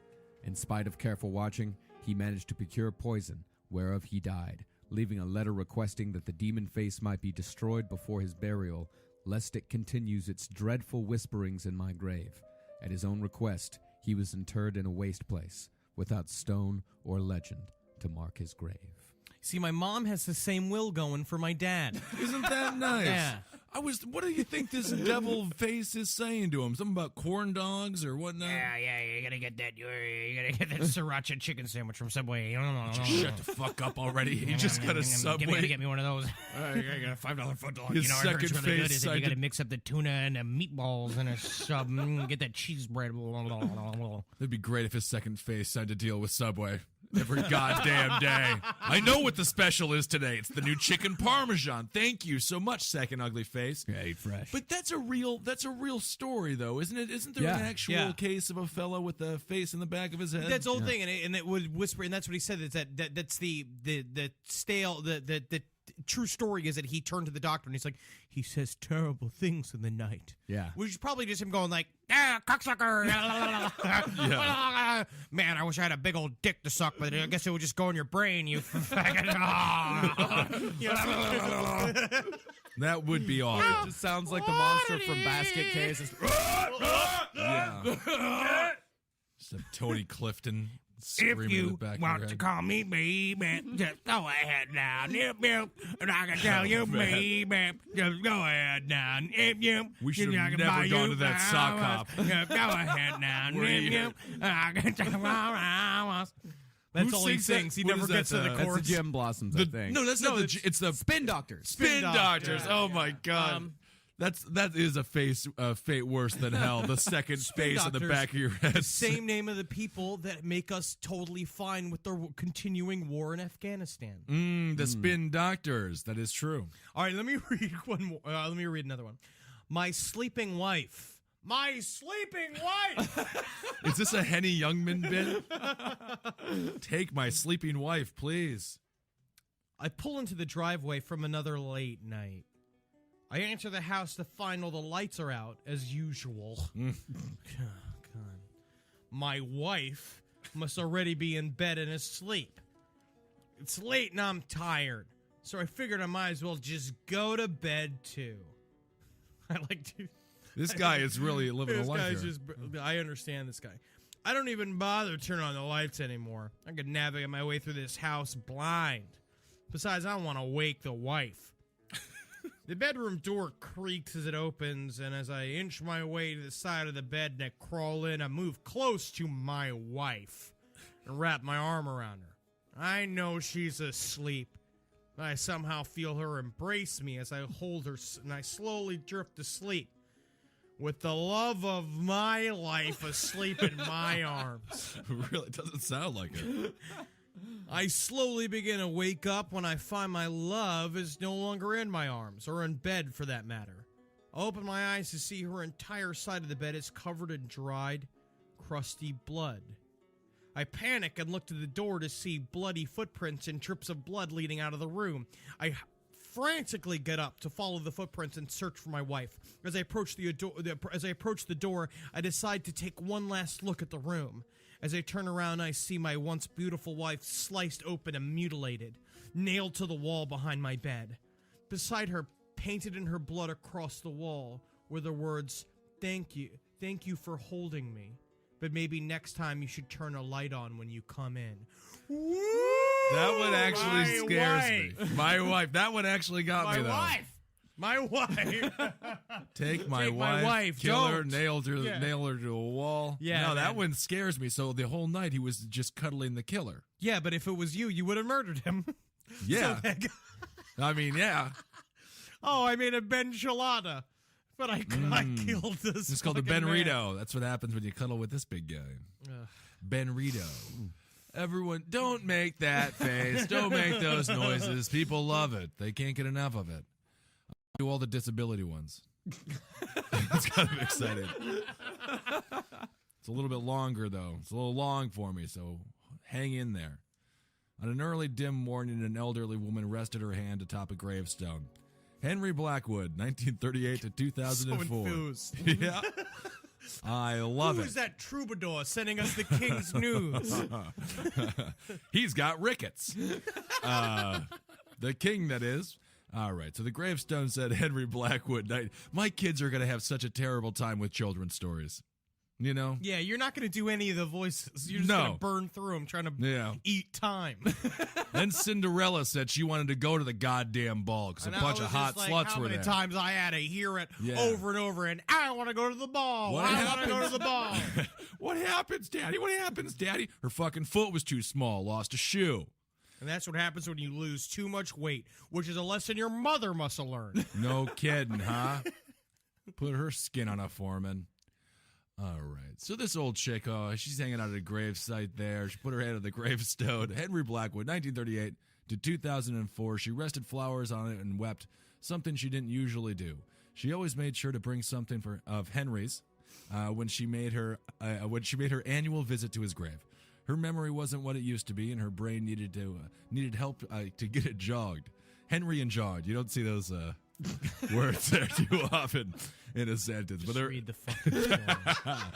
She brought something he hated, his hearing aids. She remembered wistfully how he would never use them. Always insisted he I like being deaf. He always God insisted. damn it, Martha. Don't you dare bring me those aids again. I love not hearing you. That's pretty much what that sentence means, so we'll let it slide. We'll let that slide. Now all she wanted was his return to her loving embrace. Oh, Henry, she fell to her knees and looked to the sky. How I wish you'd come back to me. Up in the sky and through her blurred, teary vision, she saw a red star. It was faint, but she heard a malignant chuckle, and a star flashed to match it. Then it disappeared with the rising sun. She wiped away her tears. Strange. Was it a product of her imagination? She stood up and surveyed the area, but saw nothing. It seemed like the moment was merely nothing but old, senile, womanly mood swings. You know those. As she smiled at her silly old self, a question came to her that felt like part of a dark realization. Could the battery in the hearing aid still work? She attached it to her best ear and to her best ear. Just attach it to the We're weak gonna one. get that as we get older. Yeah, I know, but it's a hearing aid. Put it in Yeah, the weak but ear. you kind of want to. I've got a best ear right now. All right, You do? Yeah. Weird. Well, either way, this chick just attached a hearing aid to hers. She could hear the rustling of crow feathers in a nearby tree. It probably still worked due to her husband's lack of commitment to use it.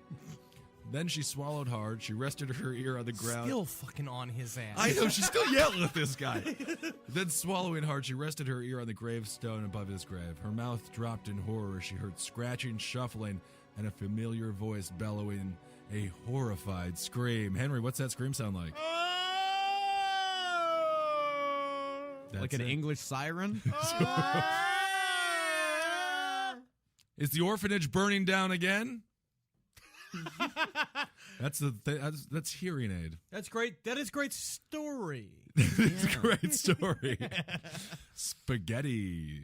All right, this next one's for all you basement dwellers out there. Hey, that's me. This one's going right out to my Going right after me, huh? Footsteps aren't an uncommon thing to hear when you're sitting in a basement, so I think nothing of it when I hear quiet thuds coming from my upstairs hallway. I just assume it's my brother and continue doing whatever pointless little thing I was doing at the time. What, like jerking off? Is that what you do? You're pointing at Yeah, me? why are you pointing at Henry? Pointless little thing that you're doing, and he just points right to Henry. Am I the pointless thing? Talking to my friend Henry. I guess I'm just not here, you know. Yeah, I heard them too. I heard those. I heard that steps upstairs. Yeah. They go on for another couple minutes, and I'm starting to get pissed off. They keep getting louder and louder, and I sigh, wondering what the hell my brother's doing this late at night. I sit there because it's impossible to focus with the racket. I mean, it sounds like someone's power walking all over my main floor. What's he focusing on? Playing fucking Call of Duty or some dumb shit? He's playing League of Legends. I'm all right, sorry, yeah, I'm he's a basement dweller. Give Power him some walking credit. all over the main floor. I can just picture a bunch of grannies with sweatpants jacked up to their belly But buttons. their ghosts are all covered in blood. Ooh. Ah. Killed power walking. Where are you, Granny? I sit there and listen as the thumps get faster and wilder. They just keep moving, almost starting to form a rhythm. They move even faster and get even wilder, and they're thumping all over my main floor. I realize that whatever this is, it can't be human. No human can move like that. What the fuck? I finally yell, and after that, all the noises stop. Everything is All the quiet. ghosts are like, oh shit, oh no, oh shit, you can hear us. Everything is quiet for a moment, and then I hear calm, slow footsteps moving to my basement door. The door is pushed open, and the footsteps stop again. I listen to my breathing for the next 3 minutes, then sigh, thinking it's over. Turns out, something else was listening too. Suddenly, I hear it thudding down the stairs, and I knock my chair over in my haste to stand up. I start to run towards the nearest closet, just in time to see a grotesque, hairless, four-legged creature dancing towards me, tapping its swollen feet in an intoxicating rhythm. I dive into the closet and slam the door shut. There's a half-second pause, and then I hear that same rhythm on the door. It just keeps going and going with no pause. No rest, no relief. He's been at it for hours now, and I find myself tapping my fingers along with his song. But then, just as suddenly as it began, it ends. I wait for a few moments, then look out. He's gone. I flip on a light and fall into a chair. It's safe. I relax and think for a few moments. But then I notice my foot tapping. Maybe the song isn't so bad. I almost like it enough to dance to it. So I drop down on my hands and feet, and I start. Uh-oh. And I'll never rent a room from the McNeelys again. Of course, he's referencing Holden McNeely from the Round Table of Gentlemen. That one kind of creeped me out. I like that. Yeah, but I mean, there's something about like The four-legged visual. creature dancing towards me, tapping its swollen feet. This is how Mormons get their children not to go to sock hops and things like that. Honestly, though, the visual would be really scary. 'Cause Yeah. I imagine like a horse with no head, like just meat, just going like dunk dunk dunk dunk dunk dunk dunk, which Yeah. is awesome. What's the name of the character from Confederacy of Dunces? Ignatius Riley. I just picture this guy like Ignatius, though, Yeah. where he stood up swiftly, but he's just like, ugh, knocks over his chair, Yeah, he's Cheetos just- everywhere. This infernal rumbling is disturbing my studies. All right, I'm gonna read one. Another one. This is a quiet one. Oh, okay. Under the covers. So this will help if you're laying down in bed. You know, if you're laying down in bed, you're wearing your negligee. All right? Negligee. Take off them work boots. Why are they having I'm just setting a picture. a construction worker in a negligee? That's what I got. Whoever's got just lay down in bed for this one. Tonight's like every other night. You lay there in the dark and silence alone, with no company other than your thoughts. Well, that's just kind of mean now. That's just you. It's not called Ben is under the cover. You shift and roll throughout your bed, just you and your thoughts, like Ben Kissel. You ponder, you plan, and you fantasize. Anything to distract you from the ringing silence that surrounds you. You hear a creak. It's a common sound to hear on such a still night, but you still recoil when the sound hits your ears. You hear this sound almost every night, but the sheer unexpectedness sets off a trigger in your head as paranoia takes over. The thoughts that once illuminated your mind are now darkened. What once was pleasure and success has now turned to demons and killers. The silence that your mind was distracting you from has now become the focus. You lay there silent, listening for any obscure sound, hoping that the silence doesn't leave. Every little noise adds to your paranoia, and the silence lingers as you wait till the next unexpected occurrence. You're too afraid to open your eyes at the thought of seeing anything your mind can conjure. You lay there, alone in fear. The fear builds in your mind as you try to find a quick escape from anything it creates. You revert to your childhood solution, hiding under the covers. You'll pull the blanket over your head and lay in silence. You hear noises, but they don't seem as scary. You figure if they can't see you, you're safe. You're wrong. The heat builds up under your blanket, and you put up with it simply for the comfort it supplies. This is a hot box. Yes. Okay. Yes. A little Dutch oven situation. Yes, Okay. it's fart gas. You're cyclone being yourself with your own fart juice. Thank you. You begin to calm down and relax and revert back to your usual logical self, Ben. Mm-hmm. It's just you and your thoughts again alone. Alone, under your blanket. You think of how silly it was to get so scared and worked up over a silly little noise. Eyes closed, you lift the blanket off your face as the built-up heat is released and the fart moves to the bedroom. You breathe a sigh of relief and roll over only to hear a deep, grating voice whisper, Oh, there you are. As the sound of footsteps creeps towards your bed. I mean, this is a true toot story. The Henry Zabrowski toot story. At least once a week after some Thai food. Oh, I've farted myself out of bed, but I've never farted myself awake. I will say my brain keeps that for people around me. That's very nice. Yeah. Was it you that was on? And CeeLo, of course, he was the judge on The Voice. Yeah. Yeah, and he farted Sorry, himself. y'all. Yeah, it was very funny. It was very funny. And CeeLo in real life, he's about 4'11"? Yeah, he's very tiny but fat. He's tiny but big, like me. Little cannonball. Yeah. He farted himself awake. He's like Blueberry. He's like Violet Beauregard. That's great. That's great. So don't fart in bed, everyone, or it's going to create a demon that's going to come back and eat your soul. All right. This is called amputation. So far I've discussed some blind man story, and then we had a hearing aid story, and now this will be my final one, and this is called amputation. During the war, Rapunzel, huh? She had some long fucking hair, didn't she? What? I should do a whole series on fairy tales. That'd be great. A series? Yeah. Like where you just read the fairy, like an audiobook? Yeah. It'll be real quick. Yeah, it's called, Ben Kissel Yeah. putters his way through the fairy tales. Yeah, that's going to be really, really popular. People are going to like it. All right, so here we go with this one. This one's called amputation. During the war, a soldier faithfully wrote his mother every week so she would know he was all right. Until one week, she didn't get a letter and was immediately worried. Within a couple of weeks, she got a letter from the army saying that her son had been captured and was being held in a prison war camp. This is not a good letter to get. And they assured her that they had no reason to believe the American prisoners were being mistreated in any way. Which, I mean, yeah, they were. It's a prison war camp. A few weeks later, the woman finally received another letter from her son. It read, "Dear Mom, try not to worry about me. They are treating us well, and I'll be released as soon as the war is over. Make sure that little Teddy gets the stamp of his collection. Gets this stamp for his collection. Love you, Joe." Love you, Joe. The woman was overjoyed to hear the news, but was confused because she had no idea who little Teddy was. She decided to steam the stamp from the envelope and have a look.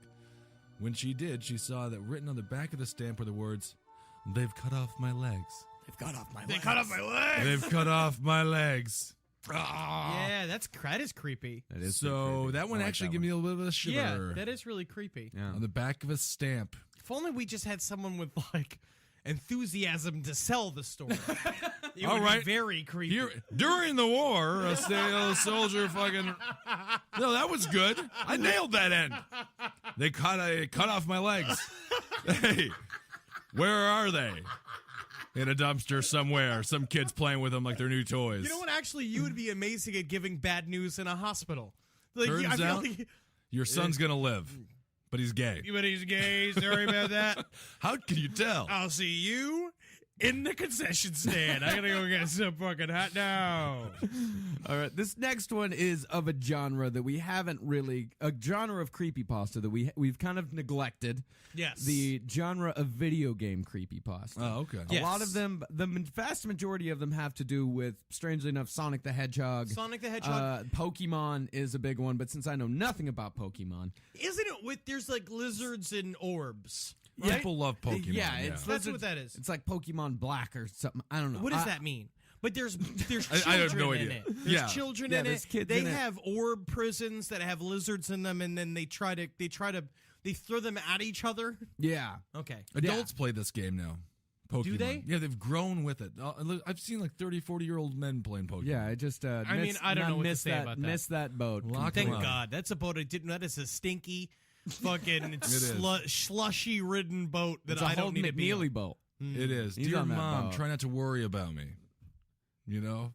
You trying to get a mulligan? I thought I really nailed that one. But I didn't want to read anything from a video game that I didn't know a whole lot about, but I did find one from one of my favorite video games from childhood, Doom. Oh, I love Doom. Yeah, that's great. This one is called Repercussions of Evil. Ooh. John Stalvern waited. The lights above him blinked and sparked out of the air. There were demons in the base. He didn't see them, but had expected them now for years. His warnings to Colonel Josen were not listened to, and now it was too late. Far too late for now, anyway. John was a space marine for 14 years. When he was young, he watched the spaceships, and he said to Dad, "I want to be on the ships, Daddy." Dad said, "No! You will be killed by demons!" It's good dad. There was a time when he believed him. Then as he got older, he stopped. But now in the space station base of the UAC, he knew there were demons. "This is Josen," the radio crackered. "You must fight the demons." So John got Wait, you want me to do it like that? Is that good? So John got at his plasma rifle and blew up the wall. "He going to kill us!" said the demons. "I will shoot at him," said the cyber demon, and he fired the rocket missiles. John plasmaed at him and tried to blow him up, but then the ceiling fell and they were trapped and not able to kill. "No, I must kill the demons!" he shouted. The radio said, "No, John, you are the demons." What? And then John was a zombie. No. Nerd alert, nerd alert, So nerd you're alert. with your honey and you're making out when the phone rings and you answer in the voices. "What are you doing with my daughter?" You tell your girl and she say, "My dad is dead." And who was phone? Who was phone? Who was phone? Good God. They have cut off my legs, huh? Everything's doing fine over here in Vietnam. They've cut off my legs. All right, let's see here. Henry, do you have another one, or should we do a true life story? Marcus? Let's do a true life one right now. Yeah. Yeah, this is a guy that I just found out about. The story's a couple years old, but it's new to me. Russian police have arrested a man described by local media as the cemetery collector for digging up 29 corpses and dressing the remains in female clothing to display around his apartment. I like it. Cool, though. I mean, in the end, you got to make. It's all about building your own family these days. It is. And, I honestly, I don't know what it is about people that dig up graves and dress up corpses. I really have no problem with it. It's just human bone. It's fine. Thank you. I really don't. It's not that bad. If I am dead, I would prefer to be sitting on somebody's rocking chair watching old episodes of Cheers in a bonnet. On behalf of my people, we appreciate your understanding. What is your people? The bone collectors. The bone collectors. Okay, that's good. Are we just dorks? Yeah. Oh, okay. You didn't know that? No, I'm still unaware. We're just fucking nerds. Oh, I don't okay. know. I go to the clubs. Yeah. I'm always around. People are always been like, "Who's that guy? What's he? What At makes the him clubs? tick?" Yeah. Yeah. I'll have you know that I am now on my second read through of Jonathan Strange and Mr. Norrell. And if that's not cool, I don't know what is. Well, I It's a will say fantastic that is book. so much better, and I'm going to put it out there because Harry Potter's dumb. All right, it's dumb and stupid, and Dumbledore isn't real. I like that one. Jonathan I like Strange that. and Mr. Norrell? That's non-gay magic. Yeah. What's gay magic? It's Jonathan Strange and Mr. Norrell. That's like cool magic. That's now. cool magic. Yeah, it's like Oh, super okay. cool. Yeah, Harry Potter is like dumb magic. I've got a wand. I've got a scar on my head, like I'm a boy. Like I'm a boy. Jonathan Strange don't need no wand. Yeah, he's a man. He's not a boy. Do I have to call another nerd alert? Because this is getting sad, guys. I'm a cool, hip young man. Do you want to know about the man with the thistle down hair? A little bit. Oh, you'll dance forever in his parties. Oh no, Stephen Black has been taken into his harem. But you know what's really weird is that I am not really creeped out by a guy who just dresses up bodies in his house. No, it's not that creepy. There's just other things that are creepier than that. You just get people. I feel like it happens a lot more often than we hear about. God, yes. It used to happen extremely regularly. Yeah, grainy police video images of the man's cramped flat showed what looked like several life-sized female dolls without faces, some with platinum blonde wigs. Cool. I kind of like this guy. Mm-hmm. Living like maniac. Diamonds are a girl's best friend. And skulls are and he's this just guy's. dancing back and forth like listening to old Carol Channing records. Exactly. But now he wasn't accused of murder or anything not like at that. all. He's just grave robbing. Huh? It was ascertained that he used mummified human bodies from graves to make them, the dolls. Yeah. Police described the man who was arrested following the desecration of graves in the area as a local historian and an expert in the study of place names. Media cited friends as saying Place they had names. never seen the dolls and that he was a learned, if eccentric man. A bit eccentric. I would say eccentric for sure. I'm sorry about what I did. I guess I was just too involved in reading my books. Yeah.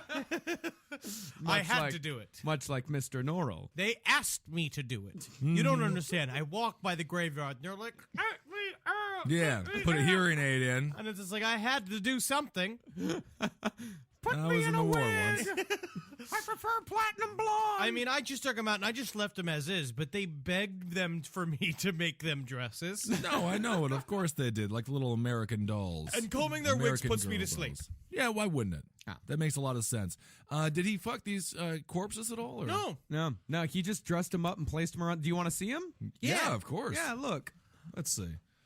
Oh, they're not bad. Pretty. Yeah, we'll post this on the Last Podcast Facebook group. She looks warm. You guys out there, if Very you warm. haven't joined the Last Podcast on the Left Facebook group, fucking come on out, man. Like we've got, we've got like fucking 600 members now, and people are posting fucking awesome, People creepy post shit awesome shit every single day. And another Yeah, I got a great message on Facebook from that fellow who was number 600, and he didn't even know about it. So that was sad. I thought that everybody knew about it. So the Facebook Last Podcast page. It's very, great. very That's fun. where we're going. Everybody, we're mingling over there. Yeah, We're the three of us mingling, are on and we there read everything. every day, like, and people post great shit. No, I discover shit from there all the time because Yeah. people post amazing, like a lot of like fun and funny stuff, and then also like let's get some creepy stuff on there. Oh, there's some creepy stuff on there, but yes, absolutely. Shall I read another story? Read another story. Please come. That's what this is called. Like C-U-M or C-O-M-E? Yeah, it's C-O-M-E, but you Okay. can always make it sound like C-U-M. You can do whatever you want. Yeah, sure. A 15-year-old boy in a small town in Maryland sat down at his computer after getting home from school one day. Please come. Oh, no. He turned on and logged into his instant messaging program and was then surprised to receive a message from a classmate of his who had been absent that day. Did he sign into Groogle, his instant messaging program? That's funny. That is funny. They could just use They could just use the name. Groogle. It consisted of the two words, please come.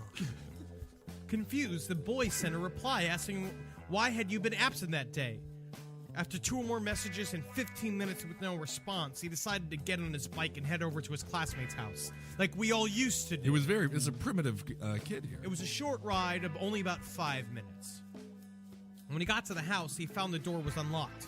Inside, partially dried blood was splattered all over the walls and doors, and an unrecognizable figure was crumpled against the far wall. It was missing an arm and a leg, and bloody streaks on the floor led away from the body into the kitchen. The boy slammed the door closed and immediately called 911 on his cell phone. When the police arrived, they found 3 corpses, as well as tracks, leading away from the house from the back door. The forensics report concluded that the entire family, the boy's classmates, and his parents had been killed sometime the previous night. That's it. Please come. Please come. Yeah, he wanted to cut so he could kill him. So then the police just showed up and discovered that... You want a short one, Ben?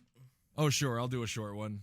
But that was the whole story? The Yeah. police just showed up and they're like, yeah, 3 people got killed. Yo, yeah, I mean, the kid, he wasn't killed. No. The boy wasn't killed. So the boy had killed everybody else. Did they cut off his legs or anything? No. They did. Was he No. blind? No. That's why you didn't read the story. Well, I see. All right, well, I got one. Marcus is feeding me only the goods.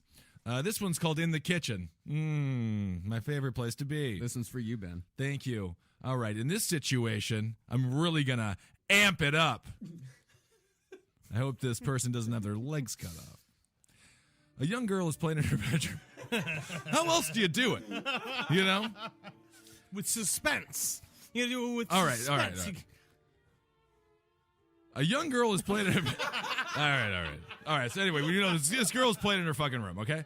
And then she hears her mother call from the kitchen, which that happens, and then she runs downstairs to meet her mother, who's in the kitchen, okay?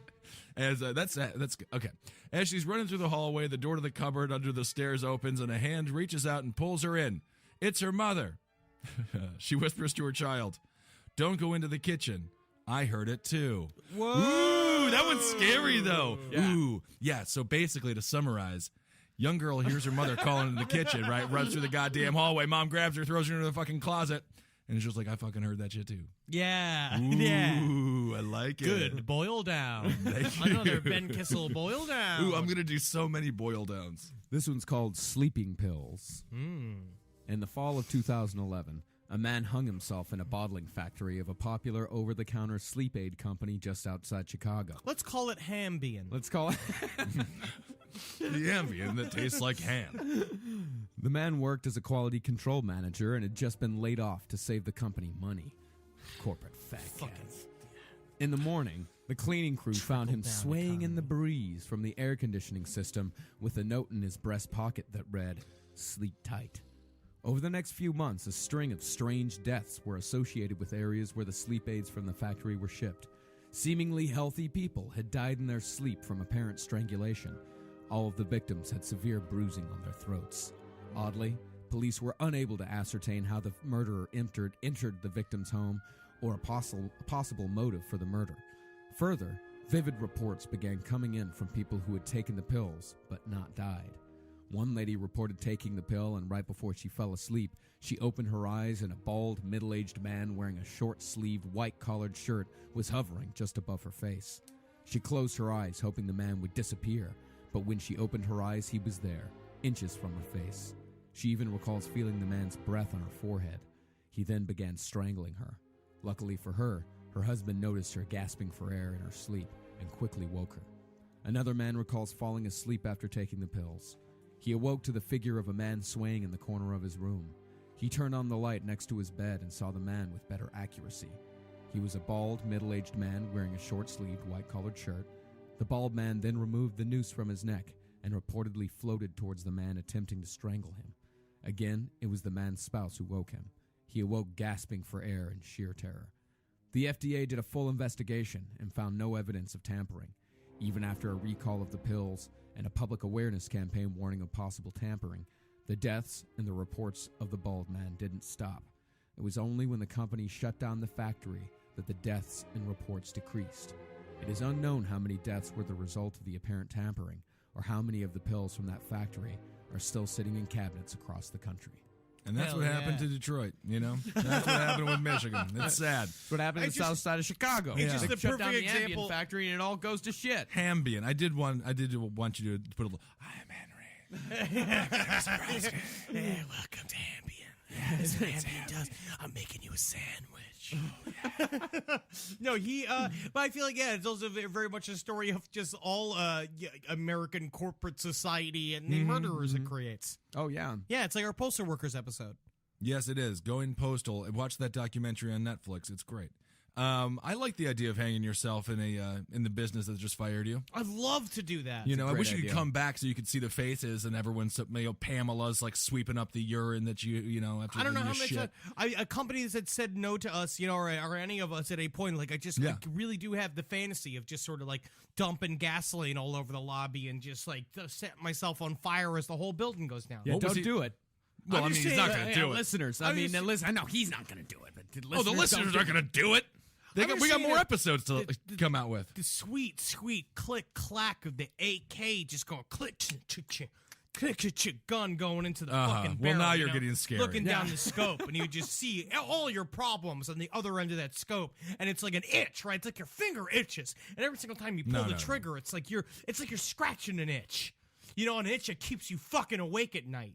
All night long, and you think, man, what will I do? And you keep putting creams all over your finger to try to stop the fucking itch, but some reason it doesn't go away until you pull that sweet, sweet trigger. Well, that was actually read by Henry Zabrowski. That was a creepypasta. That was a wonderful creepypasta, yes. Who was phone? Marcus, can you read Who Was Phone real quick? I need to hear Who Was Phone after that disgusting rant. I'm not saying it's a good idea. It's just far too accurate. I mean, it happens every week in America. Somebody has that exact thought process, and then they're just going. So you're with your honey and you're making out when the phone rings. You answer it, and the voice is, "What are you doing with my daughter?" You tell your girl, and she said, "My dad is dead." Then who was phone? Who was phone? You know what? The more and more I hear about it, I'm really starting to wonder. Who was phone? I know. I'm kind of obsessed with who was phone. Who was phone? Who was phone? If you think about it, okay. So you're with your girlfriend. Let's break this down. You have your girlfriend. All right, listen. You're with your dude girlfriend. Calls and he's just like, and you're making out. And you're like, where was the brooder? Yeah, maybe on it was the her other side of the grassy knoll. Maybe it was her uncle. Maybe it was no, her. but it's her daughter. I mean, technically, anybody can say anything that they like. Stepfather. It's tough. It's just tough to maybe say. the only thing I can come stepfather. It's just one of the largest mysteries on the internet, and I don't know if we're ever going to figure out who was phone. And then who was phone? I don't even know. I don't even know anymore. I don't think I have any stories left. I think we're all done with stories, actually. Yeah, I think so, man. I think we're gonna park her. So I think a good thing to remember is that hey, let's say if you're gonna if you want to join a certain unnamed organization down in Mexico, the first thing you have to do is have no fear of committing murder. Yeah. Oh, you That's a definitely big can't thing, fear because that. a lot of the initiations that they're going to do is that you're 12 years old and they hand you a gun Even and they younger. have somebody that they're not very they have somebody that they're not particularly a fan of, tied to a cement. Well, I mean, what's the term? Pillar. It's some sort of parking lot, and then you're going to be 12 and you're going to have to put this guy out of his misery. And then maybe later on down the line, you're going to get Harlequin tattoos in jail because definitely. it makes you scarier, I guess.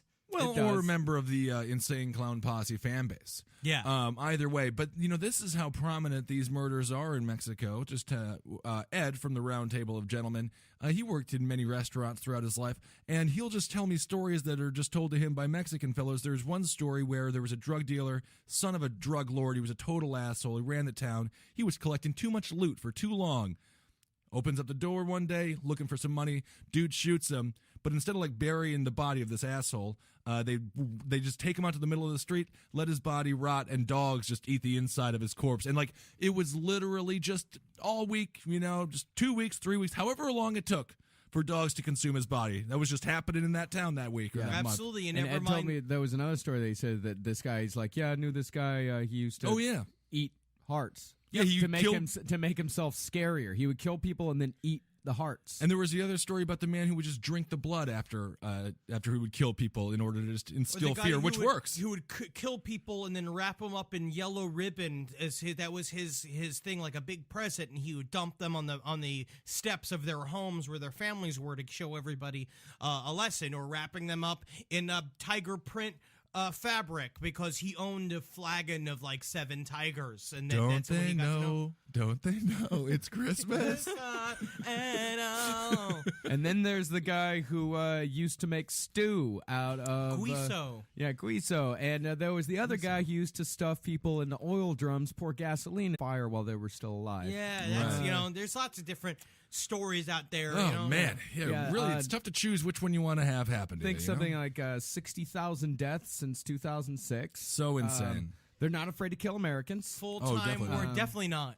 Definitely not afraid to kill Americans. Almost want to. Almost could just argue that looking they for want an to. excuse. Looking for any chance to do it. Well, we're not going to give him that chance nor excuse. No, because you can't find me. Yeah, and in fact, It's not like I work for television and it's No, easy to no. find me. We're underground. We're not going to the public figures. Let's all at say a prayer to Santa Muerte. Santa Muerte, Saint Death. The only one that really works, and there's also Jesus Malverde, The patron saint of drug dealers. The patron saint of drug dealers. Oh, well, that they all go right. and they have bullets blessed by in order to make sure that they fire straight and true. Yeah, the shit That's very the shit good. that they show on Breaking Bad, tame. Very Tame, Very tame. watered Yeah. down version of what the cartels. You just go ahead and actually research do. it yourself. Just do it yourself. Just All you, right. you are gonna go ahead and you're gonna go out there. And I'm going to do it, but can I do a bit of a plug? Can people please watch the Murder Fist videos on YouTube? Yeah, they're That's great. the that it videos. was sad. Watch the videos. That was just a Help sad us. plug. We need people Can to people watch the please? videos. What is it, a telethon? Just go to YouTube, look up Murder Fist. Tell We've Jerry got Lewis good about stuff. it. We're gonna click. We'll cure muscular dystrophy. Dystrophy. Dystrophy. Yeah. Yeah, go check out Free Cable Blowjob. That's my favorite. Yeah, I like it. I like Shit Popsicle as well. Yeah, Shit Popsicle is also great. Well, that concludes the saddest Oh, 45 seconds that this podcast has ever seen. if I or may do heard. a plug as well, if you're in the New York City area, the Cowmen, the band in which I'm a part of with Holden McNeely, we're playing this Saturday at Matchless, 8 p.m. in Brooklyn with Mama Holler. It's gonna be a fucking great show. It's going to be a very good show. Come on out. Come out to the show. Thursday, dog shit. Legion Bar. We should technically be doing There's this. no reason why we should. No, I know. I just feel like, you know, if you're in the Brooklyn area or in Manhattan or in the New York area, come to Legion Bar tomorrow night, Thursday evening. And Henry will be there with Murderfist, and Marcus sometimes shows up. It's good. If he's not boinking his girlfriend. Oh, I got rehearsal on Thursdays. What I will also say that's is, what you call it. Lock your doors because people case you for People gang stalking don't and rape you. Yes, they do because literally. I'm sorry, what? We literally just had a friend whose house was robbed. He just moved into his house out here in Queens. Yeah, but he wasn't and they stuffed took and raped. But it is just because he was a man. He's just a man. People case you all the time. They're looking for any vulnerability that you have. Lock your doors. Mm-hmm. And the next Last Podcast on the Left Yeah. live show is true. on December 28th. Yes. At 10 p.m. here at the Creek in the Cave, 1093 Jackson Avenue. All right, well, that's good. We wrapped that up. You really nailed We it. really just put a big bow on that one. Hail Satan! Hail Satan, everybody. Hail Satan! Check he out the helps you when the Facebook. time's alone. Yes, check out the Facebook page. Hail yourselves. Magustalations! Magustalations. Hail me!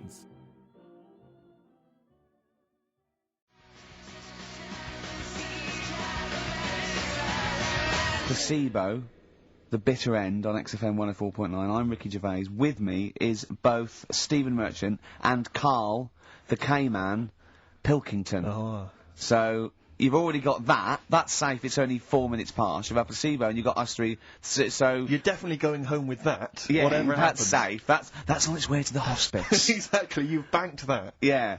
Now, do you want to gamble all that to go on and listen for another 2 hours? Well, you could walk away now and you're up. Yeah, you're up. You're right. already up. Right, that's brilliant. You have not wasted any Or time. do you want to gamble that against another 2 hours? It might be shoddy, it might go downhill, but it might get even better, Carl. What do you say they do? Listen for another 2 hours? Yeah.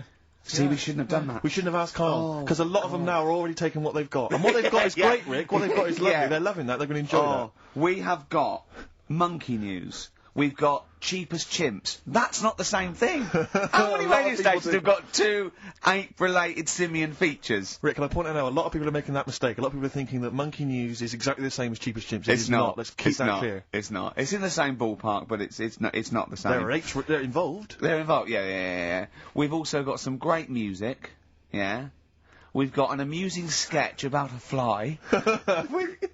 Oh, it's looking forward to that. Oh, and Mystique dropping in. Let's hope the Mystique ladies are coming in. Singing Yeah, their look, music. I want to kick off with a song that is, you know, you've got like half a dozen posing songs that when you're sort of like between 14 and 18, they were the ones you'd put on to get ready to go out, or just pose around, or be that pop star, or think you're on stage, or whatever, or in the video. Yeah. And embarrassingly, I dug this out, and I remembered I used to post this like a mother when I was about 14, right? This is Street Life by Roxy Music. You used to do... Mine was Oops Upside Your Head. Yeah. It was just me on the floor in my bedroom. One day I thought there'll be other people in this imaginary post. yeah. Elbows going everywhere, Yeah. knocking over vases. Yeah. But then I remember later it was Black Lace's Superman, which is something similar. Do you remember that? That was brilliant. Wow. Spray, ski, da-ding, da-ding. If you've out there in Radioland got any funny jokes, then call in. Email them in because we need some. Oh.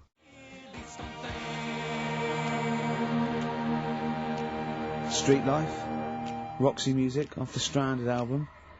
That's what I used to jump around to. What would you have been wearing while you were listening to that? Well, probably Brutus Gold jeans. Classy.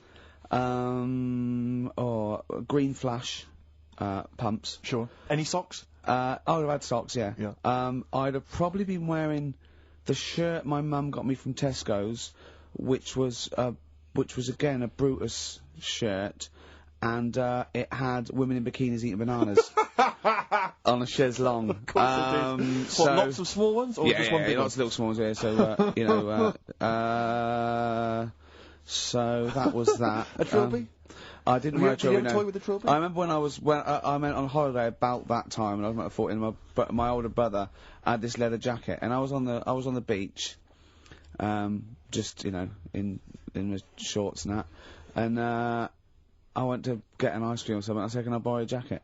And I put his jacket on, and I was frozen on the beach thinking, they are all looking at me, because I look so good. And I also had a straw Stetson. And I really thought, yeah, I'm turning into quite a man. Yes, I'm quite a catch. Yeah, yeah. Just thinking, they're going, they're looking, they're going, who's that dude? Is he American?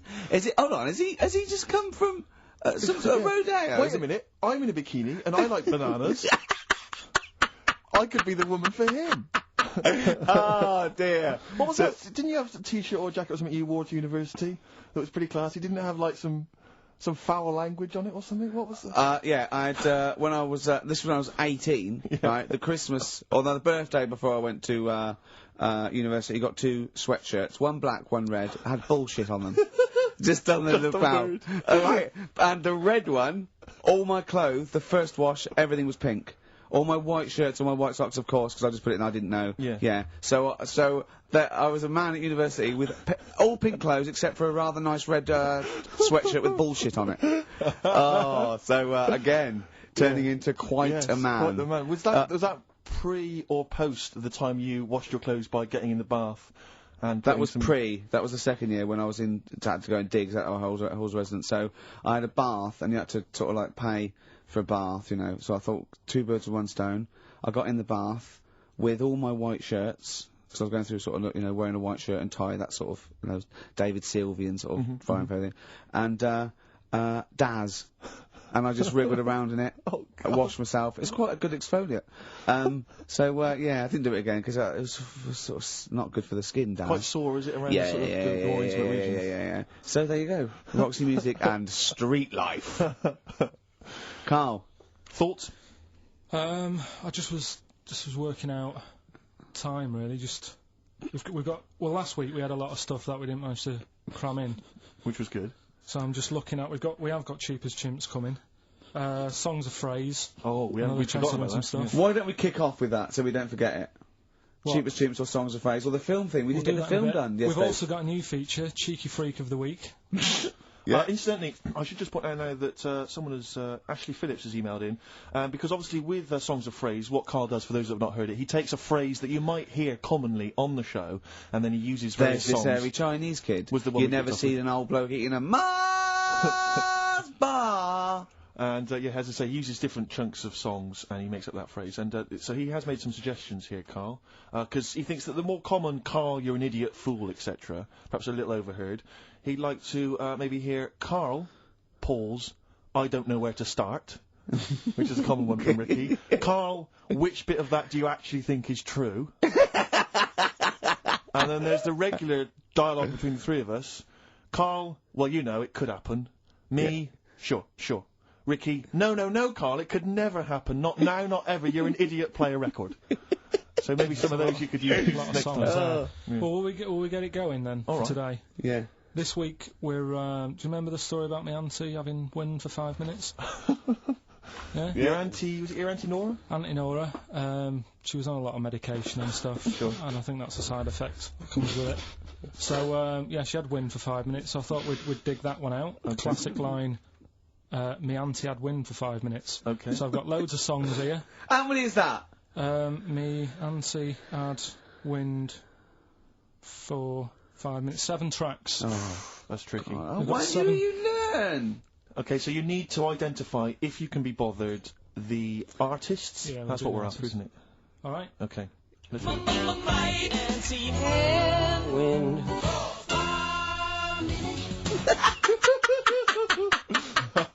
we'll play it a few times. Just remember, as many as you can get, because the winner would probably be, you know, who gets 5 or something. So don't worry if there's a couple you can't get, because you could still probably win. Here we go again. Wind. It is good. Can I just, what's the email address? It's, well, if they go to xfm.co.uk/Ricky, they can just send them through there and They that. can send them through that way. Right. Which of these is the prize bag? Yeah, don't be getting them mixed up. That's the one, is it, Carl? Yeah. Alright, so let's see what hot treats you could win. As I get them out, Carl, do you want to play it once more? Yep. Wind. I recognise all of them except one. Yeah. Right, let me Or see what maybe we've got 2. here. Once again, Carl, you excelled yourself with an arbitrary collection of DVDs. Just hanging around, were they? Just hanging around. Again, I'm always interested to know which of our XFM listeners has tastes as broad as this. Go on. We've got the recent BBC adaptation of The Hound of the Baskervilles. Brilliant. Okay, fair enough. That's We've all right. got, what's this? Is this this is something involving Air, the band Air. I think it's a single at best. Yeah. This is probably worth having. This is the current Flaming Lips album, so you've excelled yourself there, actually, Carl. That's not bad. An XFM mouse mat. They're as common as muck. Oh, hold on. You can't give away that mouse mat. It's a piece of foam. Now, I was going to dismiss the oddball sci-fi movie K-Pax, featuring Kevin Spacey and Jeff Bridges, but Carl, is it signed by Kevin Spacey? It's signed, yeah. It's an actual... So win that and put it on eBay for £4.50. And, man alive. What is that? Just look at their faces. No, Carl! Don't give that. No one wants that unless it's ironic. Series 1 and 2 on DVD of popular northern-based sitcom Bread. Buy it, sell it. The game's getting hard because someone's dealing you a losing card. All right. They all had a go. All the actors had a line on that song. Oh, Play the clips again. Play the clips again. They really want to win it now. Here we go. Wind. I can't believe this hasn't been done before. It's extraordinary. Because most of our ideas have.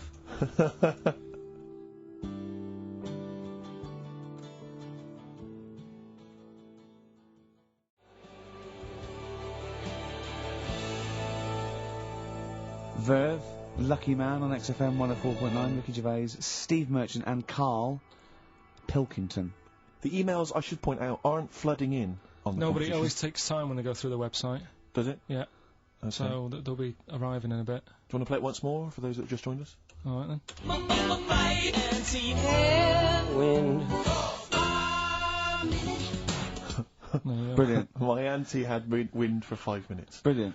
Genius. Name the artists. Rick, I sometimes get off at the Tube at Tottenham Court Road if I want to look at the record shops before I come into XFM, and I always cut through Chinatown. Oh yeah. And every time I come to Chinatown, the same thought always strikes me. I always feel like I want to just gather all the little locals, all the little Chinese fellas, just gather them round and just go, guys, in what way is this a town? It's not, is This is not, at best, what you've got here is a novelty street. Yeah, Gerrard Street is not a town, No, mate. it's not a town. You've had this Just for like 'cause you put a 100 little years. It's not pagoda. expanding. Yeah, yeah. You can't just call it Chinatown and claim it's a town. If I was them though and you do that, I go, what are you talking about? It is a town, it is a town, it's What, in our what town. way? It is a town, it's our town, we got all lots of Where's stuff. your church? Where's your mayor? We got a betting shop. Not enough? It is. See, all you've got here is restaurants. No. That does not a town make. No. Got a little supermarket with snacks.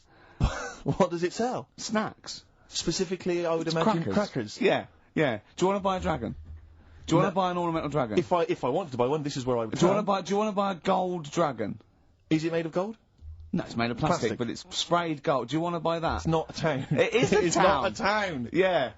And it annoys me because when I first came to London, I genuinely thought Chinatown was going to be this amazing, what they've got there is You'd hear a gong and every time you went in there, and there'd be rickshaws and people walking on those little sort of wooden shoes. You know those ones? They're brilliant. They are just clomping around in them, but nothing. It's nothing. Hats? It's just exactly. Yeah. It just reminds me of, have you ever been to any of those sort of museums? You tend to have them up north, where they've got you sort of sit in a little cart and it sort of rides you through kind of, I don't know, it might be, Newcastle, the Victorian era. Yeah. Can I have half a pound of those sweets, please? Exactly. Of course you can. If there was some animatronic then, it would just be an exhibit. Yeah. Although their concession to being 100 years ago is that there's some scales in the shop and there's a horse outside. Yeah. That's it. That's it. Exactly. Yeah. The traditional sounds and smells of old England. And the voice of going, of course, there was no television. Exactly. Amazing. Yeah. Amazing. Brilliant. Yeah. Haven't they got Welcome to Chinatown. Ding ding ding ding ding ding ding. So it's not. Yeah, it's a good point. Is that a piece of traditional music? Ding ding ding ding ding. Yeah. Is that some traditional Chinese music, or is that music that someone in this country wrote, thinking it sounded like Chinese music? I think it was the. Was it the Vapors, wasn't it? Oh, is that what? Is that? Because it sounds different. That's the music, isn't it? But are you sure they didn't take that from some other source? It's that pentatonic scale, isn't it? What is it called? It's the black notes on the piano. Right, that's the one I can play along with EastEnders. Yeah. Do you know what I don't get with it? Go on. Chinatown. Yeah, Chinatown, because I always walk through it on the way to work. A couple of things annoy me. First of all, I think it's bad business, just because if you've got a Chinese restaurant, put it somewhere where there isn't any others. That's a good point. Yeah, but it's also a community. They're not just a theme park for other people. I remember going out one night with Suzanne and some friends, and you got there and there's so much choice. It's that dilemma of, oh, forget it. Well, And not we went really. somewhere Specifically, else. do you fancy Chinese? Well, no, but why don't you go to the one with the dead ducks hanging in the window? That's my That's the favourite. other thing as well. It's like, normally you put your good stuff in the window. If that's what's in the window. Right? Yeah. And the other thing that annoys me, walking through it today, there's always lard on the floor. What, in the street? In the streets. It is, honestly. I'm scared I'm going to slip over. It's because all the restaurants and that. But why is it? Oh, that's another point. Well, it's not oozing out of the restaurants. No, but why is it? Why is it? I don't know what they do. Careful. Listen, no, but why is That's why they used to wear those little wooden shoes. Okay, we've No, got... but the thing is as well, they try and wash it with water, which doesn't work with lard, and it's like oil. Famously, yeah. Do you know what I mean? Even I know that. Yeah, you got to scrub it. So, You think sorted that out. Yeah. You think they'd know, wouldn't you? Yeah. Right. Anyway, thanks for your thoughts on Chinatown, Carl. Right, I'm going to play this thing again, because it is a bit slow today, the email. Oh, because it's too hard. It's not too hard, there's just clips of songs. What are the artists? Email in.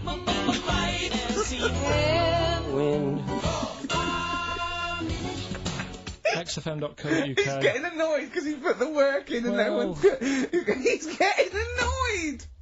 Oh! Remember, I think Kevin Spacey and the signed K-Pax DVD is probably the only incentive to try and have a go at that one. Just think you could win by getting one of them. Exactly.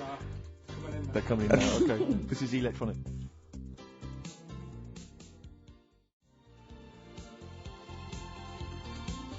Electronic, getting away with it. Definitely. Do you reckon we'll get away with it? You see, you've worried me now. Yeah, I don't know. He's worried me. My Carl. apologies if you're offended at all by my reference to those little wooden shoes.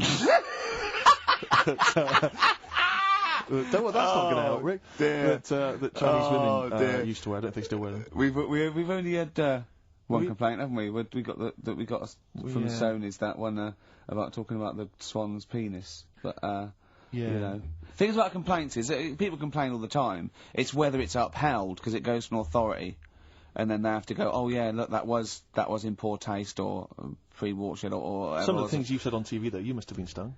Well, see, I've only had one upheld, one serious slap on the wrist for something I said.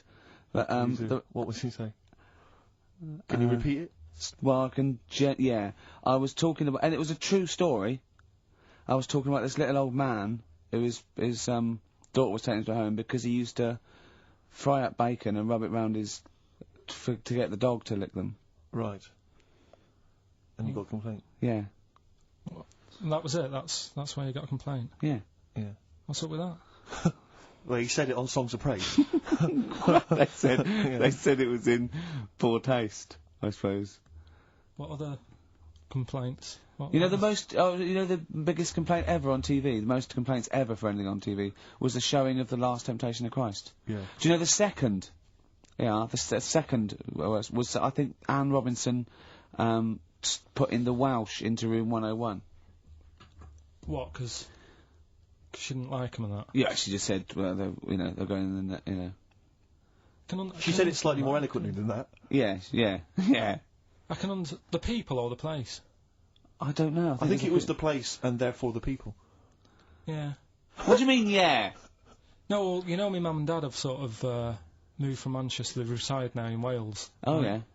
And it is. Look at his face, turning his nose up. No, but it is pretty depressing. Do you know what I mean? It's just one of them places that it's like you go back in time and that when you go there. I mean, maybe the major cities there, maybe Cardiff is alright. What, even coming from Manchester, it's like going back in time? It's just, it's like one of them places, it feels like every day is Sunday. Do you know what I mean? It's just depressing and grey and slate Lots of everywhere. vicars walking around going, I'm late. Well, yeah, it's the sort of attitude they have, right? This is true because my mum and dad live there and that, right? And they love it. It's all right. It's an healthy place to go when you get older and that. But this is why they don't move on in Wales. Well, I'd just like to make another sorry to any Welsh people listening. We're not saying you don't move on. Carl is. No, but sorry about the little Chinese shoes the again thing as well. is, it's good that in a way that they do that, and they don't want to be like, you know, rushing about everywhere because the way London isn't that great either, is it? Because it's totally opposite here, right? Yeah. So I'm not having a go. It is a bit dull. I think even people who live there will agree with me, right? But like one of the, it's only a little sort of villagey type shop. They can't be bothered staying open for hours and hours, right? Because there's not enough people use the shop. Yeah. So what you do is, they get used to what you buy, and They leave it out. They put it in a phone box outside. They put it in a phone box? Yeah. So it doesn't get wet. So my dad's loving that. Well, Once he yeah. found that out, it was like, brilliant. But how is that a bad thing? That's brilliant. Well, it's not for other people. It is for my dad, because he's picking up all sorts of stuff. Oh, Chickens. no, he's not. Oh, yeah.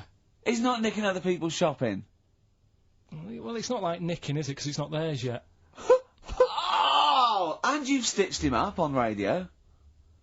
Well, of course, because they're going to think, who is there in town with a Manc accent? Who hangs keeps, around a lot, yeah. keeps making phone calls. And is getting fatter. Yeah. That's You've stitched him I right love up that. there, I Carl. love that your dad was excited when he found out. I can't believe that he's moved there. He's retired to this little village where it's based on trust and community, and he is abusing it. He's using his scally Manc ways. Bloody hell, Lakers. There's no bread again. There's old women Was going empty. hungry. Yeah. Their cats aren't getting fed, and your father is just. I can't. That's obscene. That's obscene. Oh, I think it's Die Thief. That fella from Manchester. I don't even think they've got Sky there yet, have they? They can't listen. They won't know what's. I think you stitched him right up. I hope you have, actually. I hope he goes down for it. I hope he's hounded out of the community like Frankenstein's monster. Yeah. They should get burning torches, go up to the Set mansion. fire to his cottage. Yeah. Exactly. Right, well. He's out of the choir. Yeah. Is that Streets? Yeah. Pirate material. You're listening to the streets. Lock down your aerial. How's it come to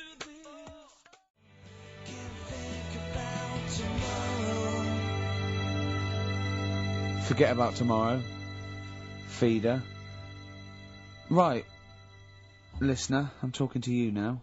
Have you seen these posters around with me and Steve on it, right? It's embarrassing, right? We were mucking around at a photo session, and XFM wanted to do some posters. We couldn't be bothered to do them again, so we let him have this one. Irony comes back to haunt you, and it looks like I think I'm Simon Temper or something, and Steve's alright. But we think that Carl should be in it. Definitely. Carl doesn't want to be in it, but it looks like everyone listens to this show for Carl's, basically, you know, innocent stupidity and some great tracks. Exactly. They don't listen for us anymore, No. Steve. So I think it should be a campaign to get Carl on the poster. Yeah. Well, I should point out that I think XFM are more than happy to have him on the poster. So it's just him? You don't want to be on there, do you? There's no need for me to be on it. Of course there is. Why not? I get so many emails here as I'm sat during the show reading them. So many emails saying, what does Carl look like? I Well, want if pictures of they Carl. go to xfm.co.uk/Ricky, we've got those film bits on there. Those video mock-ups where I'm part of it. You can sort of. That's not see it enough, on there. Carl. People want to see your face. You're part of the show. Not You're an bothered. intrinsic part of the show. Yeah. Yeah, we'll get you on the poster. Why? Just, it'll be too much on a poster. They can only take in so much. What Just do you leave it. mean? They Just can only leave it, take it's in good. so much. Yeah, it's good with two people. No. It's enough. So what do groups do then? Well, they haven't. It's like Ringo Starr is being left off the cover of Sgt. Pepper. Yeah. Or Rutherford doesn't get in a look in with Genesis. Exactly. Well, You know. Which would be outrageous. Yeah. Oh, sorry, Tony Banks, you can't be in this one. Yeah. It's just me and you will be very. You see, you look like the Collins, yeah, so but you've got to be I in there. don't photograph that well either. You're joking. Is No. it because the you look like a little cue ball because it just shines off the But top? a lot of people as well, you should dispel the myth. A lot of people think for some reason that you're fat. A lot of people say to me, is he fat? No, but that's because I haven't got much hair, so it looks like my head's big. No, they haven't even seen you. They just think from listening to the show that you're fat. That's because you're northern. They think you just eat chips Yeah. and complain about the weather. Well, complain about the South. I just think you could answer a lot of your critics. But then you see what I don't like about this world. A lot of people judge people on the way they look. Yeah. Oh, Like you do. If only more people thought like that, Steve. But Carl, you judge people on the way they look. Yeah, I know. That's what I mean. But I couldn't with me, could I? Because I don't know what I look like. What? If I was listening to me on the radio, I wouldn't be able to say, "Oh, he's a," and slag me off and that, because I don't know what I look like, and I quite like that. Do you know what I mean? I've lost. I don't know what Absolutely you're talking lost. Just believe me, right? I'm right on this one. It's best if you leave it. Well, we're not going to leave it. We're going to get you on the poster. Yeah. I mainly after seeing myself on videotape this morning. That's Oh, put me I even showed more him. off. The animal show I did, the show. Yes. I'm doing a video, and I did behind the scenes footage, and I've got you've seen it, haven't you? I feel a little bit of Carl on there, isn't there? Yeah, it's great. yeah. It's lovely. He can't believe it. He said, "Is it playing slow?" Because he's so slow. When I come into the office, he's going, "All right." That's how you And talk. my head as well. I look like I'm looking into a spoon. I'm not happy with it. I just think that if we're willing to if Ricky's willing to use his celebrity profile for the sake of the show, Yeah. I'm willing to look like let's say a fairly handsome, kind of cool customer. I think the very least, Carl, is that you appear on there as well. You could dress Are up you smart. are you worried that you'll look the worst out of all three of us? Who am I standing next to? Am I next to Steve? I'm fairly confident. Yeah. I like the way it's so predictable. You pull the string because you know what it is. It's You pull the string. Oh, what were we talking about before? Oh, so yeah. You know the most complaints ever, the Last Temptation of Christ. I haven't seen it. What was it? It's Scorsese, isn't it? It's Martin Scorsese, and I've bought the film actually recently because I was intrigued to see it, but I've not actually watched it. But from what I understand, the reason that it was so outrageous is because it has a whole sequence which shows what it would be like if Jesus had lived his life and not martyred himself on the cross, but lived his life as a human being. Part of which is him having sex. And so I think that was chiefly what the outrage was, that it was showing this godly man to be, as human as he was supposedly. Because he's supposed to be human as well. So that's the reason. That was the reason that there was complaints there. I don't know. I haven't seen the film. Well, I can't say. you see him, do you? You see him having sex, I think. Yes. Although it is an actor, Carl. Yeah, I it's must not point actually out. Jesus Christ. It's not the real. It's not the real Robert Powell. No. It's an actor playing Robert Powell. Is that, you see, sex on films and all that, right? When I was growing up, Here and we I'd be go. watching.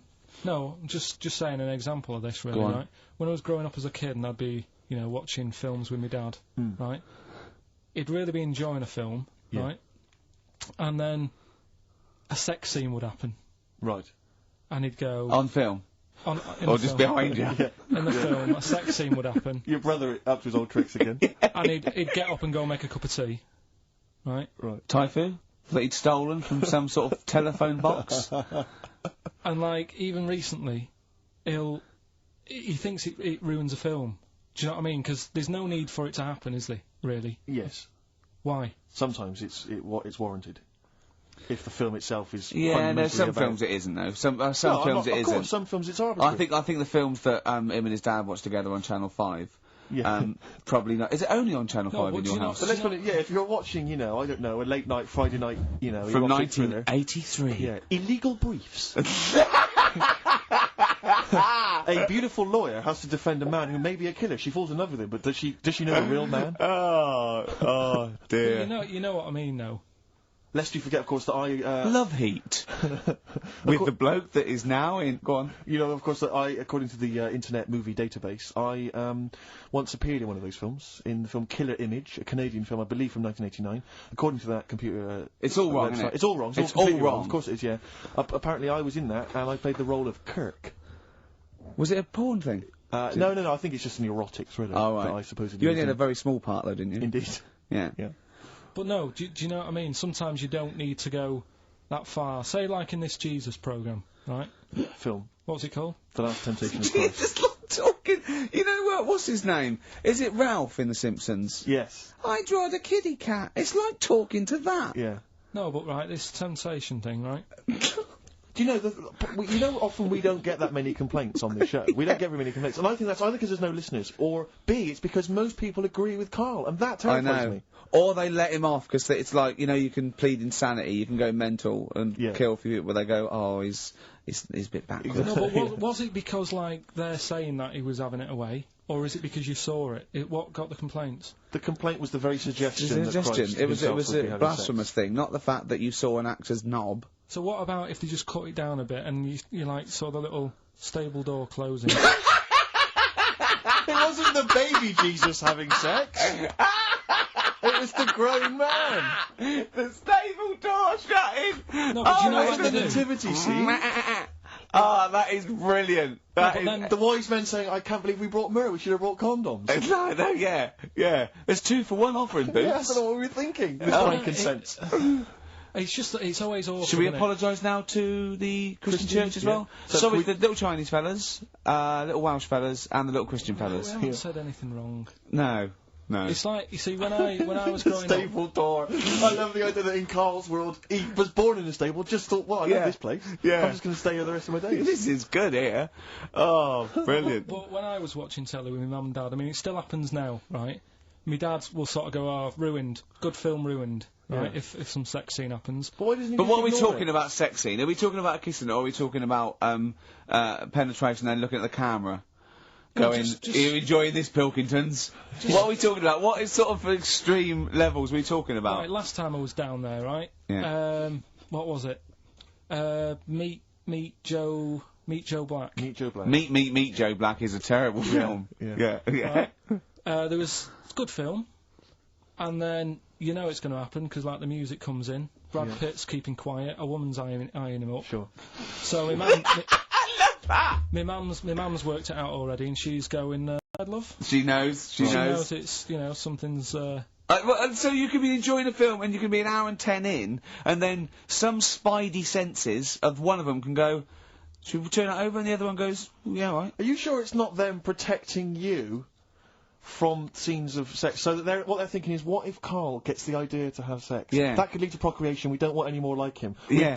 We've got to end the line here. You sure it's not the doctor? Keep calling out, going, you are keeping away from exactly. women, aren't you? He must never find out. Are you how sure it's they're not done. embarrassed because they're watching a sex scene with their son? It happens every time, right? There's 2 things that my mum does, right? It's that if there's sex scene on the telly, she'll go, anything on the other side, love? And the other thing she always says, if ever there's anything on the telly with Elvis in it, she goes, oh, I like him, right? And we all know, we sat there, we know what she's going to say next. Yeah. So you don't even bother saying why, right? And she goes, he likes fat, ugly people. He what? He liked fat, ugly people. He didn't always go for, like, the good-looking fans in the crowd. What Elvis did? Yeah. Right. That was always the thing. And I'm sorry, no, hold on. I don't know what we're doing now with our lives, Steve. Right, wait a minute, right. So, your mum says 2 things, right? She either says... Is there anything else on the is there other anything side? else? Or, I like Elvis. There's a pause, because you know what she's going to say next. She says, he liked fat, ugly people. How often does this occur? Well, because they've got, like, Sky, there's a lot of those channels on. They're like the music channels. So Elvis always comes on. There's either an Elvis film, there's, like, a classic hit by him on... And she'll go, I like Elvis, he likes fat, ugly people. And what do you mean he liked fat, ugly people? Is she a fat, ugly person? Because there's that special Vegas show, isn't he, where he's dancing about, right? And he's got loads of scarves around his neck. Towels. Yeah. And, like, he always hands them down to the fat, ugly ones. Right. And I always say it's because they're the fat, they've got a sweaty face because they can't, you know what I mean? I don't know what world they live in. I don't know how we've gone to this subject. What sort of world are you got when you're watching his face? And what do you mean fat, ugly ones? You mean they're in the front, they're sweating a lot because they're a bit chubby? So she thinks, is giving them a towel because it's But like... he's really going, wipe your face, you're putting me off, you fat cow. Stop sweating near me. There's another one. What? So, hairy Chinese kids. Yeah. Jesus. We haven't slagged off hairy Chinese kids. We slagged off Chinese... We didn't slag anyone off. We just said they really haven't got a town as such, and they wear shoes. What did we say? Yeah, little wooden shoes. And what the I just don't know how we got onto Elvis and big fat ugly women. I don't know I don't know how we sidestepped from the Last Temptation of Christ. Did you see that fat Girls and Feeders Go programme? on a minute. Eh? What's Tom Petty first? Oh, brilliant! It's a great song. Breakdown. How many Tom other Petty. radio shows have talked about Last Temptation of Christ, Chinatown, Yeah. fat ugly women? More Yeah. than 60 minutes. Exactly. Incredible. Sony Award winner.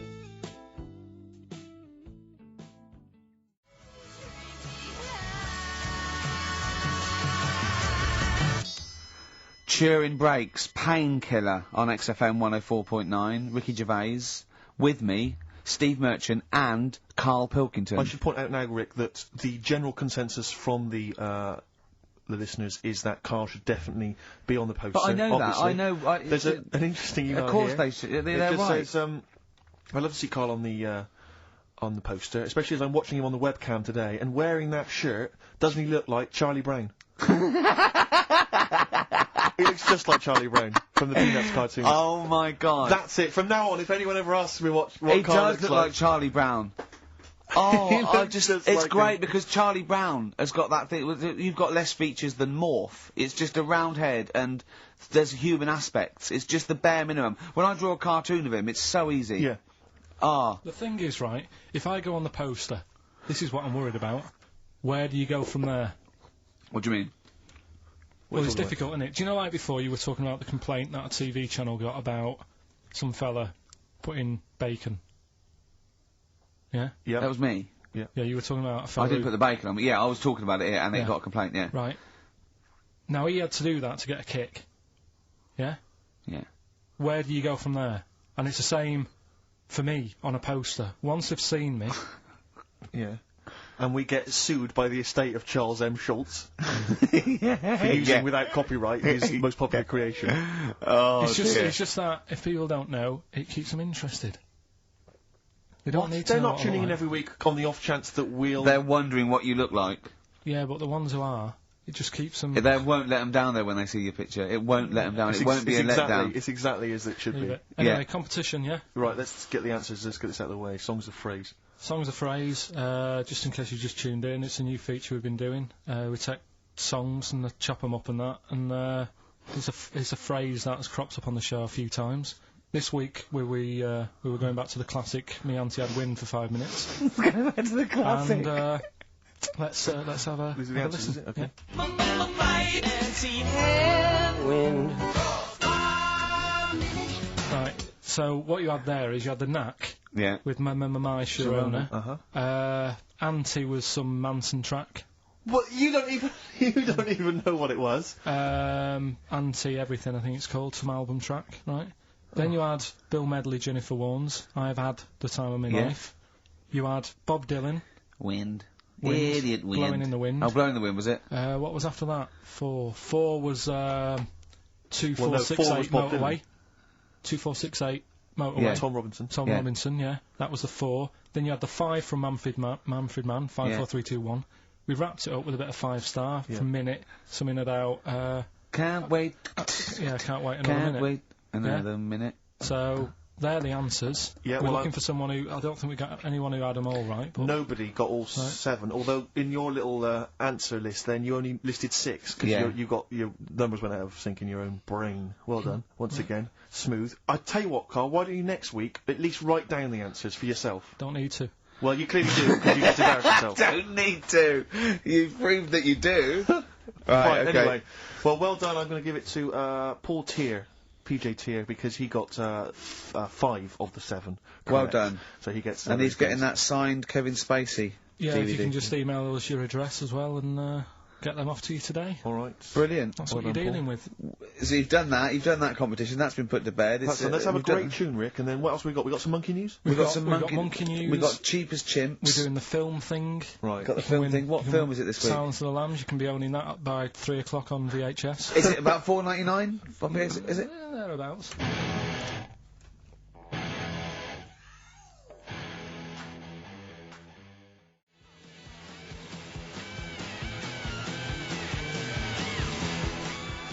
th century boy. Come on, Mark. Some people want a 21st century boy these days. Mark Bowden there. A little bit out of date on XFM 104.9. Ricky Gervais, Steve Merchant, Carl Pilkington. Right, it's that time again, isn't it?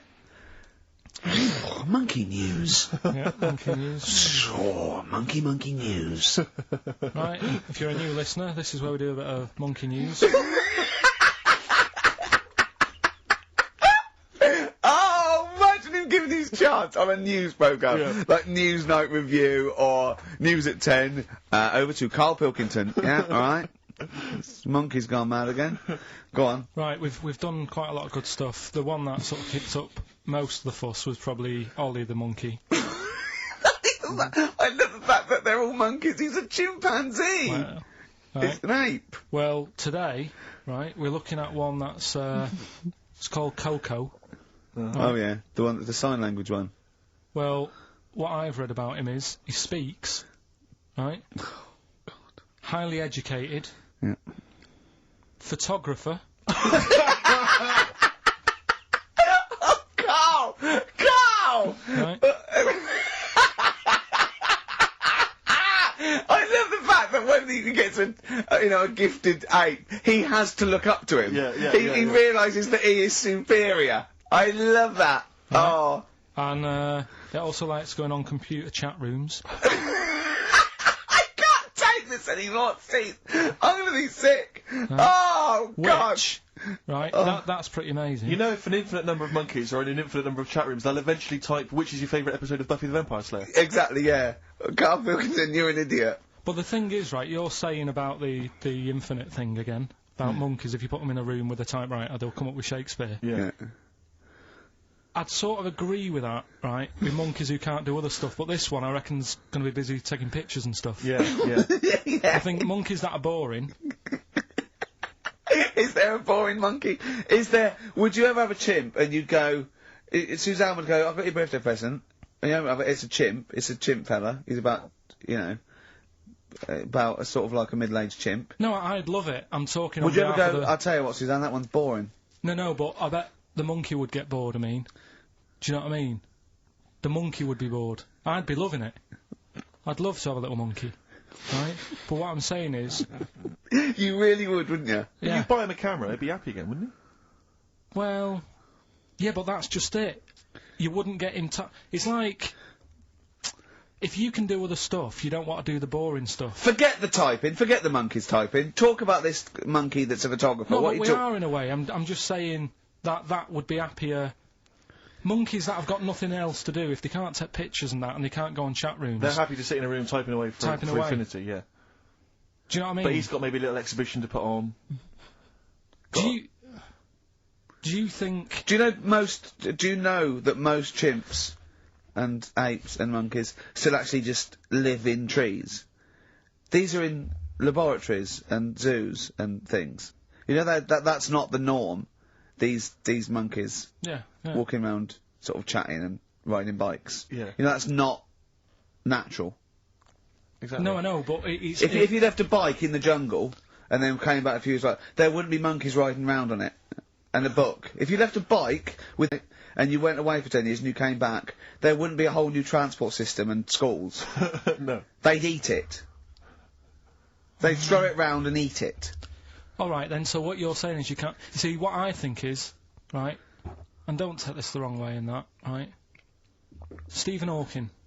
Yes. Right? Now, he had a bad illness.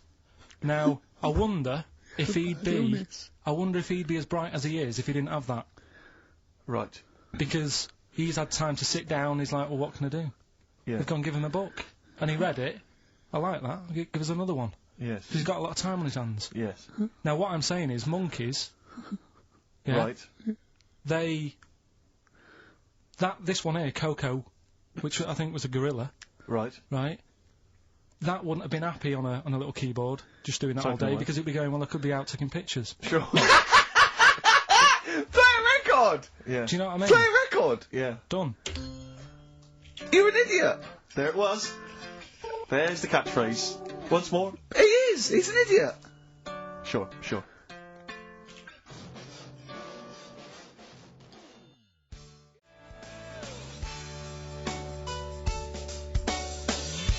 Athlete, El Salvador, on XFM 104.9, I'm Ricky Gervais, with me, the amazing Steve Merchant and the incredible Carl Pilkington. Alright? Right, we've done that, monkey news, right, straight, let's hit 'em dead, let's go straight with Cheap as Chimps, Carl. Right, well, this will probably finish today, to be honest. Oh, right? Because what if we looked at it cheap as chimps? We found out that They eat one banana. Next, go on, do They this eat one one. banana Yeah, a day and that. yeah, that's Right, it. Brilliant. so what It was a long-running feature. Go on. What? Sorry, can I just ask again? What are the rules with cheapest chimps? it's just, you know, if you wanted a chimp, how much would it sort of cost you? Brilliant. Right? Title come first. So, yeah. Yeah. As always, that's the way they do it. Right? Cheapest chimps. I thought I'll go online and see, you know, if I could buy one. How much do you reckon? £6,000 to buy a chimp. Yeah.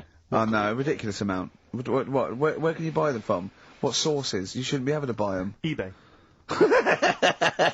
What do you mean? Buy a chimp from who? There was this website that was selling stuff. What you could actually? What are you talking? What are you talking about? Right, here we go then. Right, I looked at it. Here's some of the other animals that were on there. No, wait a minute. What, are these poachers? I don't know. What, the zoos that got bored with them? Where can you buy a chimp? I don't want to give it a plug. Right, Some go on then. website, right? So what are the other animals available? Right, well, I'll give you some prices with the other animals, then you can try and work out if it's cheap as chimps, right? So, right, a camel. What do you reckon? £25,000. Right, $8,000 for a camel, right? Sloth, 40 quid. $3,000. Right. Last one, Bengal tiger. Oh, that's got to be pricey. $12,000. $1,800. What? Yeah. Carl, this is an awful website. That can't be true, mate. Right, That's so awful. a chimp. Well, $5,000. I'm going to go with $1,000. 55,000. What? Yeah. That doesn't make sense. It's mad, isn't it? Yeah. So. But I don't know what to say because this is rubbish anyway. What website can you buy? Okay, get me a tiger. Here's £1,000. Get me a tiger. Well, I don't know. You're an idiot. Postage and packages and. Sorry, so where does the cheapest chimps element come in? Well, that's sort Aren't of you supposed to rounded shout up. it's cheapest chimps at the end? Well, it isn't. That's why I want to finish the feature. I don't know what is the cheapest chimps. Oh, this is amazing. This is amazing broadcasting. So we're up for a Sony Award, aren't we? I hope they're listening because it's ours. Yeah. With features like cheapest chips, it's ending because they're not. It's in the bag. And do you remember? Here's Athlete.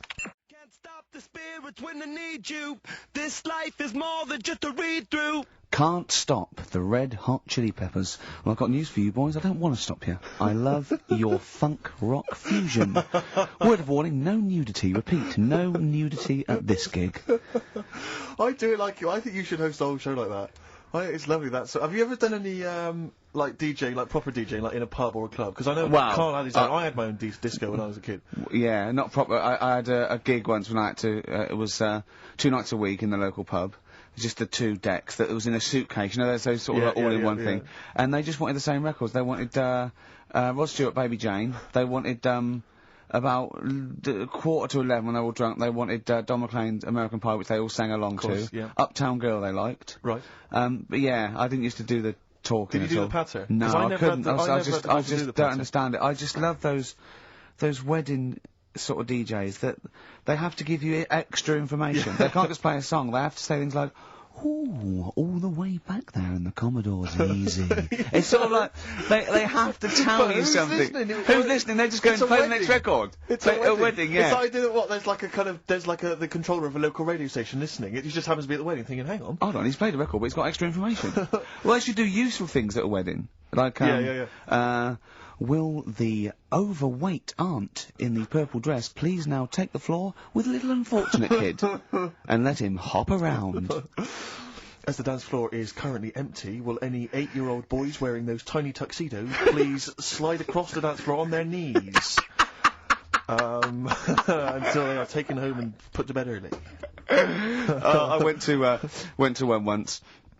And the bloke who'd hired it went to the DJ, and this DJ that had come with this sort of party wanted a 70s disco, and he looked like Woody Allen, right? And I was sure he used to be a gentleman's outfitters, like, and And he said, oh, I wanted a 70s disco. And he went, well, I've got Bicycle Race by Queen lined up. I've got ELO, and I've got Cliff We Don't Talk Anymore, so... And he went, well, I went sort of more disco. He went, I don't really want to blow all my Earth, Wind and Fire before 10. But it's like, all planned. There is a rule. There are rules. Will the 17-year-old girl who's dressed like Avril Lavigne please tut loudly because I still haven't played anything by Linkin Park?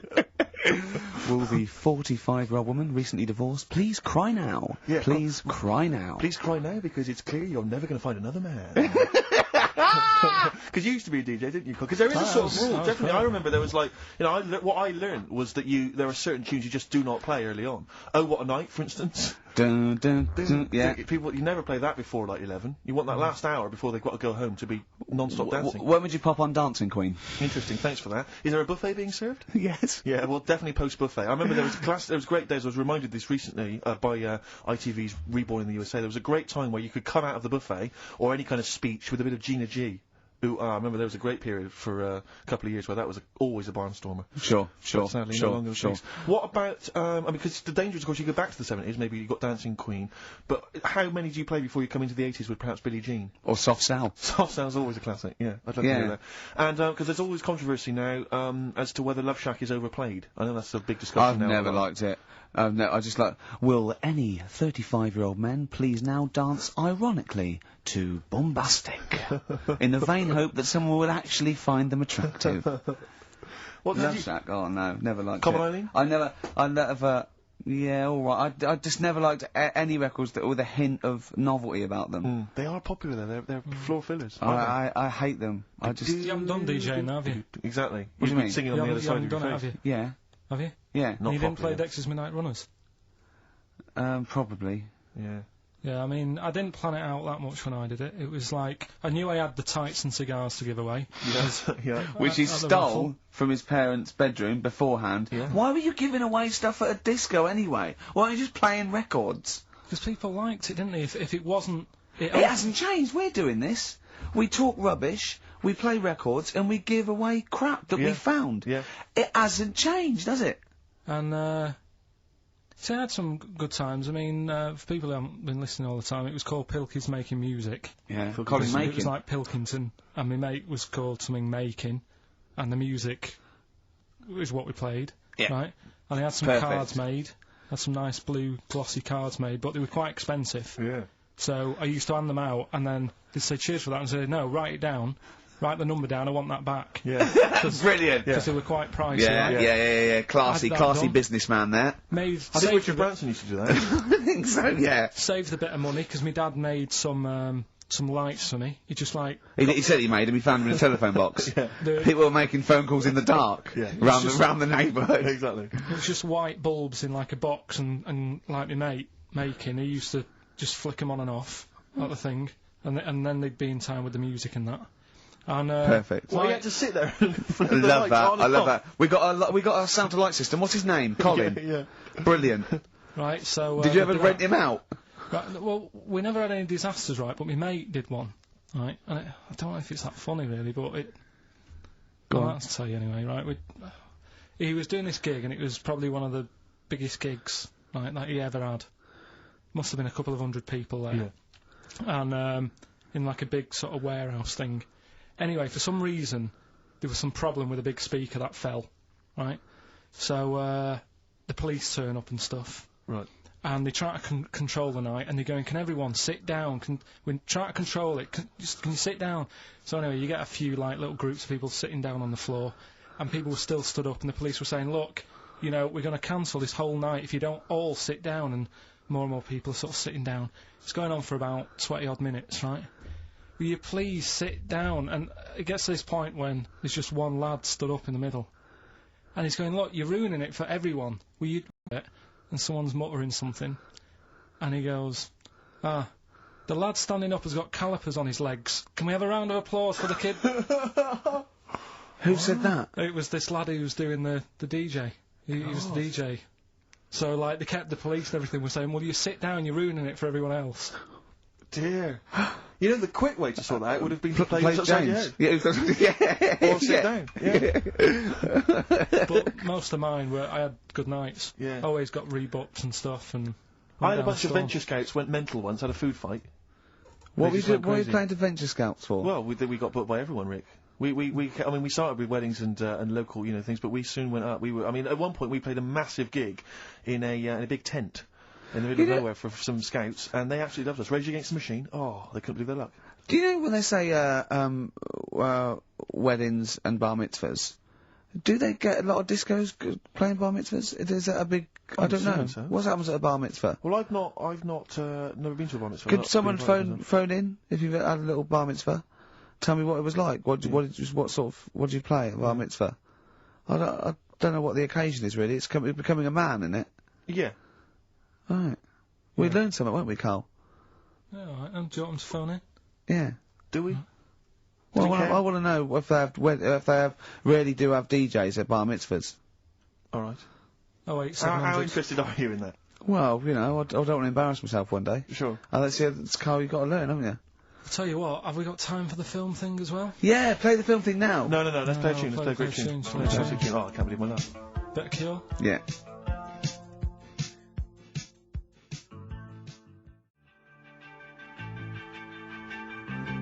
Forest, The Cure, on XFM 104.9. Wow. Brilliant. Someone called in, she's been to a bar mitzvah, and they do have apparently a crap disco. And apparently, what happens? Well, Carl asked her what happens. She said, you just sit around and see the kid who's getting bar mitzvah, or the man now, get given loads of money. Right. And I said, is there a female equivalent? And apparently there is a female equivalent of a bar mitzvah, but she didn't know what it was called. What's that? A bar titzvah. Right, I'm just going to add to the list of people we've offended. Sorry to Jewish people as well. Yeah, we've got. So sorry to Jewish people, sorry to Chinese people, sorry to Welsh people. Ugly fat women. Well, don't put the Welsh in twice. Sorry to Elvis fans. Elvis fans. Animal lovers. Animal lovers. Brilliant. Well, lovers of great radio. Yeah. That was, music lovers. Good, well, sorry about that. Apologies to all of you. Yeah, and, We haven't even had time for, we haven't got time for the film thing this week. Oh, why not? Just, it's running tight, really.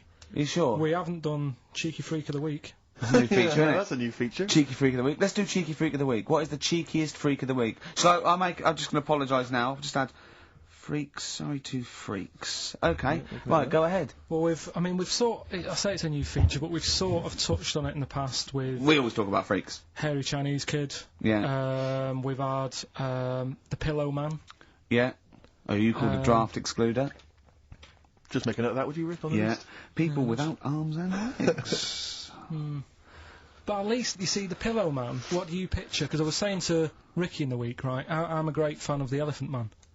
That's his. That's his favourite freak. Of the all Elephant the Man. freaks, that's Do you know why he said? Do you know why he said? He said because you get what you pay for. When someone says the Elephant Man, you get what it says on the tin. Right. You know you're going to get it. Yeah. Do you imagine, Steve, if you had a mate and you said, where are you going? He said, I'm going to go and see my mate. And you go, which mate? And he said, the Elephant Man. Yeah. Straight away, you haven't even met him, but you know what he's going to look like. Yes. Right? That's what I like about that. Hairy Chinese Kid.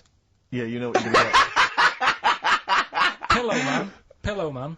Yeah. Not so good. What does that mean? It could be one of those big fat things on that show, couldn't it? A big pillow, like a. Yeah.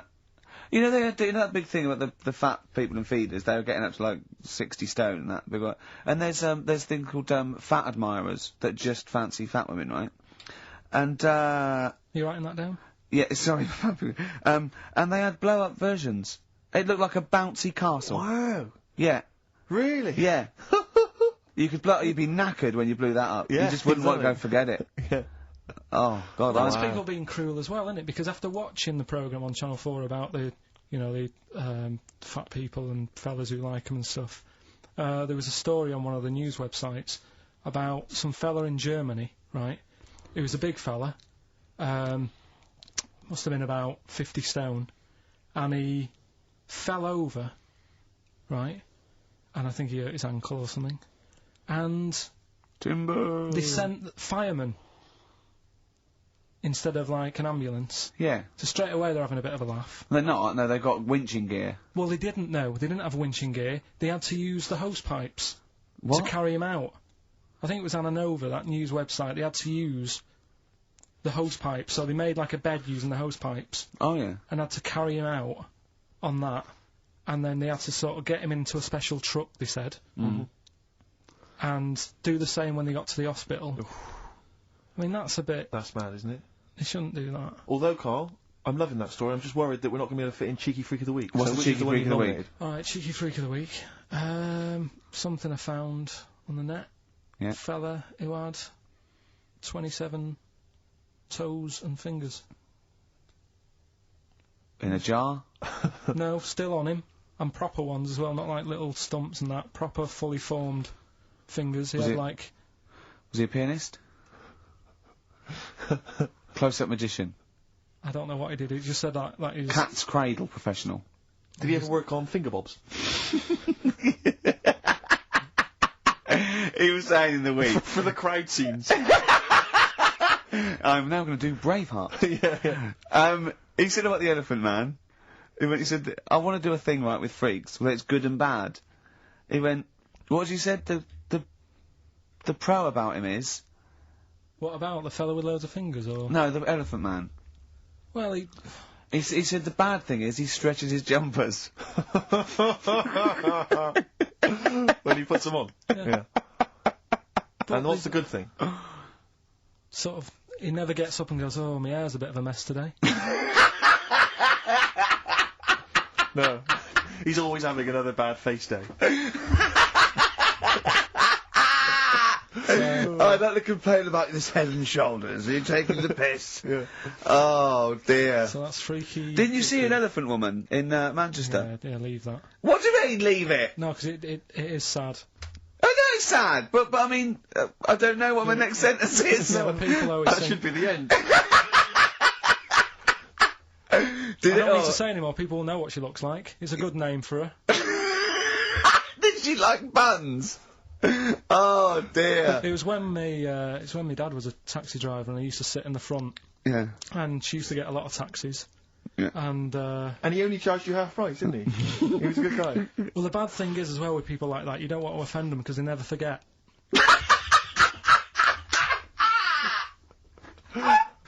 Oh, go! But, go, Pilkington! I was sat in the front of the cab and my dad goes, right, we're going to go and pick the. I can't even tell you the name. He's it's just evil. What do you Right? mean? No, leave it. So she's got. No, Carl, please. tell me what he said. No. You've already stitched him up with Stephen things from Little Welsh I don't Fellas. care. Right, what did he call her? Steve, back No! me up on this. I really Carl, don't want to be to. fair, our opinion of him is already pretty low. Look, tell me what he said. No, it's not. I'm scared of what my dad gets. It's the person who's got. The She's thing not wrong. listening, is she? Well, her headphones wouldn't fit on her head. Tell me what he called her. I don't want to. Tell me what he called her, Carl. I'm getting angry, man. Tell me what he called her. No, I'll leave that. Honestly, Tell me what he... It doesn't matter. Tell me what he called her. Carl, just... I'm going to go... Seriously, I want to know what he called her. Right, you're not going to stop this show. We're not doing the next show until you tell me what he called her. What did your father call the elephant head woman? Tell me. Spudhead. How old were you? I don't know, about 9. So did you expect to see a potato with a dress? He did sort of, again, it's a good name. Do you know what I mean? They had an idea of what it was going to be about, and he said, do you want to stay in the car, I'll take you home, because you can't... Spudheads, you got lovely eyes. Can't. Come on, man. That's it, by the way. Is that all? Finished. Is that all of it? Cheers. Bye. Brilliant. Well, let's end with LL Cool J. Magnificent. Yeah. See you next week. Don't call it a comeback. I've been here for years. I'm rocking my pants. What's up with the beer?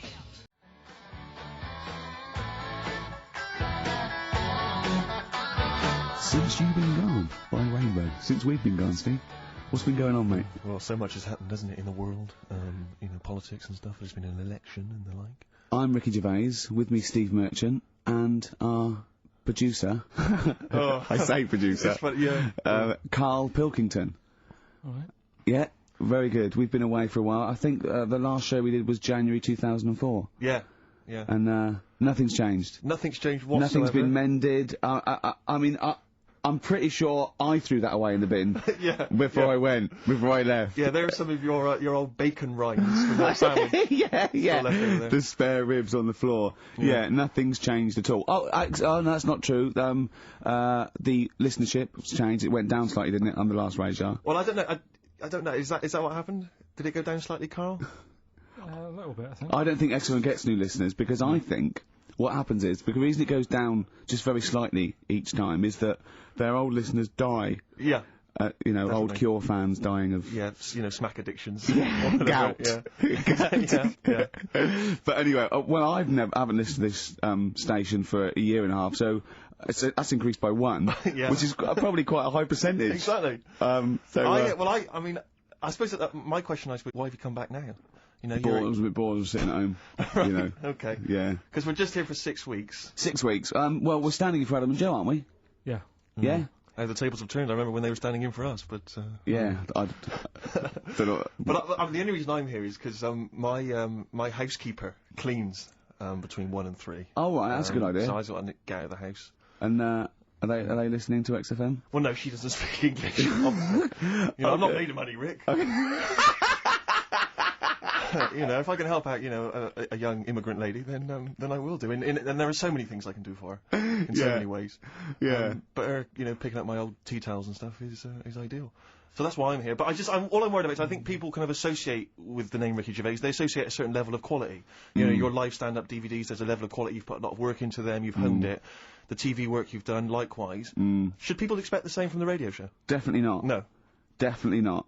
Those things that, you sit there, we sit down, we write them for a long time, write them for a year maybe, then film them, and we worry about everything. This is, I'm not even sure I'm talking into the mic at the moment. I was actually doodling, as you saw there. Yeah. I'm eating a sandwich as we speak. Yeah. Although we do like music, that is true. That's absolutely right. Should we play some great Let's play a records? great record now.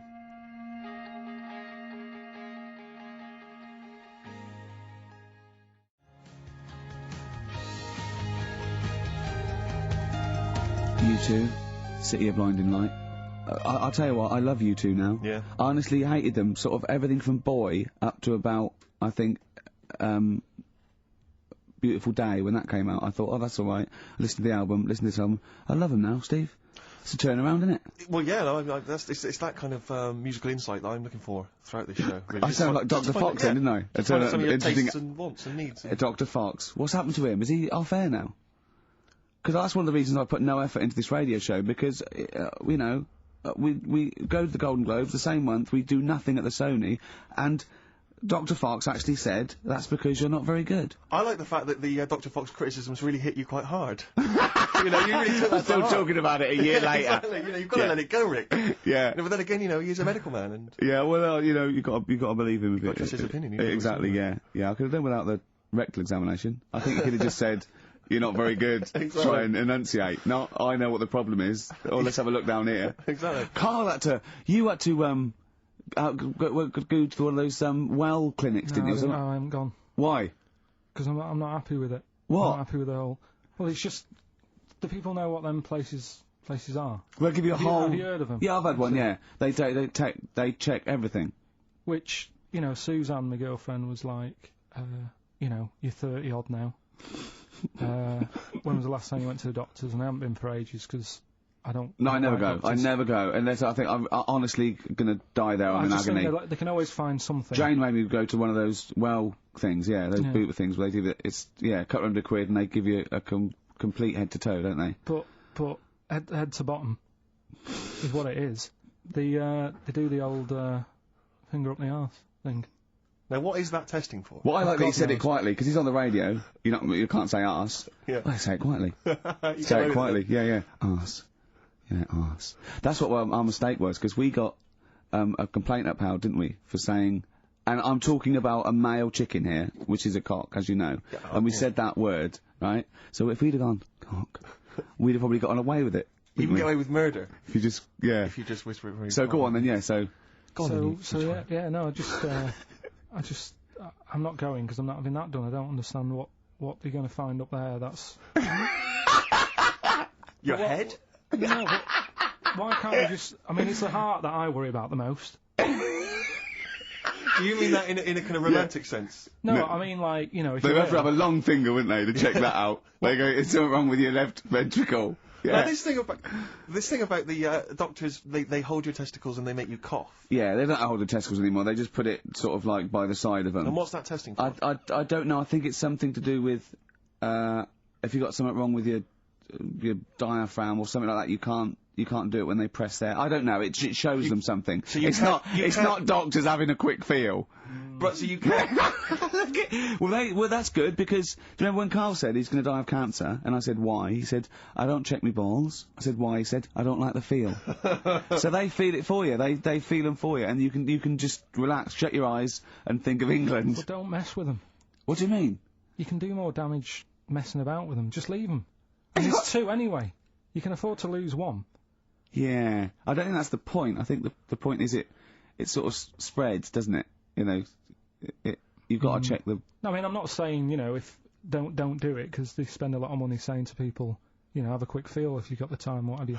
But I don't worry about it. Leave it alone. Why, out of interest, why do doctors stick fingers up your arse? Check the prostate. Check the prostate? Yeah, because if it's swollen, it could you know lead to all sorts of problems. Again, they're not having a laugh, Carl. They're not going, hang on, look at this bald little mank fella. But there's no nice way. I'll feel his balls, stick a finger up his arse and send him home. 300 quid, please, on you go. What about me art? It's fine. And they're all laughing. Roger, Jeff, stand behind that two-way mirror. yeah, what's this? I'm not going anyway. So. Really, you're not going because you don't want... No, I'm not happy with that. It doesn't even matter. It's not the fact he's a stranger. If it was someone who I knew, it'd be just as bad. That'd be worse! Imagine that! At a dinner party. Oh, God. Oh, look, hello, Roger and Selena. Do you mind... Roger, do you mind... Would you allow any of the celebrity doctors to do it, though? Dr. Dre, Dr. Fox, any of those... Doctor Who? I just don't understand in this day and age. Would you allow Christopher Eccleston to stick his big northern finger up Do your... you got a song on anyway? What? Beanie Siegel. I love this track. Oh, it's very urban for you, Rick.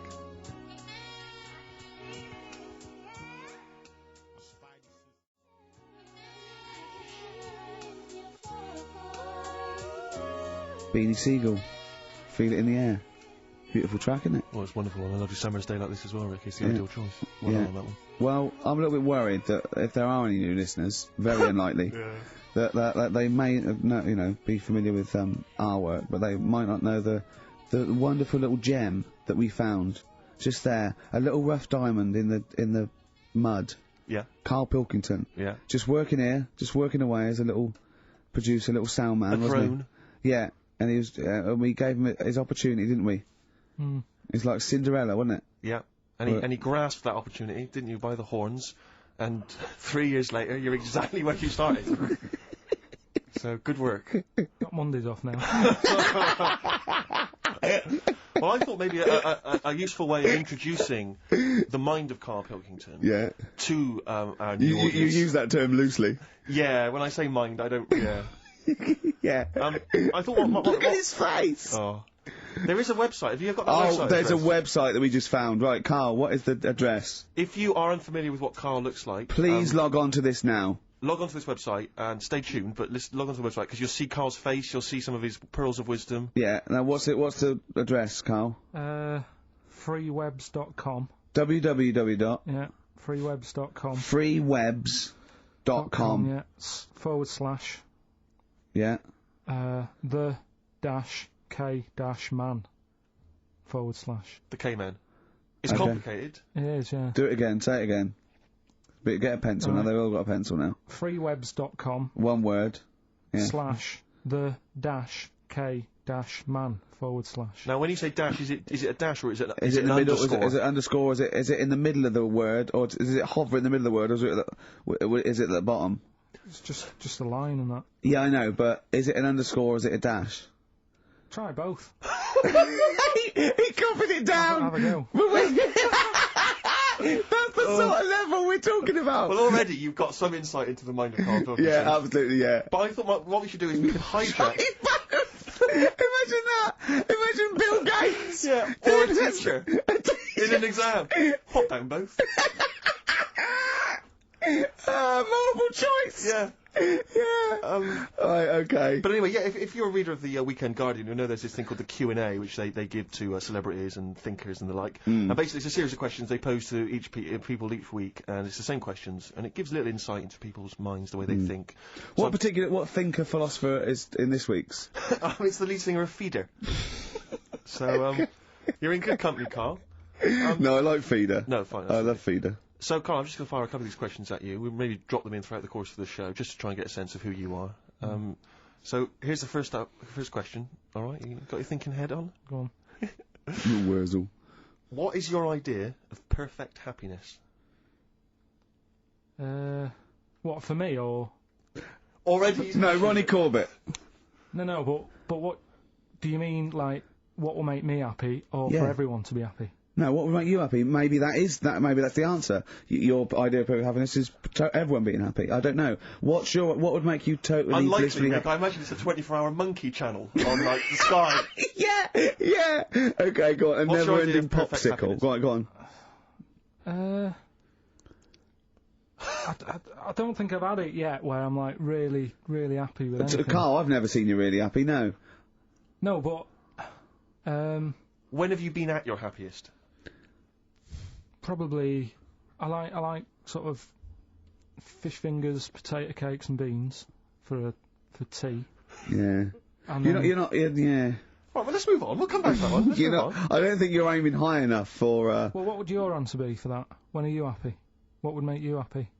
I wouldn't have I'd have fish fingers, but I probably wouldn't have the potato cakes. Yeah. I'd have fish fingers and beans.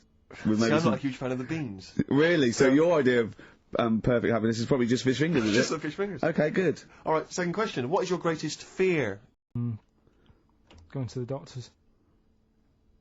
So presumably, ill health and mortality. That's how you do it, you just the see. doctors. No, I don't. Any particular doctor? I don't want to live forever either. No, I just want no. good innings. I just want to get to about 80, 83, 84. Specific! So specific! Yeah, okay. Which living person do you most admire?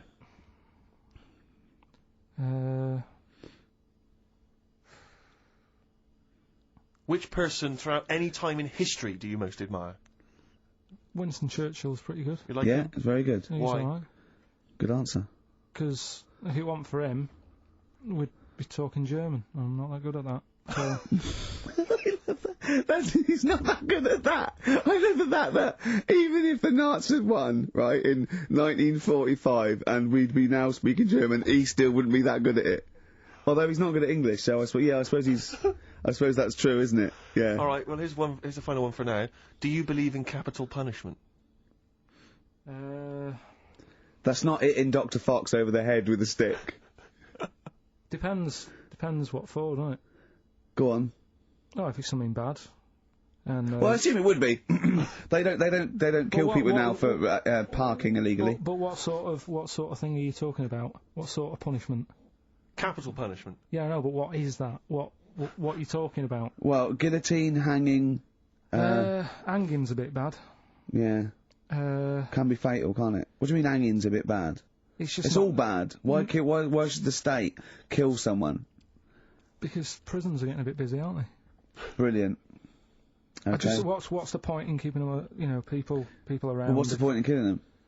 Just because it's like, right, that's that done. Who's next? You know what I mean? What can you do with someone if they're mental?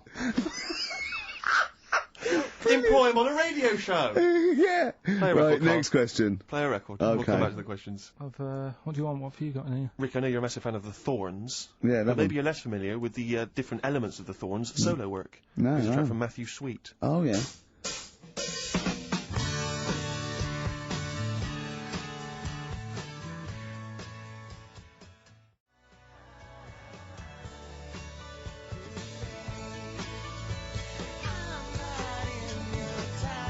XFM 104.9, Matthew Sweet, and a song called In My Time, Ricky Gervais, Steve Merchant, Carl Pilkington. It was great, that. Yeah, just asking Carl some of these Q&A questions. This might be my idea of perfect happiness, being in a room with Carl Pilkington. Yeah. Just what I just watch him look around. When you're talking, he looks at you, and it's like, you know when the owners say, it's like the cat can understand what I'm saying. Yeah. It's like It's he's got on that the same edge look. of that. He's Yeah. on the edge of that. Or you think he can. And I know he understands the words, but I don't think he understands the full impact. He never, whenever you say something to him, it might be some, you know, a revelation or something, he always picks up on the wrong side. You go, well, that's not the important bit. Do you know what I mean? He always goes... It's a bit like having a 14-year-old French exchange student. You know, their English is not amazing. They roughly understand you, but they're trying to piece together what you're saying. Exactly, but it's great. You see, the thing about Carl is, and don't take this the wrong way, I like him because he's stupid, in a way. No, I'm not being funny, but do you know what I mean? But even though I think he is considered stupid, some of the things he says, I think borders on the, I don't know what the PC term is, the retarded. Do you know what I mean, Yeah. Carl?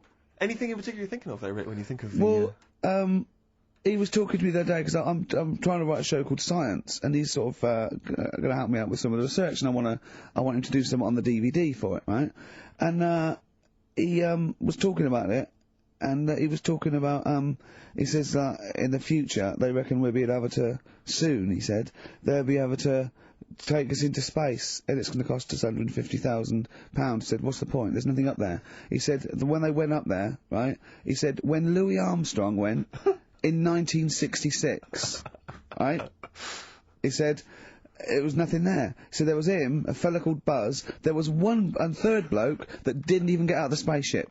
He said he went all that way. He didn't get out to stretch his legs. How good can it be? Forget it. That's him summing up space exploration. Don't you agree with that? What's the point in going up there? Because Are we talking about the finger in the arse again here, or?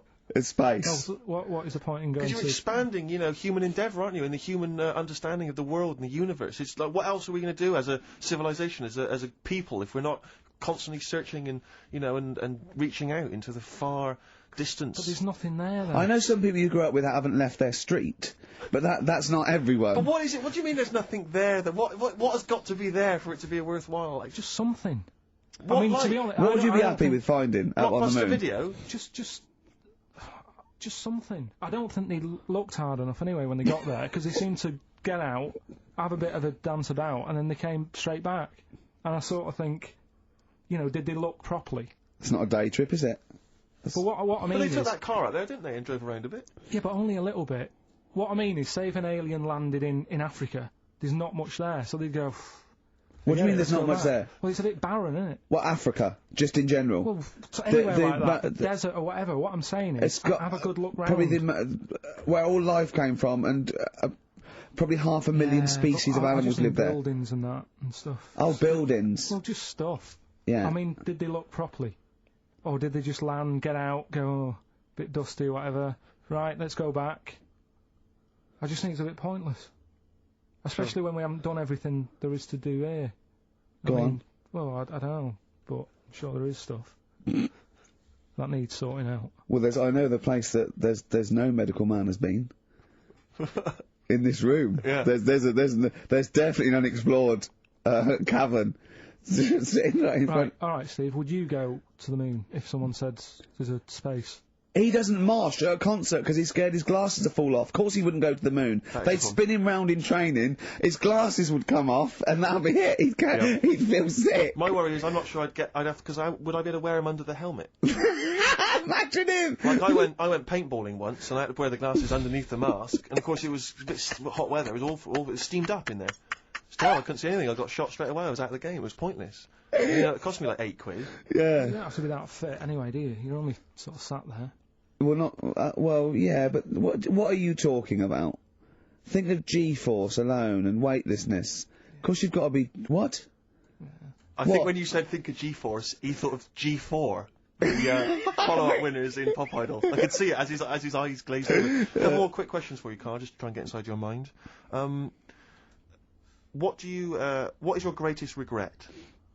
Probably, I didn't do that well at school, did I? So I'm trying to like learn stuff now. Yeah. But How's that not going? mentally. But, you know. He reckons he's learnt more in the last 3 months than he ever has in the rest of his life, reading a couple of science books I gave him. Well, that's impressive. We'll test you on that later on. Yeah. What keeps you awake at night? Well, I live in sort of central London, don't I? So it's Brilliant. pretty noisy. Traffic and that. I Yeah. think they were thinking more. More of philosophically, what but- fears have you got? What worries do you ponder the expansion of the universe? Do you worry There's about no it? point. There's no point, is there? 'Cause there's nothing I can do about it. So what, with you, it's the little Chinese fellow across the road. Just stuff that I've got to sort out. You know, any bills or anything. I don't worry about the world ending or anything. What's the point in that? It's true. That is I true. can't do anything about it. I always think that people with more sort of intelligence have the world on their shoulders. Because they're worrying about stuff that's miles away, whereas I'm like, you know, I'm happy if the sun's out. It's like, oh, it's a nice day. Yeah. I don't worry about wars and stuff going on, because there's nothing I can do. What would you do if there was a war that maybe there was? What, here? Yeah. Go on holiday. Play a record, Carl.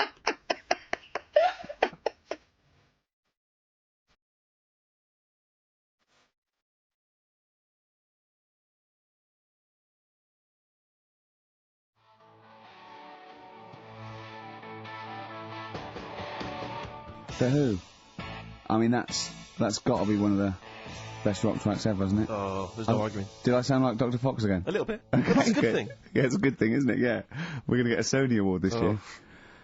Carl, how are you doing? Yeah, I'm alright, yeah. Yeah? It's good to be back, isn't it? We're doing Rockbusters in a bit, what? Have we got Rockbusters? Well. Hallelujah! I'll tell you this, new listeners.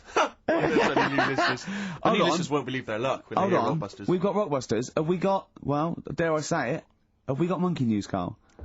Well, I've been away, haven't I? So I've sort of got a few things that I've read about roughly, Yeah. but I don't know the full ins and outs. You're joking, because usually you do your research quite well, don't you, when you get it off Anna Nova and read the top line?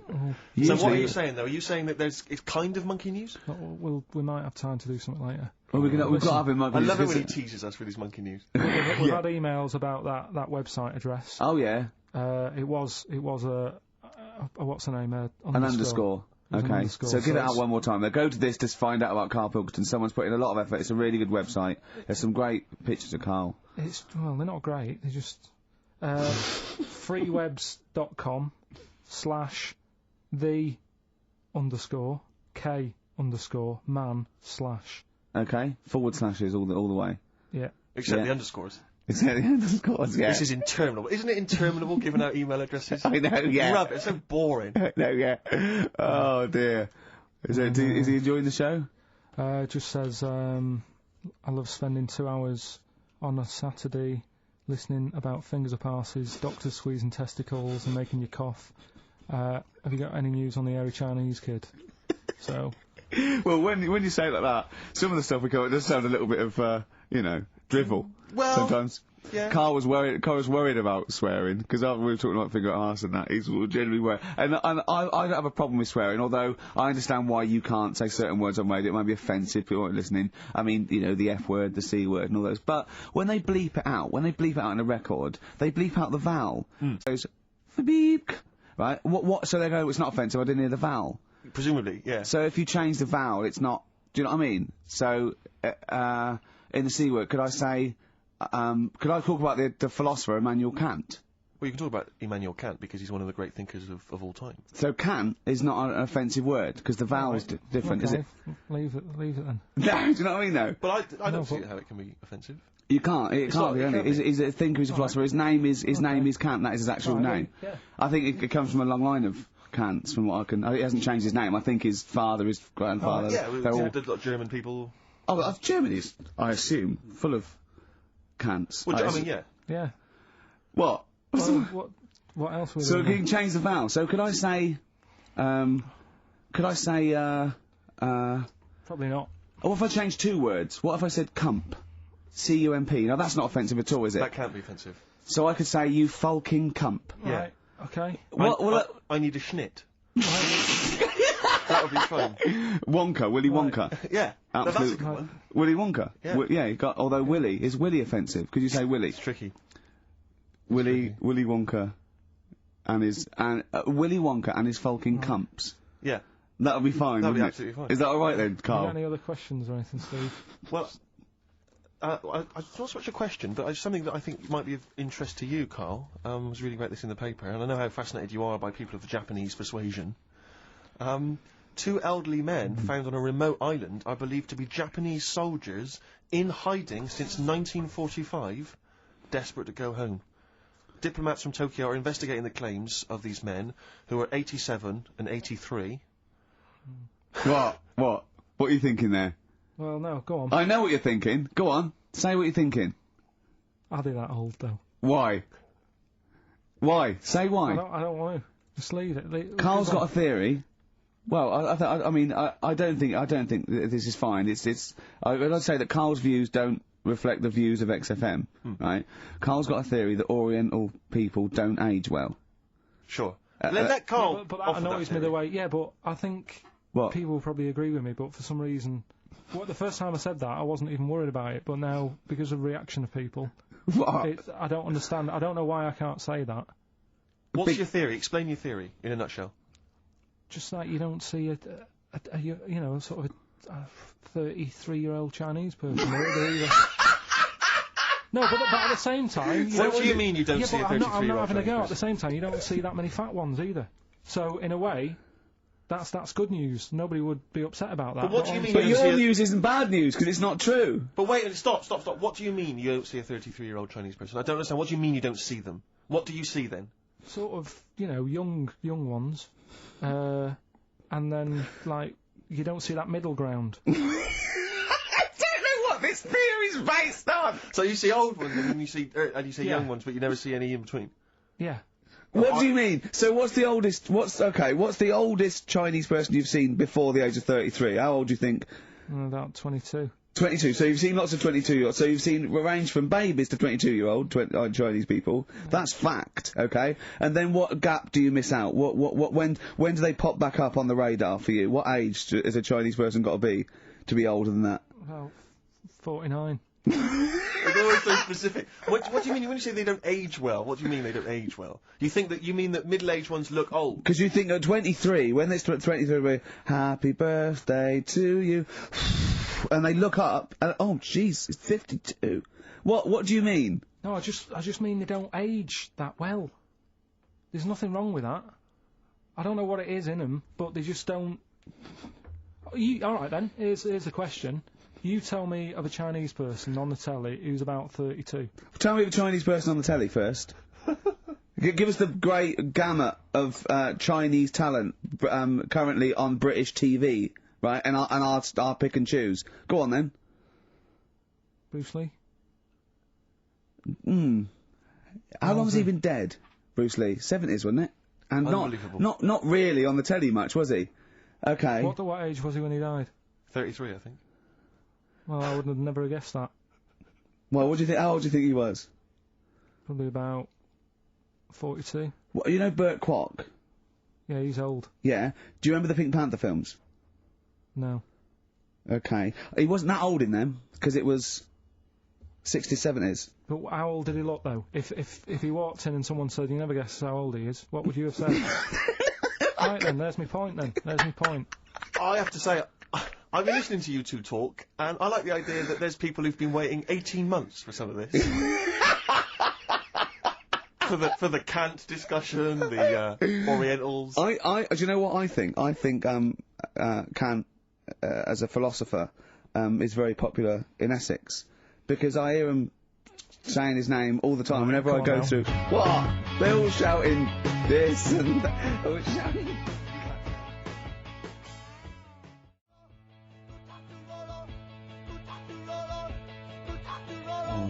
Kings of Leon on XFM.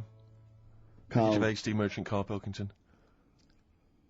Carl, dead air. Talk. No, I'm just looking at it now. Yeah, but that's no good on radio. You can't just look at something. You got to talk. Is he even more backward than I remember? I don't know. It's just that someone's emailed in. Yeah, so you got to tell the listeners that. I'm telling them now. I'm doing it. Someone's emailed in from Tokyo saying that he's getting married in a few months to a Japanese woman. She's 27. Just want to know how long I've got so she starts looking old. Well, how long do you reckon, according to your theory? About 27. Probably about 4 years. About 4 years and that. So What would you advise him, to get out now, or...? Well, have some good sort of wedding pictures done and that. Carl! Carl! It's not true! The theory's not true! Well, we'll see, won't we? Oh yeah, great. In 4 years' time, he's going to send a picture going, oh, you're right, Carl. Look, she looks like a prune. What? He's going to suddenly start saying his girl... It's not true, it's not going to happen. It's that thing, though, innit, of looking at her mum.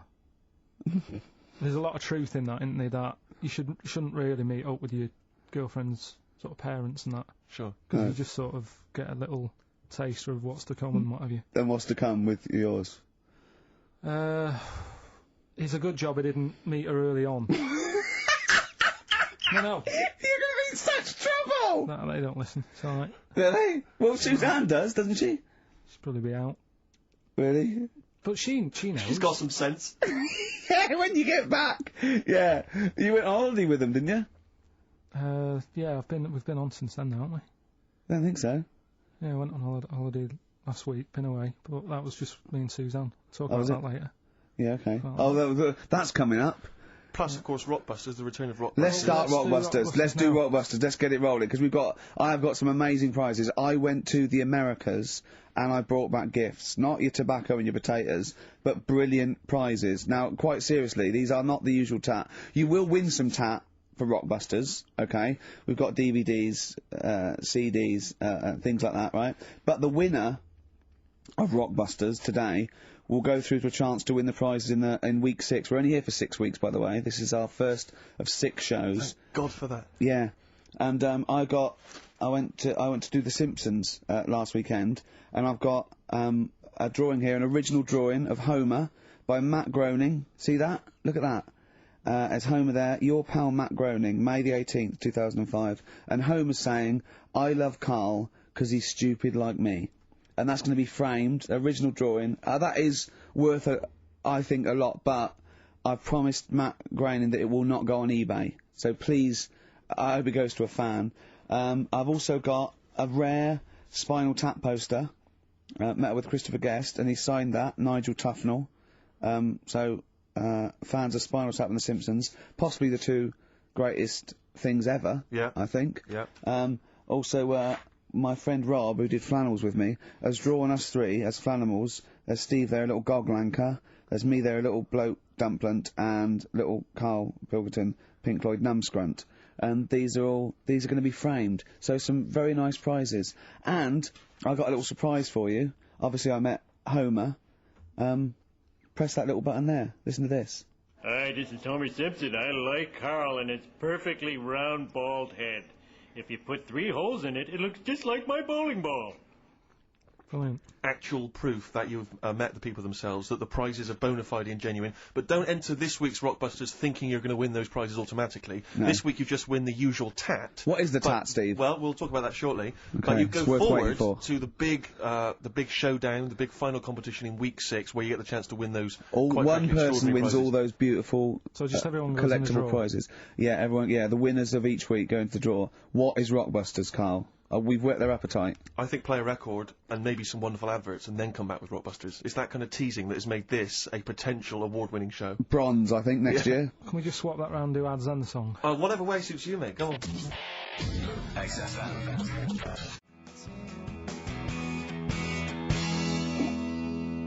XFM 104.9, Magic Numbers, Ricky Gervais, Steve Merchant, Carl Pilkington.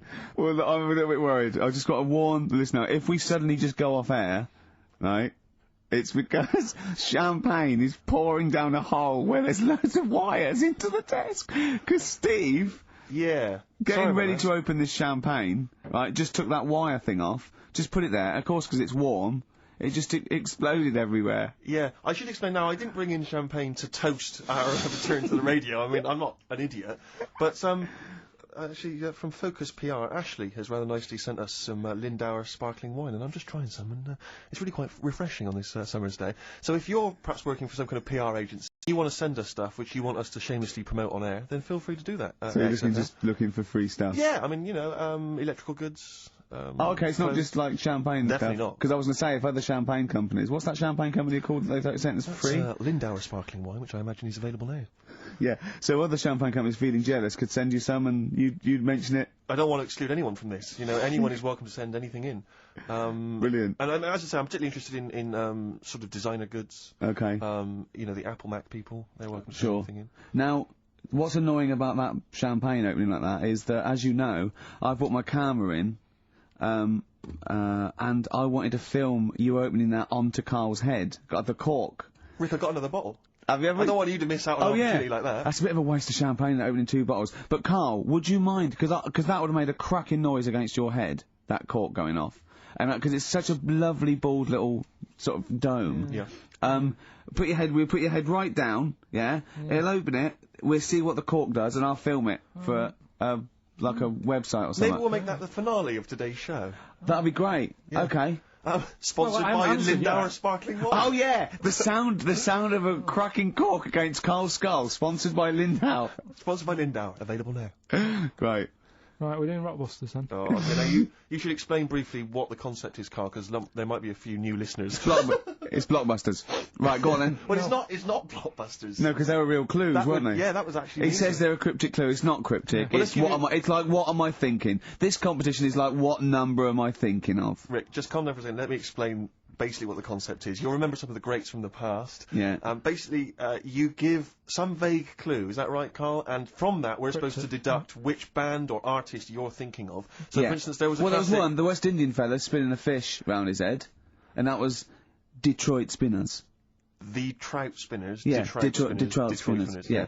There's also what happens if you fall over into a puddle in Texas. Wet knee Houston. Wet knee. That is the level of Carl's That's what you're clues. working with. But could I just say, there's no irony in this. Carl doesn't think this is quirky or kitsch or ironic. He thinks these could go on the Guardian crossword. Yeah. Right. Okay. This is the best stuff you can come up with. Yeah. Right. So there's 3 of them. Yeah. Right. I give you the cryptic clue. Yeah, not and to help cryptic. you along, well, it is. Yeah, not and really. I give you some initials of the band or the artist or whatever to help you along as well. Yeah. 3 of them. This is on the text only. We don't want emails on this one. Just It's the one that gets the highest or the first one to get 3. The first email with 3 or the first one that is the highest. So if no one gets the third one, which I wouldn't blame you for, so if there's like 30 people that get 2, it's the first email that comes in that we pick, and they win a handful of tat. Would you like to go through? I'll search out the tat in a second. I'm not sure where it is. Yeah, there's some DVDs and stuff in there. It's not bad. Yeah, but it means you go forward to the grand final in 6 weeks' time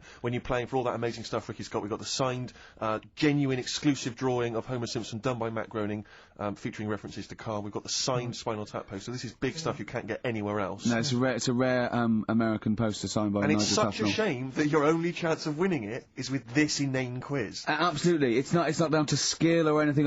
It's just such a shame that. Let's just do it then. Go on then. Right, the first one. Go on. What you got to remember is it's a band or an artist that XFM play as well, right? Right then, so the first one. Oh yeah, because XFM play the Detroit Spinners and Whitney Houston all the time, don't they? All right, these 3. Okay. Giving it away, but these are XFM bands. Okay. Yeah. Right. If you got like a bulb. Oh Jesus.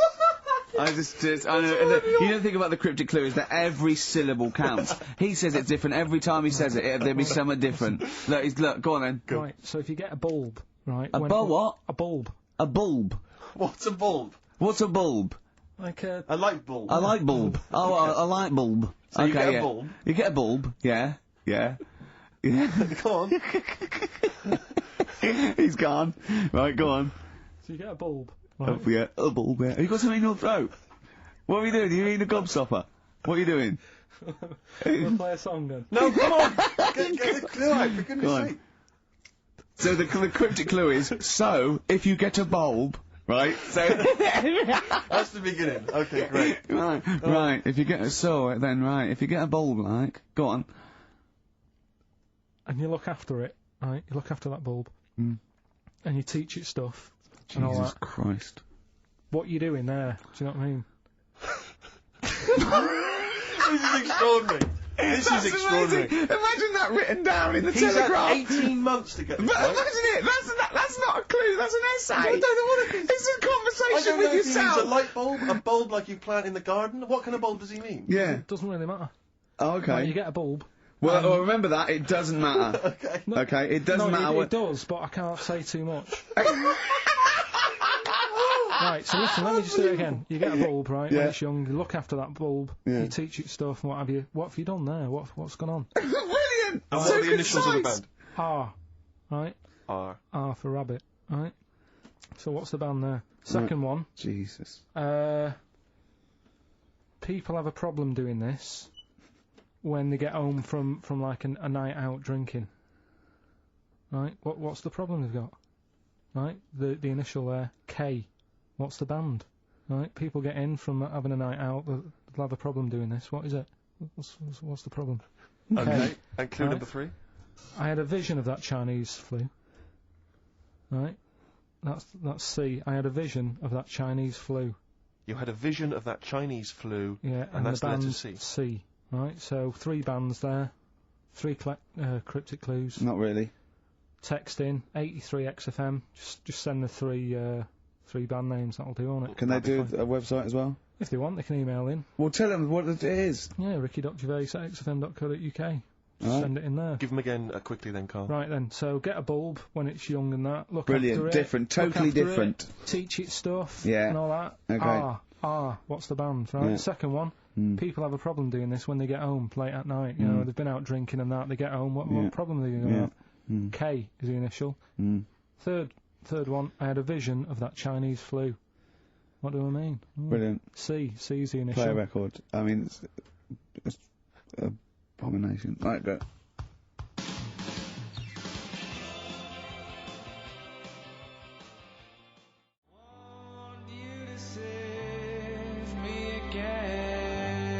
Embrace. Glorious Day on XFM 104.9. Rick, there may be listeners tuning in thinking they've got something better to do, for instance, switching off the radio and just staring blankly at the wall for the next half an hour. But no, because what they're going to miss is our grand finale to this, which is, of course... sponsored by Lindauer's, the sparkling wine solution to a hot summer's day. Yeah. That we're going to be firing a cork. Did you just make that up? Yeah. Pretty good. Please, yeah. Good. They're going to be firing a cork at Carl's head just for the sound. I just think it's sound. Huh? It's not happening. Yes, it is. You said no. We've said it is now. We've promised it to the listeners. Yeah, come on. I'm not happy with it. Why? Because the pain. Well, I've never had it done, so I don't know how painful it is. Well, all the more reason to do it then. Yeah, we've got to try it out, haven't you? You're perfect. It's like a little cowbell or wood block. It's that's what I'm hoping for. Yeah. I'm hoping for pop. And I'm going to film it for my website. Brilliant. So go to that this week, rickygervais.com, and see Carl Pilkington getting hit a high-powered cork coming out of Lindauer sparkling wine. Lindauer sparkling wine. And of course, if you want to send us anything in, and perhaps next week that you feel we could actually that'd be great. That's the sponsor us to do This something is for like Carl. interactive because a lot of people plan the show. Like Dr. Fox plans his show. We sort of come up, we riff on the that's a great idea. Send stuff in that we could harm Carl with. Yeah, we harm Carl.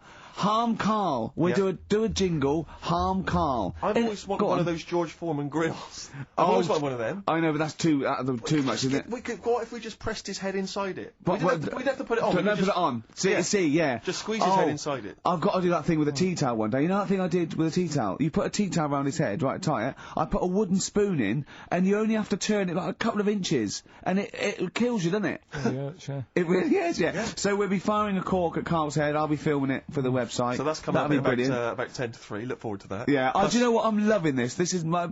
Just being in a room with him. I just can't. I want to squeeze his head all the time. I'll tell you, if you're a fan of imbeciles and idiots, you're missing out if you're not watching Celebrity Love Island. I watched about 30 seconds of it, and I hate them. Just desperate idiots and slappers. I actually angers me. I switched on Celebrity Love Island. The first thing I thought is, where's a tsunami when you need one? but seriously, there's a guy on there. There's a guy on there, I think his name's Paul Danan, ex of Hollyoaks, and he's an absolute joy because, like Carl, he's an absolute simpleton. Oh, really? And it was fantastic. And he was on one week, and he was talking about how he fancied Lady Isabella Harvey. Oh, yeah. And he said to her, thing is, right, I really fancy her because she don't like reading books and I don't like reading books. I've got something in common. But I love the idea that he's attracted to someone for something they don't do. I know, yeah. I've never killed a kid. She's never killed a kid. We can never get What married. about sleep around? That would be a good thing to be attracted to someone for. Unbelievable. Oh, just honestly, and Big Brother's the same. Is it? Just a load of ropey old cats. Yeah, I know, just like a horrible, cellulited, wobbly, rice-arsed, fat-titted tarts and idiots and show-offs. And they all disgust me for a different reason. I don't know which one to hate most I know. and why. They all give me a couple of reasons to hate them. That's what the nomination should be. Yeah. You know, nominate who do you hate the most? Because Absolutely. I thought I was going to switch on and find that actually, people like Abby Titmus and Rebecca Lewis had been misrepresented by the press. Oh, what, the one that wanked off a pig in public? Oh, yeah, go on. Yeah. Yeah. Was that? Did you say wonked off? I said wonked off a pog. Yeah. Wonked off a pog. Yeah. Yeah, that's great, isn't it? But I mean, it's amazing, Rebecca. I mean, don't even get me started on Abby Titmus. I like the idea of her parents perhaps going to some kind of someone's birthday or whatever, meeting some old friends who've perhaps been away living in another country. Yeah. How's young Abby? Is she still a nurse saving lives? No, she gets her tits out for a living now. Aren't you funny? Yeah. Rebecca Lewis, by her own admission, I don't know if it's true, but she said she sleeps with a married man, then sold her stories to papers, then wonked off a pog, right? That's a hell of a CV, isn't it? I'm looking forward to that. Is amazing. I bet her nan's very, very proud of her. Yeah. Oh, God, don't, just forget it. Don't get me started. I'll be watching every night for the next 10 weeks. Yeah, you can't not. Is it? My adrenaline rushes. And you go. Oh God! I'll just tune in to see. It's almost like you tune in to see which one gets hurt. Yeah, that's the thing, isn't it? Emotionally scarred. But maybe one of them will come through. We'll find out. We're always going to be exactly. We're going to find out that one of them was like had a really, really bad childhood, and we feel sorry for her for a little, like the Jade Goody syndrome or something. And oh God! Then they release an exercise video. Oh, Carl, we got to get in on this. Oh, imagine Carl in Big Brother. That would be a joy. That would be amazing. But you turned on and you hated it, didn't you? Yeah, I gave it like 3 minutes and it's gone. There's always something better on though. You annoy me that you watch it. You moan about it now, but you watch I know. it. I know. Yeah, I know. There's always something. I really did not watch any of Celebrity Love. That was just too awful. I think the celebrities are worse than general public though to me, because if they're so desperate, they want 9 little bites of the cherry, and it's embarrassing. It's embarrassing. Or at least these people, they think that they're gonna get out of their job they don't like, maybe, or it's sort of like. I give them their 15 minutes, but it's, oh, God. But there's always something, I mean, when we were out the other night, Steve, right, there's a programme on about a spider that's a foot long and eats chicken. No one's talking about it. What do you mean? What do you mean? No, well, I'm sorry. I had to stand up because I thought I was going to explode. What do you mean there's a spider that's a foot long and eats chicken? There was a programme on about it, about how there's this spider in the jungle or something. But I missed it because I was out, but no one's talking about that in the papers. That's to me, that's a worry. That's about why? In case it nicks your Sunday roast. What do you mean? No, but if it likes chicken now, Rick, in like 2 years' time, who knows what it might I know, it move up the evolutionary ladder, it'll start liking Carl, then humans. No, I'm not bothered about the chicken bit, because I eat chicken, that isn't that shocking, but the fact it's a foot long, and no one's, it's just on a Thursday night, no one's talking about it. What do you expect, though? What do you expect from this? It's got its own PR. What do you want? What do you want this spider to be famous? Where is it? Where is it? It's in the jungle. It's not worrying anyone then, is it? It's not going to move. Well, why? It's not going to. What do you mean? What do you mean it's not going to move? Well, how's it going to get here? Is it going to get on a bus? There's waves and that. They come in bananas and all that. So don't worry about it. So I'm not. If you're going to be like that. Anyway, listen. We better line up Babushka. We better play that surely, because I know you need to analyse those lyrics. That's very important to you, I know. We've still got that Cork hitting. Cork on their head's going to be great. We're going to put his little head down and really give it a firing. Sponsored by Lindauer Sparkling Wine.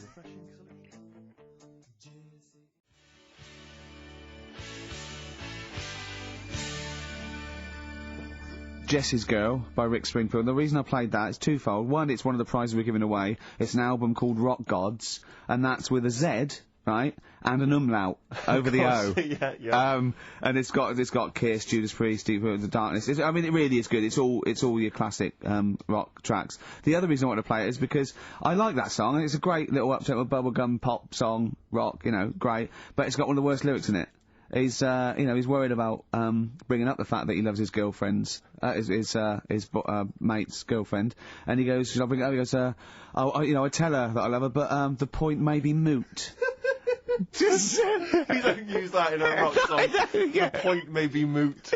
Well, I was listening to Christian O'Connell on the Breakfast Show when he had this bounty hunter thing running a couple of weeks back, and I don't know what happened, but anyway, he ended up with Bryan Adams in the studio doing a live session. Bryan, good natured or whatever, but you can't help but feel with Bryan that he thinks that he's Bruce Springsteen, but there's something wrong. I mean, he's got the voice and the guitar, he can play and everything, but there was a lyric, and he played it completely earnestly, and it was a session, and the lyric was something. It was from his recent album, and the lyric was along the lines of, and I'm paraphrasing, but it was along the lines of, I'm sat in my hotel room, there's a knock at the door and I get kind of nervous. I'm hoping it's you, it's just room service.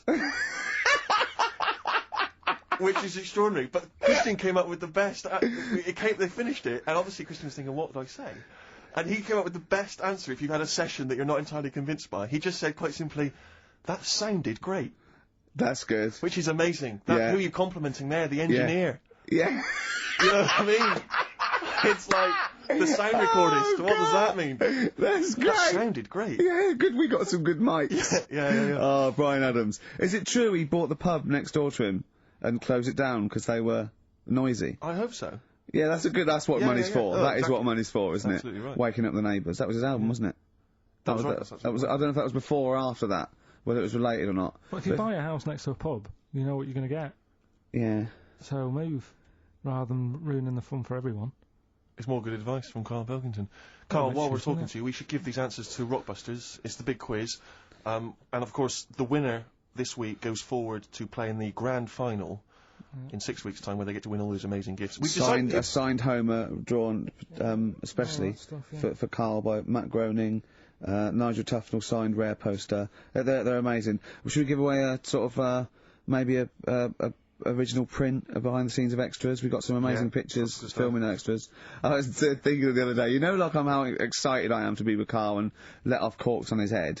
Well, our editor, long-suffering editor Nigel, we'd worked with Ben Stiller, Kate Winslet, Sam Jackson, all these people for 8 weeks. It was amazing. But my highlight, I thought about it, and my highlight was dressing Nigel up, our editor, in a baby grow. Sure. It was, I planned it, we got the department, costume department hired it, and we dressed it up, and it looked brilliant, didn't it? Yeah. And it's just... And that is BBC licence fee money going towards you dressing up your editor, because you didn't pay for it. The BBC paid for it, so that is how your money has been spent, people. But it's available on the DVD again. Exactly. Nothing's wasted. Which you have to buy for 15 quid. Sure. So, yeah, it's a win-win situation. It's the whole thing is one big reality game show, isn't it? Yeah. Oh. Anyway, the answers, give us the... Go on, give us the clue. I haven't got an idea. Go on, give me the clue then again. Right, well, do you want to say who the winner is, or... No, let's hear the answers. First clue was, if you get a bulb when it's young, you look after it and that, you teach it stuff. Yeah. What's going on there? Go on. The initial was R. Yeah. Right, that was Razorlight. Alright? Razorlight, you raise a light. Razorlight, okay. Kind of works. Yeah, it didn't matter what sort of bulb it was then. It was very sure. specific. Thought it might. Go on. People have a problem doing this when they get home from a night out drinking. Yeah. What's the problem they're having? They have a problem getting the key in. Keying. That's awful. Works. That doesn't count. Keying. And they got it right. It's keen. It's keen. It's one's awful. Awful. I had a vision of that Chinese flu. Yeah. The initial I was C. That was Caesars. Caesars. They managed to get that as well. I love the fact that even he knows they managed to get that as well. Did anyone get all three? Yeah, a few people. That's terrible. Okay, who was the first one? I don't know what it says about XFM and its listeners that people are getting these answers right. I know. Go on then. I mean, horrific. But anyway, we're going to give it, and he goes forward, as I say, for the big prizes in 6 weeks' time. It's Paul in Bookham. Well done, Paul Bookham, but also he does get the complete series of Alias, League of Gentlemen, that Rock Gods album. So it's pretty good. But Open Water on DVD and a chance to win all those prizes. Brilliant. Yeah. Coming up next, a cork smacking a bald man on the bonds really hard. XFM. London, it's your city.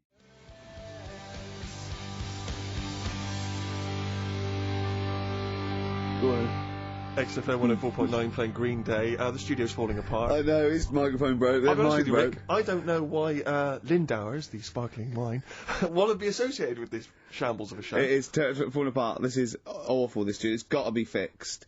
Right? Right, now, Carl, come round here. It's the time where I'm going to let a cork off. Do you want to film this, Steve, for Yeah, the let me website? just That'll be take that available on the website next week, rickygervais.com. So see Carl getting hit. One bloke suggested we leave the metal cap on because it's get a better pitch. But we'll take that. He's staying. Hang on, let's get the camera ready. Get the camera ready. Ready? So if you've just joined us, we are using some Lindauer's sparkling wine to basically, well, what can I say? We fire a cork at Carl's round ready? head.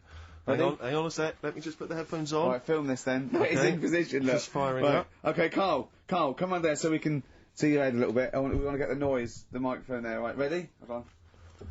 Good. So you're just doing it. Hold on. Now it's in position. What have you? Oh. Ready? Yep. Oh God! Oh no!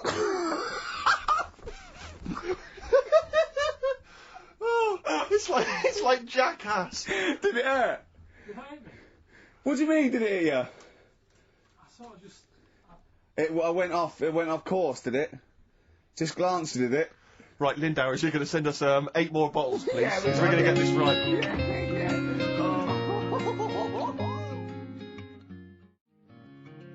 Homesick. Kings of Convenience. Beautiful. Yeah. On XFM 104.9. Well, that's nearly the end of our first of 6 shows, I'm our just thinking summertime back to special. some of the highlights, Rick, so far today. I don't know what you've made of it. We Finger up started- the arse. Finger up the arse, testicles early on. Orientals don't age very well. Bit of liberally. racism. Bit of racism with the Germany's full of cants. Yeah, that was That isn't highlight. swearing. Cork on the head, champagne down the electrical works. So good. Just the finale is monkey news, obviously. Well, I'm looking forward to it. Oh, chimpanzee, that monkey news, yeah. There isn't. I've been away, haven't I? Oh, there's been no monkey news. You can't get. No, but I haven't had a proper chance to sort of, Carl, your monkey news is of spurious tales from the. So let's have one of those. No, let's it's have a all monkey who dressed as Zorro, and they thought he was a woodsman, but when they took his head off, he was a 4-foot hairy chimp. Let's have one of those ridiculous stories. Well, we've done that though. But do you want to go back on some of the ones? Oh, to sort of just recap? what is the No, monkey well, news? There must have been some monkey news this Right. week. The only thing that sort of stood out, do you know, like they're having problems? You're just making this up. Where's your information? Where's the piece of paper? Where's the document? What is this? Because I've been away, so I haven't got Right, anything. let's that's just walked hit- let's- into let's them. hit- But it's hear bad him out. enough when he's reading it, he gets it wrong. When he's just riffing, it's going to be absolute twaddle. Let's hear it out. Right, do you know, like they're having problems getting new people to be policemen? Oh, Go on. They've in America, they're taking them on to sort of join the SWAT team. They've taken what on? Some little monkeys. Okay. Giving them walkie-talkies and all that. And well, they can't talk. They're just walkies. they don't have to, Yeah, giving them some walkies. What do you no, mean? they're What just was? being given commands and that? And they go. What? So it's one way. They tell them they've got the little thing strapped to them. They're good at like getting into small, sort of, small places and that, and sort of, cracking stuff and all that. Like I say, it's just half a story I just picked up on. That's not a story. Well, what do you want? Monkey news. Well, I'll get some better stuff next week, but I've literally got off a plane. This a few is hours the ago. worst. This is one of the worst shows we've ever done. And that's saying something, Rick. This 'Cause we've is- done some tripe. This is nothing. And to end with the police in America have given monkeys walkie-talkies. That's nothing. That is a disgrace. And what do you mean that you've not had enough time to prepare? We've been off air for 18 months. Yeah. What, there's been no accumulated monkey news in that time? It's got to keep it fresh, though, hasn't it? Great, well, what XFM. Muse on XFM 104.9. It's Ricky Gervais show, isn't it? With Steve Merchant. Yeah, we're all here. Oh, lads. I can't wait. I can't believe it. We've got some great stuff coming up, Steve. What have we got planned? I'm being honest. Go on. There's some great tunes. Yep. We've got, there's too many to mention. Don't mention them. Well, there's about 20 actually. Is there? We could mention them. Looking forward to them. I've got a brand new feature Okay. as well. You know, I do a film with you. Loving it. And, you know, we do Run for the Covers and Song for the Lovers and got a new feature. Go on.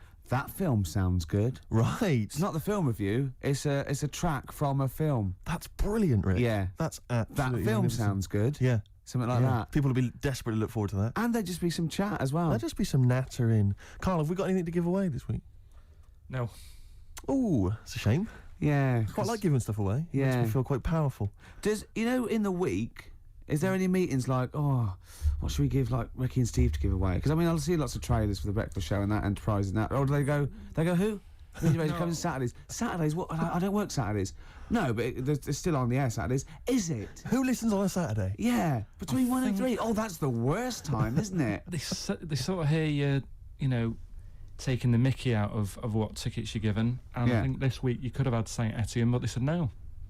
We'll hold them back. I love them being punished. Yeah. Yeah. But I'll tell you what we're being punished for being subversive and rock and roll. Yeah. Is that a crime, Rick? I don't think so. High five. Five. You've got to hit the hand. Yeah, I know, otherwise well, it sounds embarrassing. You're a lot taller than me, aren't just hit high five. Yes. High Sweet. record. Black Rebel Motorcycle Club there in Loveburns, XFM 104.9. We're really swinging now. We are. It's so happening. much better than last week. Last week was appalling. I don't want to talk about Well, it. it wasn't too bad actually. Was it? Apparently, no. You know, I said, oh, we were really off then. Steve was hungover and I was tired and we couldn't be bothered. And they were going, no, it's as good as any other week. Ooh. Which is pretty disappointing, isn't it? You want them to go, well, I'll tell you what, it was the worst one ever and it was still brilliant. It was still magnificent. As opposed to, yeah. it was one of the best. But rubbish. Yeah. Yeah. Good. So we're going to really... we're going to up the ante today. Yeah. Come on, Ooh. Carl. Cheer up. Let's make this, Carl, let's make this the best show ever. All right. Should we have a big group hug? Yeah. Oh, Carl, come on. Let's have a big group lick. Yeah.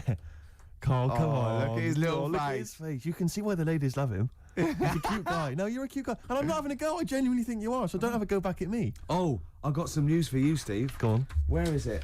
Carl, where is that thing? Right, here. Company Magazine are compiling a 50 most eligible bachelors feature. Ding dong. For the May issue 2002, right? These are the requirements, right?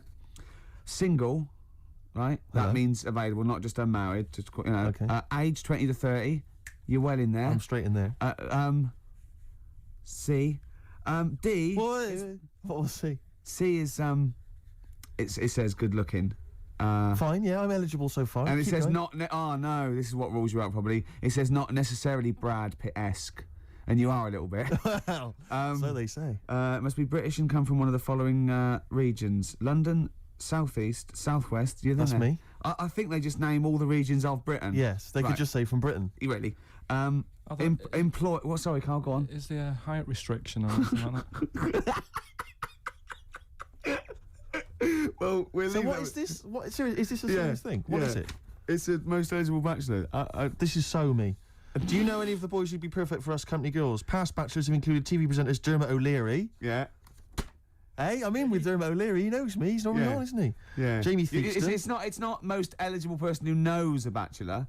The models Rob Warrington and James Polanski. Yeah. The singers Lyndon David Hall and Richard Blackwood. Yeah. Wouldn't necessarily consider him a singer.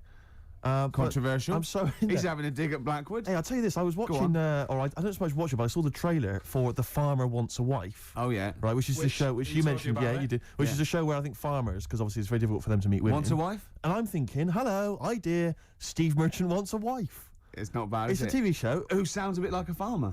Exactly. This is. But what I'm saying is, I don't mind the public voting for the woman. You know, if that's how it happens, I don't mind. You know, because who cares? You know, Yeah. I'll have anything, whatever they can choose. Be fine. You know. See that? I think Steve Merchant wants a farmer. That'd be even better. Steve Merchant wants it. Yeah, Steve Merchant wants it. I'm thinking, sort of maybe the Bravo channel on cable. Yeah. You know, or ITV2. Yeah. Hey, it's an idea, Rick. I'm just flying out the flagpole. Yeah. Well, we'll think about that. Yeah. Don't phone in. It's not worth it. Let's play some more music. There is a Slim Shady in all of us. That was Eminem, XFM 104.9. Steve. Yeah, no, I was just thinking, because Carl, I'm probably thinking, you know, he likes to have a little dig every so often about, you know, my success with the ladies. No, but I'd tell you, you'd have been proud of me last night. No, listen, you'd have been proud of me. Because I was walking back from the shops, I was carrying 2 cans of weak lager. It was Friday night, Rick. Yeah. Time to go a bit crazy. Yeah. And there's this woman coming the other way, who must have been sort of 50, 55, just staring on the street, dressed in kind of like rhinestone cowboy style outfit. Really weird, never seen it before. Parton? Was it Parton? It wasn't Dolly. No. And she was just staggering down the road, like, just shouting, and some truck drove by, and she just went, "Oh, come over here, come over here." And the car just drove by, whatever, and she walked into me, and she saw me coming, and she saw the beer in my hand. She couldn't believe her luck, and she stopped, and she tried to stop me, and I sort of stepped one way to try and go past her. She stepped there and blocked my way, so she blocked the other way, and she went, come here, like trying to motion, and I was really scared. It was like some. You looked around and thought beggars can't be choosers. Well, but then for a minute I was thinking, well, you know, I mean it's Friday night, you know, I'm in a mood to make whoopee. But I thought it's probably best to avoid it, and I actually managed to run away and avoid her. And she just kept shouting at me as I was running down the road, "Come with me, come with me." But I legged it. But what I was thinking is, it was like some kind of like sort of Hansel and Gretel nightmare. Do you know what I mean? Like an old lady in your way. You're going there, and there's loads of other people that look just like you. Exactly. They're getting very, very thin. We've been here for years. In chains. Yeah. But I thought you'd be proud of me. No, there was that was that was a woman on a plate, so to speak, and I just turned it down. And yeah. Exactly. You see, you so went not so desperate. He got in and went, "What have I done?" Seeing her again tonight. Then. Well, I'm just going to hang around by the offie, see what happens. You know. Looking forward to Christmas. Loving it. I'm always a big fan of Christmas. Actually, yeah. No, I'm not a bah humbug type. It's not far now, is it? It's this month now. Is it? Is it? Are we in December? Is it the 1st? Yeah. Jeez. Yeah. Oh yeah. Jeez. Jesus. Yeah. Brilliant. Well, I was quite excited because this week I think it was this week in the papers, The Sun and I think all the other papers actually had the first of the kind of giveaway TV supplements that comes out listing all the shows that are on. But what about when they bring them out this early, is you open it and it's like you think, yeah, I want to see what films are on and stuff, and you go through it and it just about half of the listings are to be confirmed. To be confirmed. It's it's an utter waste of time. Yeah. And it's like who is planning their film and TV watching this early? Yeah. It's a little bit early to be worrying about 3 weeks in advance going, but I better not make any. Well, unless it's like an amazing thing on telly, or you know. Are you coming to a party? We got one Friday 29th. I don't know. I'm gonna watch something on the TV. There's a good film. What is it? Not been confirmed yet. It's to be confirmed. Yeah. But I can just say this, I won't be at the party. Yeah. Yeah. It's strange. But I remember when I was little, my sister used to work in W.H. Smith's, and she used to come home like every Thursday. She'd been paid big bag of sweets for me, and the TV Times. The TV Times, of course, because you're working class. The TV Times. The radio Times for a classier middle class gentleman like myself. But the bumper edition at Christmas, it's like 2 weeks of telly. She sit down like that Thursday night, sit down with my sweets, and we tick off all the things we were going to watch over the next 2 weeks. Didn't happen, did it? Because I was squeaking around, hyperactive, making people play with my toys, stuff, and not watching telly really. But if you watched any telly, it'd have been really rubbish stuff. The whole family was. I imagine probably Dennis Norden's Laughter File. Volume 12 or whatever it is. I don't think even Dennis Norton was going there. Whereas you see, we in our house, of course, we'd just switch off the TV and we'd perhaps just listen, to the concerto on Radio 3. Ooh, yeah, we weren't allowed to turn the telly off. Really. I don't know what a concerto is. I've just said that word. I'm assuming. I don't know what a concerto is. It's like just a posh word for concert, isn't it? I think so. Is it? Yeah. What's a concerto? It's one of those. Maybe it's one of those instruments, the kind of squeeze box. That's a concertina. It's a concertina. Yeah. My nan used to play a concertina. Really? Yeah. I don't know if that's interesting to you. I don't know why you choose the concertina of all the instruments to play. I mean, it's not the sexiest. It's only kind of sailors. My nan used to have one, but she doubled up as an iron lung. So when she, when she had a bit of an attack, we not only were warned, but we had little tunes. That's beautiful. As well, yeah. Could you play your gran? You can play your gran, yeah. Yeah. That's beautiful. Once she had a bit of an accident, she said, "Sit down, kids," and she came in there, and she had a corrugated neck. Of course. Where it had gone horribly wrong. Go on. Sorry, what were you going to say? It's happening again, Steve. What's happening? It's going all wrong. Yeah. We're talking rubbish. Are we? Yeah. We should have played 2 in a row. He's having a go, isn't he? Blimey. Gorillaz, Rock the House. Yeah. XFM 104.9. Who are you? Ricky Gervais. Who are you? Steve Merchant. Yeah. Nice. Yeah. Sweet. Together again. I can't believe it. The old team. They said it'd never happen. Plus Carl, he presses the buttons. Let's not draw attention to him. Okay. We were talking about squeeze boxes. Yes. And it got me to thinking, what's happened to them? You don't see them. Do you know what I mean? Instruments should be around forever. You know what I mean? The piano forte, as I call it's a it, classic. been around forever. They invented it. It's around. The saxophone was only, I think, the 20s or 30s. But I can't imagine it going away. There's a number of instruments probably dying out. Lute. The lute you rarely see now. You which is rarely a see, crime. except maybe on a Men Without Hats. What was Men Without Hats? Or Marillion. Right, Men Without yeah. Hats. We can dance if we want to. And Pierre Trudeau's daughter was in that video. Who was that we saw in the sandwich shop yesterday? Well, he might not want us. He might want to be people to know that he was in a sandwich shop. It's fine. It just shows that he's he didn't human. Bruce Dickinson. He didn't recognise him. I went, look. Bruce Dickinson from Iron Maiden. I had no idea. Fella, isn't he? I'd say he's really tiny. It was almost laughable. Is he It married? wasn't- That'll annoy me. But You just alienate yourself from a lot of heavy metal fans now because he's pretty I'm much of a scared. guru. They never leave their bedrooms, Rick. But they've got powers. If they're putting crystals now on toads, and they're going to turn you into a. All right. All right. Well, no. Let's having a go. I wasn't having a go. I stopped myself, realising it wasn't much of a threat. Rick. Right. Go on. What else is dying out? Pipes. Pipes. You never see people smoking pipes. Why Young don't people you? now are not smoking pipes. No. You see old people, you're right, but kids, you've got to start taking up pipes, otherwise they're going to die out. Because the people of the older generation, they're going to die soon. I'm not smoking a pipe. I should With be. pipes, though, was it like the fashion where when you smoked, you started, at a young age and then carried on, or did you just start at 50? But no, because if you see like sort of shots of kind of sort of professorial types Yeah. from the 1930s when they were at Oxbridge, Yeah. they're always smoking pipes in a tweed jacket. Yeah. That was when they started, like university. Yeah, but they still do. So, Yeah, I mean, no, there's no, lots of things that should die out in the rest of the world carry on in Oxbridge colleges. Yeah, but my point is Boaters. All right.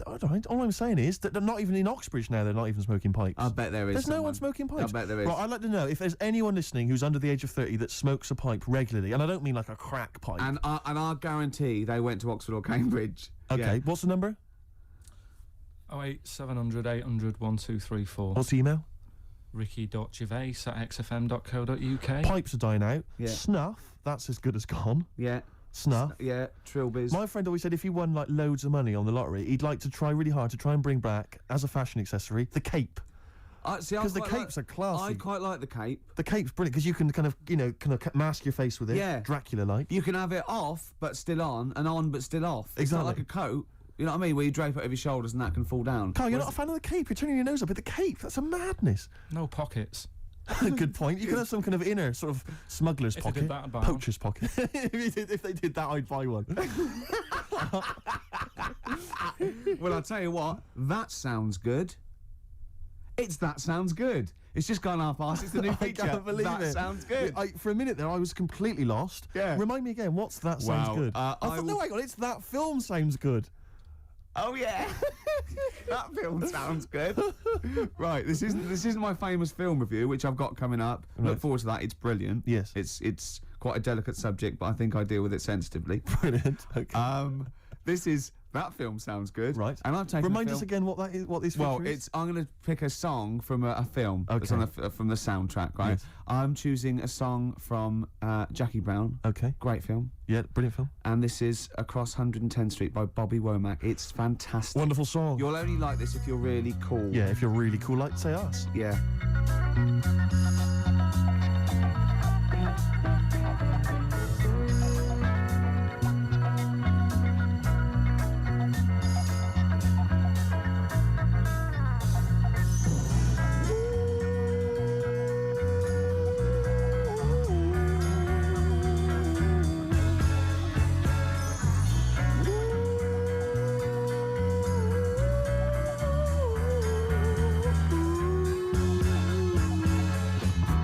I was the third brother of five, doing whatever I had to do to survive. I'm not saying what I did was alright. Trying to break out of the ghetto was a day-to-day fight. Being down so long, getting up didn't cross my mind. But I knew there was a better way of life, and I was just trying to find. You don't know what you do till you put under pressure. Across 110th Street is a hell of a tester. Across 110th Street, pimps trying to catch a woman that's weak. Across 110th Street, pushers won't let the junkie go free.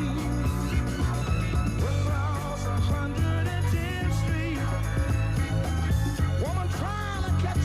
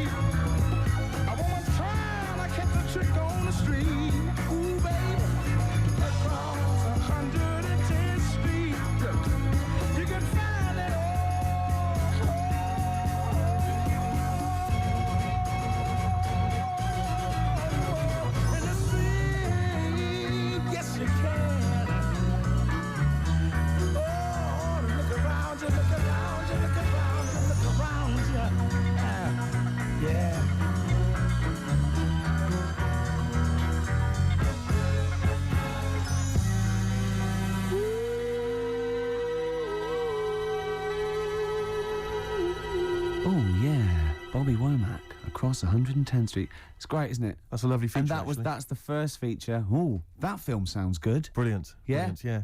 That's I'm excellent. thinking of actually bringing out maybe a compilation of. I'd love to hear it. Song for the lovers. What Maybe. sort of things can we hear? Can we expect in the future?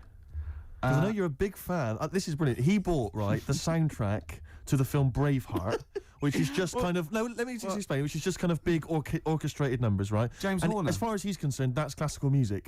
He's got a classical music CD in his collection. It's the music from Braveheart.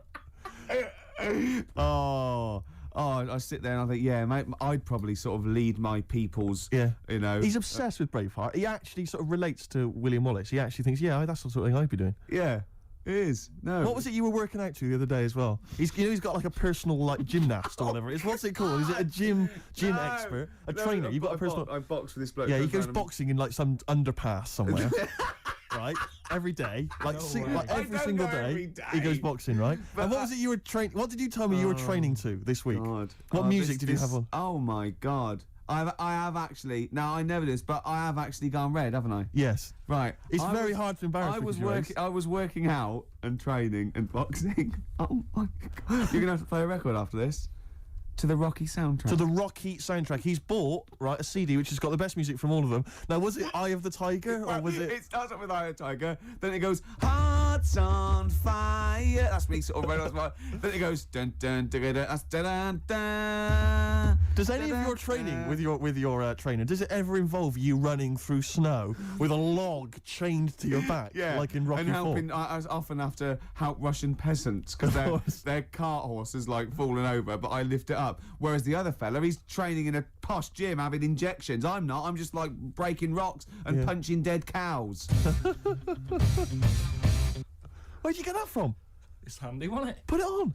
No, what is it? That's the he can't hear because put your headphones on. Why was it? You'll love it. You'll love it. Yeah. That's magnificent. Yeah. That's now Ricky Gervais's theme tune. Yeah. Every time we start the show, we should just start with that. Win, Ricky, win. U2, Walk On. I've got to give it to him. I hated U2 for about 15 years. You've said it the before, early Rick, stuff. you've said it I know, but I love that one now. I just love that album. They can't put a foot wrong. Do you now. ever listen to the whole album? Because I know you tend to buy albums just for the singles, when you could, of course, just buy the singles. I know where he's going. I bought light funky ones. Oh, I wanted to say that. Yeah, I bought light funky ones because I... The light funky ones. Do you remember the light funky ones? That was about like a year ago. What did they do? They did Girl in a Green Dress, Girl on TV. And Abercrombie. That one that, girls are wearing up. Do you remember that? It's like a light sort of summer... Listen, nonsense. I've got a lot of money. It's nothing to me, okay? The light funky I want ones. a bit of light funky ones once. That's 15 quid. It's nothing to me. You put the two singles on, right? Never listened to the rest of the album. I never listened to the two singles again either. The light funky ones. Oh, it's just my street cred's gone down it. Rocky soundtrack and the light funky ones. You'd make two mistakes. Right, let's not forget Braveheart, the soundtrack. Oh yeah, it's a good film. Rick, we were talking earlier about stuff. True story about a little Australian freed the Scottish. The stuff that's dying out that I think you and I single-handedly need to kind of resurrect and salvage. I thought the Trilby was dying out. Yeah. I'll surprise you, and yet, watching Top of the Pops last night, Jamiroquai was wearing one, and then lo and behold, Danny Minogue came on, she had one as well. I thought, blimey, there's two people there trying to salvage the Trilby, and good luck to them. Well, that's on its way then. Let them the do Trilby's that. fine. Let's do something else. But the bowler hat... Ah, the bowler hat. You never see the I bowler. always fancy myself in a bowler hat. I love a bowler hat. Carl, would you wear a bowler hat? I know you'd wear the cape. I did wear a Trilby. You wear a Trilby, really? You must have looked like a... That's brilliant. What, because you're a Mancunian? Well, there was a phase, wasn't there, in about 90... When was it? I think that was just round your way. It might have been. It was in Manchester. Did someone get a job lot of Trilbys? And persuaded you kids? Yeah, I'll tell you what's trendy. No, Sean Ryder wears one of these. Does he? Yeah, go on. Yeah, quid. And then everyone in your street had Trilbys on. But you've never worn a bowler? Never. What about Kangol bowler? You might think about it. Again. I'll tell you what. I would like to wear a bowler hat in a dark, but I'm worried I look like one of those little fellas off the Home Pride advert. The Home Pride guys, they've been persevering with the bowler for years. They still look good in it though, They're still looking good. They're dapper guys. Yeah. There's a lot of the Jolly Green Giant. He had quite a distinctive look, which is obviously one I've been thinking of exploiting. What the little I know the little sort of like a little dress. Was it Corncroft that made up his little skirt? Yeah. What was the Jolly Green Giant so jolly about? He was very pleased. It can't have just been the sweet corn and the peas. No, I reckon it was his enormous jolly green knob. I mean, he must have got up every day and gone, look at that. He must have been so happy. The only thing that's like, in the case of the Jolly Green Giant, or like when Gulliver was a giant and he was in Lilliput and all the Lilliputians, they helped him out, they were feeding him and stuff. Yeah. If you're a giant like that in that situation, how do you sort of have a little sneaky tug? You know, a little tug, a little J. Arthur Rank. I don't know, because it's like... it's very tricky to do that. Because you're as big as their mountains, exactly. aren't you? You can't hide. They go, oh, you know, I mean, there's no... All the little village probably just thought it was a tidal wave or something. Do you know what I mean? That's pretty grim, though. Yeah. I mean, the tidal wave was pretty desperate. I know. It's how would he have gone to the mayor and said, I need a Kleenex the size of a tennis court and a gigantic copy of the Daily Star. No, I never understood with giants how they actually got that big in the first place, because what food was around to make them... Because not only were they, like, big, but they were mostly big. They ate well. They ate whole cows, probably. When, Carl, it's not well documented, Carl. You know they don't actually exist and never have. Okay. Right, it's time for a feature, I think. Carl, I've got. There was a TV show I watched once on the History Channel. This is the History Channel. Yeah. It was the history of werewolves. Right, the history of werewolves, and the whole show is predicated on the fact that at the end we'll tell you if they ever existed or not. Yeah. Just waiting. And I go, oh, come on, we're going to be late. Hold on, he's going to tell us if they Exactly. existed or not. Carl, werewolves? Michael Aspel was in it, and Michael Aspel is a top broadcaster and therefore would not associate himself with something that did not exist. Under the covers time, gents. Under the covers. Cover me Run up, for cover me cover. bad, run for cover. Here come the covers.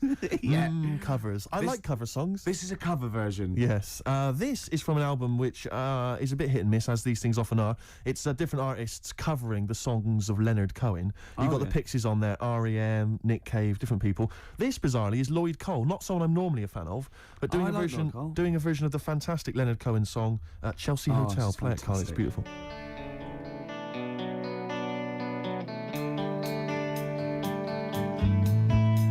I remember you well in Chelsea Hotel. You're talking so loud and so sweet. You were giving me a head on the unmade bed while the limousines wait in the streets. And those were the reasons, and that was New York. We were running for the money and the flag. And that was called love for the workers in song, probably still is for those of them left. And then you got away, now didn't you, babe? You just turned your back on the crowd. Yeah, you got away, I never once heard you say, I need you, I don't need you, I need you, I don't need you, and all of that jiving around. I remember you well in the Chelsea Hotel. You're famous, your heart was a legend. You told me again that you preferred a handsome man, but for me you would make an exception. And clenching your fists for the ones like us who are oppressed by figures of beauty. Yeah, fixed yourself, you said, well, never mind, we are ugly, but we have the music. And then you got away, now didn't you, babe? You just turned your back on the crowd. Oh, you got away, I never once heard you say, I need you, I don't need you, baby, I need you, I don't need you, and all of that jiving around.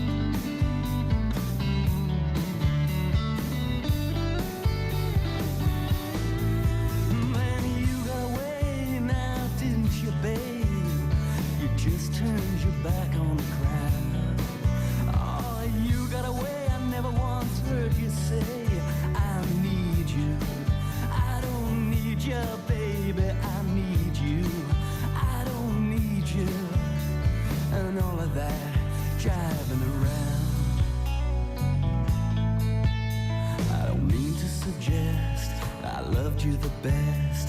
Can't keep track of each fallen robin. I remember you well in the Chelsea hotel.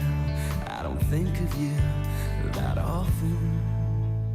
Lloyd Cole doing his version of Chelsea Hotel. Under the Covers. Under the Covers. I thought it was a beautiful version. It's lovely. You know that apparently Really I think nice. it's that song sweet. written by Leonard Cohen originally, and I think it's about his brief romance with Nico, who made a name, of course, with the Velvet Underground, and was a tragic drugs victim. But it's interesting because I'm looking at this as a compilation called I'm Your Fan, which is cover songs of Leonard Cohen's music.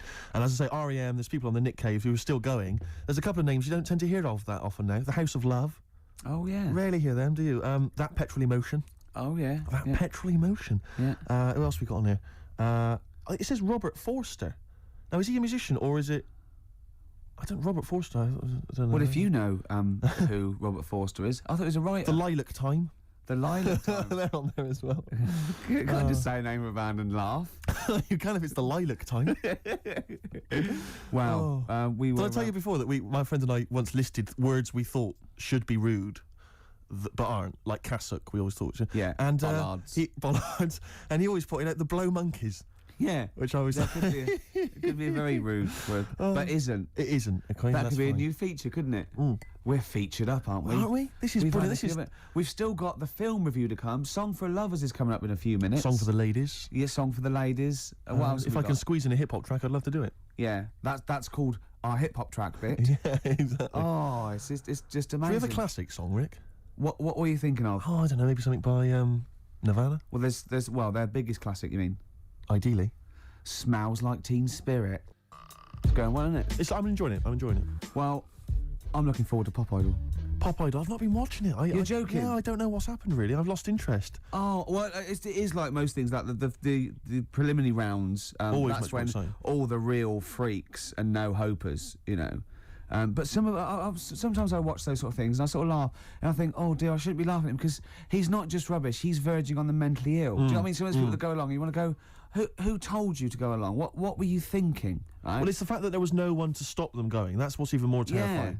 Yeah, I know. And Simon Cowell's good. He's great value. Simon, He's yeah. amazing. And Foxy, I like Foxy now. I know. I've warmed to. He's come round, Dr. Fox. He's a lovely little shiny tree trunk. Now, often I notice he's not always there week in, week in. Is that because he's off doing medical operations? He's got his practice still. He's got the practice. He's got to maintain that. Yeah. And you know, is on. Isn't it the big ones tonight? I mean, when I say the big ones, Capital Radio. He's still on Capital Radio. Yeah. That he's got to do. So you know, isn't it some of the big names though? It's Darius Dinesh tonight. It's Darius and the Fat Boy. And the Fat Guy. The big yeah. thing that makes you. Oh, I noticed in the Sun today is saying vote for me because of my musical talent, not because I'm huge and you feel sorry for me. Yeah, well that's good. I think that's right. But he has got a great. Darius, I noticed, he shaved his beard off. He looks. He's a new man. He looks slightly laughable though. He's got quite a weak chin. He's having a laugh. Well, he's dissing Darius. For I'm his not looks. claiming to be a pop star. Well. Oh, can you feel the love in the room? Yeah, let's have a little song. No, but I'm looking forward to it. My favourite all the way through has been the little fella with the stutter. I'd like Darius to get. Yeah, I think it's almost certain he's going to win. I don't think there's any excitement. Or there. that Welsh girl who was very good. Oh, yeah. The one that made Pete Waterman cry. Yeah, that was great. Yeah. She was good though, wasn't she? Yeah, they're great. They're really good. But you know, it'd be nice to see Fatty get some He's recognition. too. I mean, he's just a weird shape though. It turns my stomach, and I'm one to talk. Steady on. No, I know. He's just, you know. He's just doing his job. It's, you know, glandular. Yeah. It's not as greed. A good voice, and why not? We've Good had luck to him. We've had Demis Roussos in the charts. Yeah. Alison Moyet. There's not been a fatty for a while, has there? Who's been a big star? I mean, Moyet may well have been the last one. Jerry Watts, she sorted herself out after becoming famous. She was pretty big, wasn't she? Who? Jerry Halliwell? Yeah. Yeah, she was never a bloater. Have you seen this bloke off Pop Idols? Yeah. It's like he's got 3 Jerry Halliwell strapped to his waist and then wearing a big coat over the top. To smuggle them in. Yeah, exactly. To a no Halliwell zone. I reckon I tell you what he's going to do. I reckon he's going to take it off, and it's just a big fat outfit, and it was like to prove, you know, the prejudice of the world. Yeah. All right. Yes. Hey. And how come that little fella with the stutter doesn't stutter when he's singing? Hold on. I noticed that's cleaned up, actually. I bet she's not even Welsh. Exactly. And apparently Darius is not a knob. Dandy Warhols on XFM 104.9. About 20 past 2. The Ricky Gervais Show. With Steve Merchant. Yeah, he's still here. The Christmas ads that come on, I noticed. They're on now. And I noticed, I was watching telly last night, and do you think that the advertising executive for Cadbury's Roses chocolates just comes in once a year and they go, what you got this year? And he goes, what about some workmen and some old ladies singing thank you very much, very much, just shot in a street somewhere? Yeah, that'd be fine. It worked last year. Yeah, that's been going like since I can remember. I've never seen another advert for Cadbury's Roses except that. Exactly. Well, there's certain things that conjure up Christmas, like you got your turkey and all that, and you got your roses. Yeah. Woolworths. Yeah. You got Woolworths. Yeah. Oh dear. Pizza. Pizza. Woolworths. Drink driving. Oh dear! God, sorry, I forgot what I went in for. What were we doing? We were doing something. Be careful. There's a lot of money involved here, Steve. No, you can't. Don't stitch me up. I was reading the paper this week that Charlotte Church, a little kind of singing sensation, she's been slagging off the firemen who've been salvaging people and wreckage and stuff. Been slagging them off. Well, apparently, I saw on the news. I saw on the news that she's apparently, and she claimed that she'd been misinterpreted. Right. But the Channel 5 News thought this was a big enough story to say that Charlotte Church had been saying that the September 11th tragedy had been blown out of proportion. Right. That's different to slagging off the firemen. No, but that's what they said. They said that she felt that they were being hailed as kind of heroes and they were just doing their job. Right. Oh, well, that's a little bit stupid to say anyway, a little bit insensitive, and yeah. But it's sort of because it's like, did you read about? Why do you care? Why does anyone care what she thinks about September 11th anyway? It's the same as those things like during a presidential election or when I'm elections. It's these things they picture. Billy Piper says, "I've always voted Labour." I know. Who's going to go? Oh, hold on. H from Steps is a Conservative. Hold on, what's going on? I don't know if he is or not. I don't know. I know that that was just an example. I don't know what either of them vote. To be honest, all right, let's not get into it. Yeah. I think Faye and Claire from Steps are both BNP members. I remember reading that somewhere. That's but not true. I that cannot is be certain. So untrue. He takes that back now. I cannot be certain. Right. I think that it is misread. Definitely untrue. I read it on the net, and it's often wrong on the net. Right. Definitely. He's going to retract that now. Definitely. Yeah. Well, I'm saying, it's almost certainly untrue. I read it on the net. Oh right. Yeah. And those things are always untrue. Okay. All right. He's dissed the net now. Yeah. You've dissed the net. I can't believe it. Let's dig ourselves out of this hole now. Well, Blue, now I definitely can quote this because I read it in The Sun. Yeah. Blue were being interviewed by, Blue, the pop band Blue. All Rise. Have you bought that album yet, Rick? I imagine that would be on your Christmas I list. like it. One for the money and a free ride. Yeah. Anyway, Blue were being interviewed by The Sun for one of their web chats by the lovable Dominic Mohan. Yeah. And for some reason they got around to September 11th, and one of the members of Blue said, again, church-like, I think it's been blown out of all proportion. What about all the whales and elephants that are dying every day? And the other band were going, shut up. Yeah, it was brilliant. They gave a transcript of it going, shut up. They had to do a retraction. He said, sorry, I didn't know. Yeah, that was it. He said, obviously I'm very passionate about whales and elephants, and perhaps a bit misplaced. All the proceeds that I'll receive from our next single, I'm going to give to the September 11th Foundation. Yeah, and then he went, can I give some to the whales? No, you've done it again. You've done it again. Don't worry about the whales. But this is what I mean. Why are people asking the members of Blue? Yeah. Or Atomic Kitten, what they think about September the 11th. I know. They should just be working in a chippy, those people. They're lucky to be on the telly. The Atomic Kitten girls, really, I mean, do they not look like they should be in a chip shop? Or just hanging around outside an offie drinking Diamond White cider? They will be soon. They will be soon. Don't worry. Although Hearsay's new single, I've dissed Hearsay before, but they've come out with a little poppy thing. I think. Can I surprise you, Rick? I prefer Liberty. I prefer Liberty as well. Yeah, a little bit funky, a little bit down with the kids. Yeah. Anyway, XFM 104.9. Once again, our opinions on current pop bands. If you'd like to have your... Hold on, though. Go on, shoot. Isn't it about time for, a hip-hop track? Have we got it? Can you dig it up? Song for the Lovers would be good. Song for the Lovers. I'll do that now. The Song for the Lovers. Now, this is a beautiful song. It's by Simon & Garfunkel. It's only 1 minute 49 long. It's called April Come She Will. It's the song for the lovers. Play it, Rick.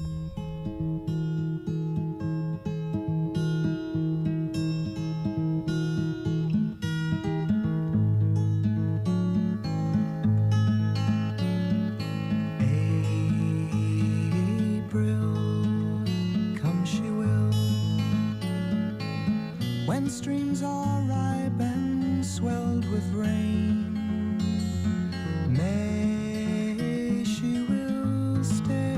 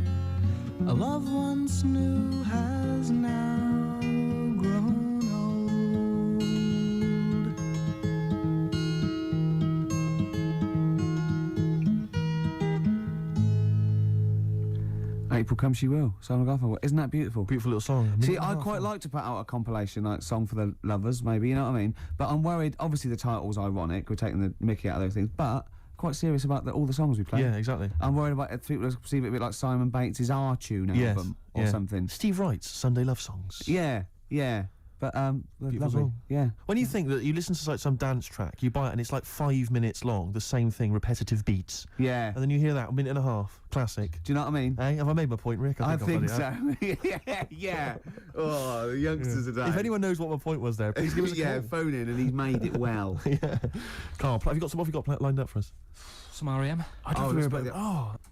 Strokes on XFM 104.9. It's the Ricky Gervais Show with me, Steve Merchant, Carl Pilkington.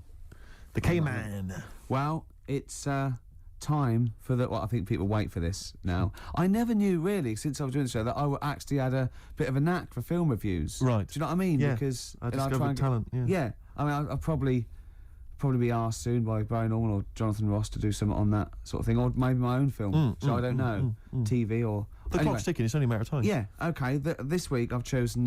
well, wait a minute, let's play the jingle. Okay. The film review and that. Brilliant. Yeah, Ricky Gervais. Yeah. Yeah, okay, here we go. This week I've chosen My Left Foot. Right. Okay. Now, My Left Foot is a film about a bloke called Daniel Day-Lewis, who's all mental except for his left foot, right? And he has arguments. I can't remember. He has arguments with his dad, so I wasn't watching it properly. But even though he's mental apart from the foot, he does stuff with the foot that we could do all over, and he uses that to his best. I think he might write a book or something of paint. And the moral of this story is, even if you've only got a foot that works, you can still win prizes because it won the Oscar. Okay. Am I right in saying that you're bringing a book out of these collected, maybe for the Christmas market? I think I might. Yeah. I see there's obvious great market films there. reviewed, sort of. What with it's a different outlook on it, a different approach. I don't just sort of like stray. Well, I'll tell you what, it's an approach that doesn't really use grammar, which you don't see that often in film reviews. But no, once again, what would you give it out of 10? I didn't really concentrate. I can't remember a lot about it, but it won an Oscar. So I think it won an Oscar or something. So 9. Okay, jolly good. That was My Left Foot, which is probably available on sell-through video, maybe in a bargain bin, $5.99, probably on TV this Christmas. That's to be confirmed. Eels, fresh feeding on XFM 104. It's going well, isn't it? I'm enjoying it. Yeah. 20 minutes to go. I think more of an up show. We've played some great hits and great songs today, haven't we? We've had some great features. A new feature. That film sounds good. Looking forward to that. That'll run and run. Yep. Song for the... If there's any record companies out there that want to put out a compilation of my songs for lovers, that's good. Anyone who wants me to do a film, any film you want. Yeah, reviewed. Yeah, reviewed, yeah. I would finish a sentence. Yeah, no, ideally. Because otherwise it was anyone who wants me to do a film. Well, of course, being a top actor, you'd have probably appeared in a film. Sure, okay, yeah. And that... Jolly good, yeah. Okay. Well, you're running out of steam, I can tell. You're running out. Yeah. Go on. Carl, have you seen it yet? I know you probably haven't, Rick. Cliff Richard's video for his new single. Yep. It's amazing, isn't it? It's bad, isn't it? I saw it on Lorraine Kelly in the morning, Sky One. Great show. And and it's amazing. He's done a version of Somewhere Over the Rainbow, but he's combined that. No. He's combined that with what was it? It's Oh What a Wonderful World. I wasn't really listening. I was looking at the pictures. And I couldn't believe it's What a Wonderful World, and combined with Somewhere Over the Rainbow. So he's done two classic songs, two songs that have been done definitively by artists in the past. He's tried to get keyboard sound in the background. What was his last year's one? It was Lord's Prayer with Over the Old Lang Syne. He's just obsessed with combining two songs. Like, they're not good enough as they are. People will get bored. We better combine them. Yeah. It's like a mega mix, like a Cliff mega mix. And the video is unbelievable. It's him flying through. It's all kind of sort of 2D animation, kind of almost sort of a collage of buildings and high-rise flats and that. Kids see him floating by. Yeah. They wave. They point to each other. They can't believe they're there goes Sir Cliff. They're going, who's that? Exactly. He was around in the 50s. And he's got a little one-dimensional Cliff with a kind of angelic glow flying through the sky. Just bringing happiness to people as he sings. Well, he does. His real face kind of every so often kind of appearing and kind wonder of where his real face is. And it's one of the worst songs and one of the worst videos I've ever seen. I mean, I know people slag off Cliff and it's an easy target, but he actually deserves it because he's shameful. Yeah. I He's think so, yeah. embarrassing. Yeah, He's embarrassing. I mean, and he's arrogant. Well, everything's a disguised boast. I mean, I liked Devil Woman. I liked Miss Unites.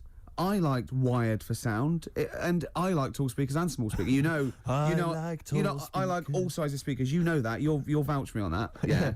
And he sang about it, which is good. And I'm often Wired for Sound, right? Carrie doesn't live here anymore. Where's she gone? She's just another message on a payphone wall. It's a story. But lately, I haven't had a lot of time for him. Awful. I remember he was on something on one chat show, and I think it was Des or Michael Asper or something. And I said, so you've had something? He said, yeah. He said, well, everyone knows that Elvis sold more records after his death than when he was alive. Little dig there against Elvis. He goes, Yeah. well, I've just overtaken his record for sales in the UK. Right, so he sets up that Elvis is only selling because he's dead. Yeah. And anyway, I've still beaten him in the UK. And I just think, yeah. And where'd you get the quiff from and the way to sing? Where'd you get that from, Cliff? Where did you think of that? But it's those people he's just desperate for the credibility that he's never going to have. I like it when he went round last year going, they're not playing my record, they're not playing my record, they're not playing. Oh, go on, play it. Number one. Yeah. Fooled you. It was number one, the Millennium Prayer. I know. Yeah. Well, it was the Millennium, wasn't it? It was, but I don't know who's buying it. I mean, I know, but you seem to claim it's some kind of like 60-year-old women, but they're not. Yeah, Are they really a commercial force now? Yes. Oh, Yeah. Carl seems to know that. Well, like when you're born, you're a little baby, wrinkly and stuff. When you get older, you sort of morph into a baby again, and you go through the same phases. So when you're young, you buy singles. You get old, you got nothing to do all day. You got all your pension money. What will I buy? Cliff Richard's on the telly. Here's my video. Buy me song. You see, that started off as quite a sensible point, because I actually think they do it. But what was all that alien stuff about when you're born, you go wrinkly and you go wrinkly again? So sometimes you mix like normal things that human beings say with I don't know what. Well, look, when you're a baby, you've got a little bald head, no teeth. You get old. What happens?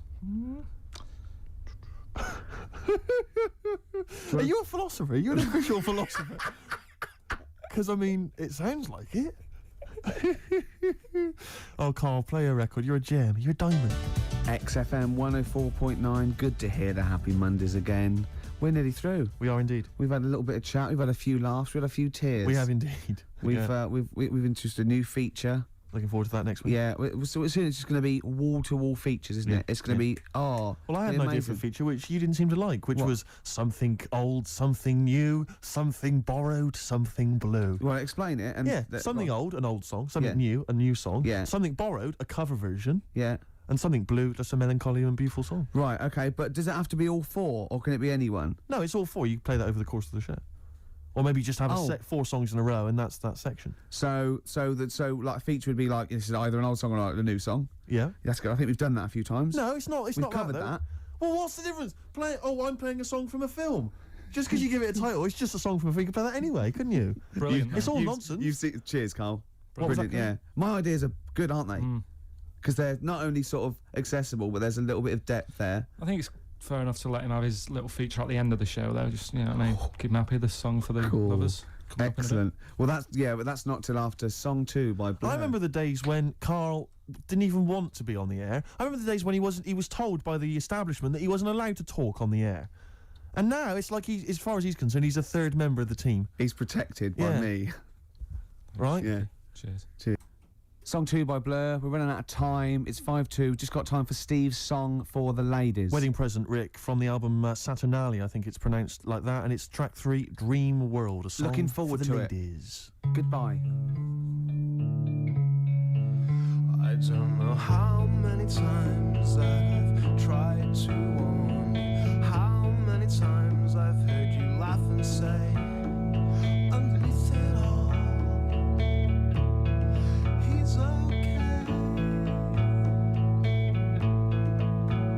Yeah, and how many times have you rang and sworn you'd given him one last chance and he'd let you down? But then he'd call and you'd go back round. But you know I still care because you only have to phone me and I'll be over there.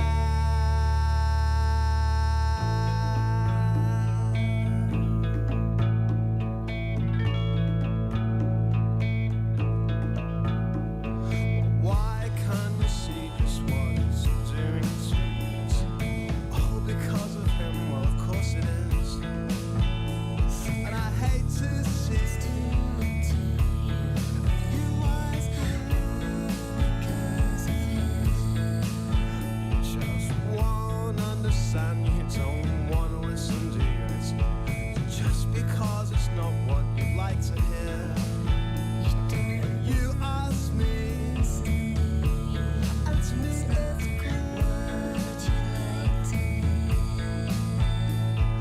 You know I still care because you only have to phone me, and I'll be over there to lick your wounds.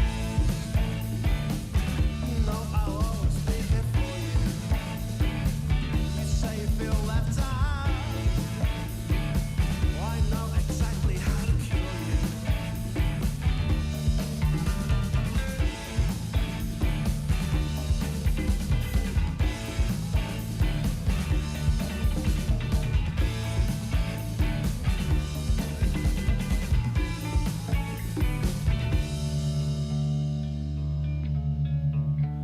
You just can't go on pretending. You just can't go on pretending. You just can't go on pretending. You just can't go on pretending. You just can't go on pretending. You just can't go on pretending. You just can't go on pretending. You just can't go on pretending. I'm on my way right over there to lick your wounds. You know I'll always be here for you. You say you feel left out. Oh, I know exactly how to cure you. You know you make me wanna shout. Oh, so tell me what's new, girl. You say you feel left out, but you are living in a dream world.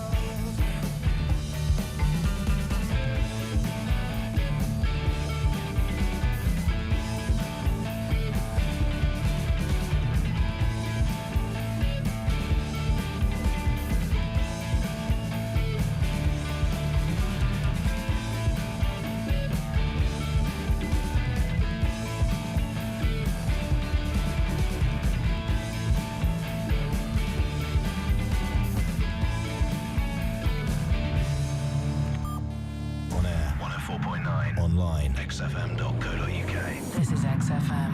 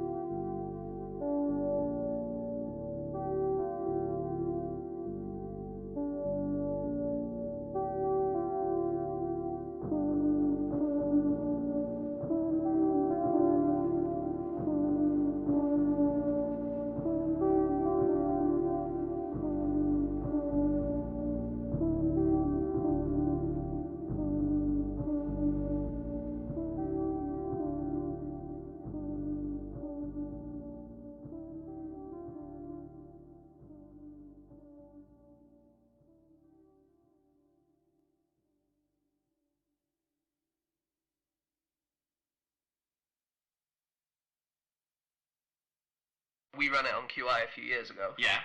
Which was, there's no such thing as a fish. Yeah, there's no such thing as a fish. No, seriously, it's in the Oxford Dictionary of Underwater Life. It says it right there, first paragraph, no such thing as a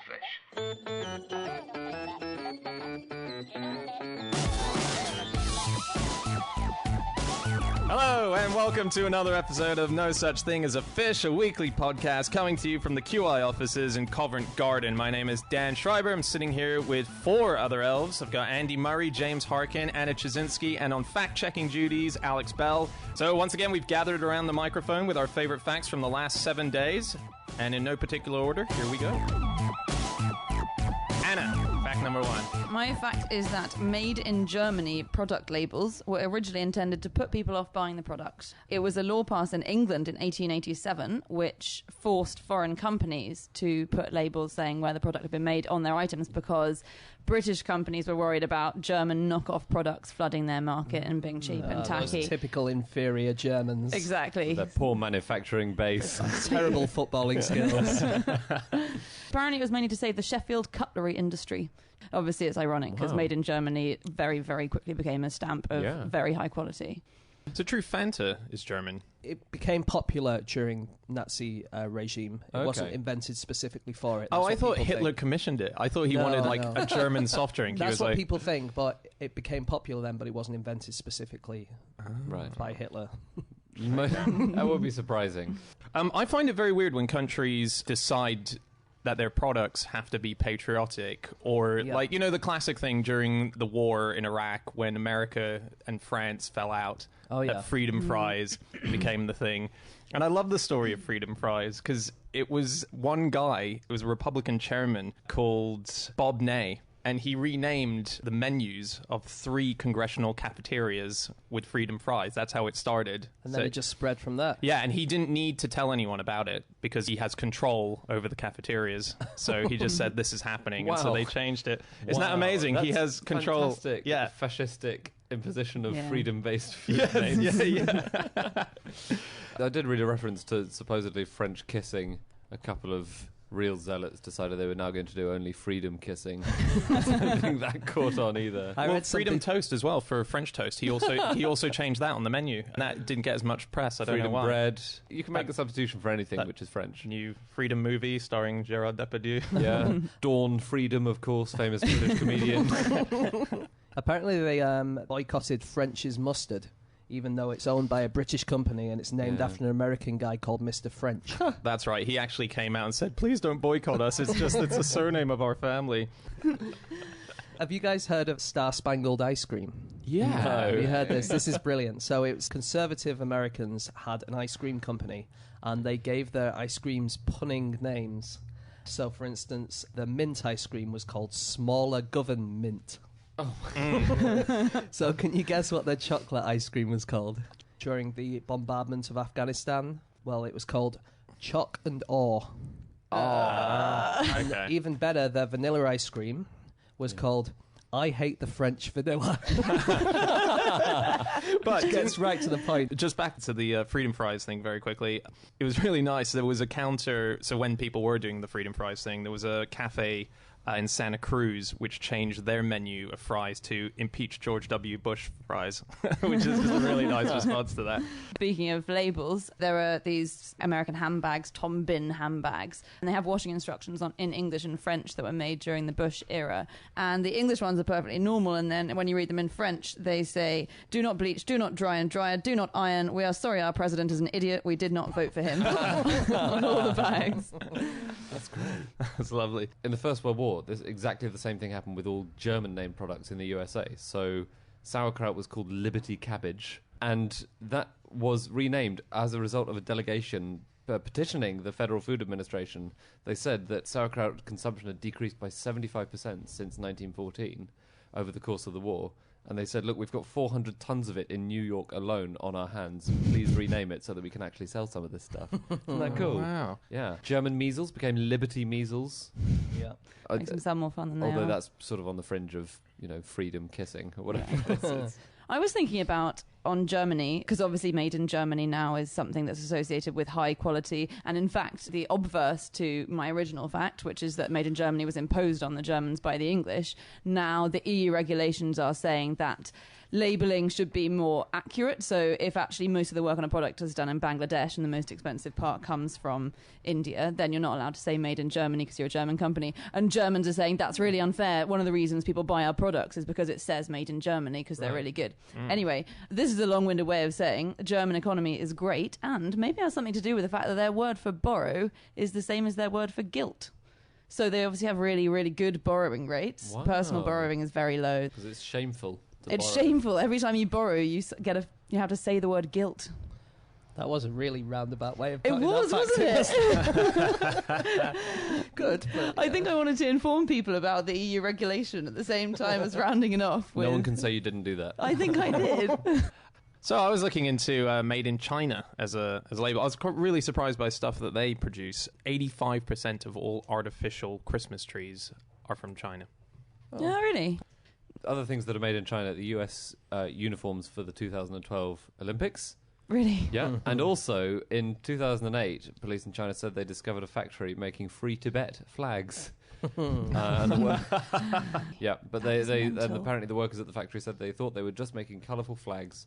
They didn't know the significance of them.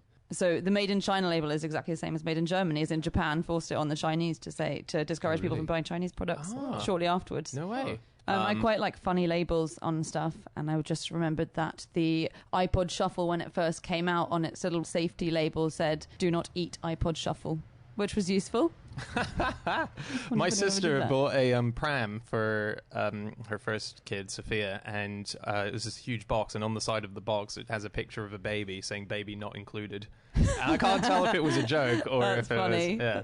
All right, we should wrap up on this one. Alex, have you got anything to add? Going back to soft drinks, Fanta was invented actually by Coca-Cola because they couldn't import their syrup into Nazi Germany, so they were trying to make up a drink using the leftovers that were available.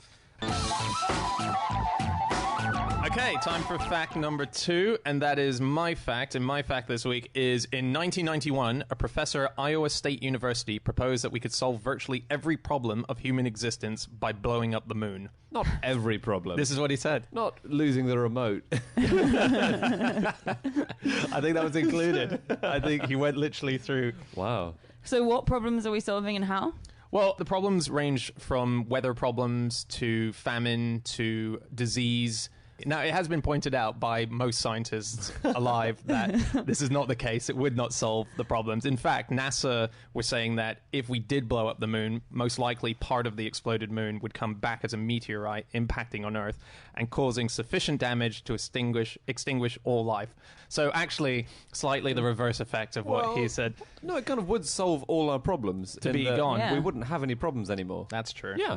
He thought, and his name was Professor Alexander Abian, his idea was that you would do it remotely from Earth. So you would put explosives into the moon and just push a button.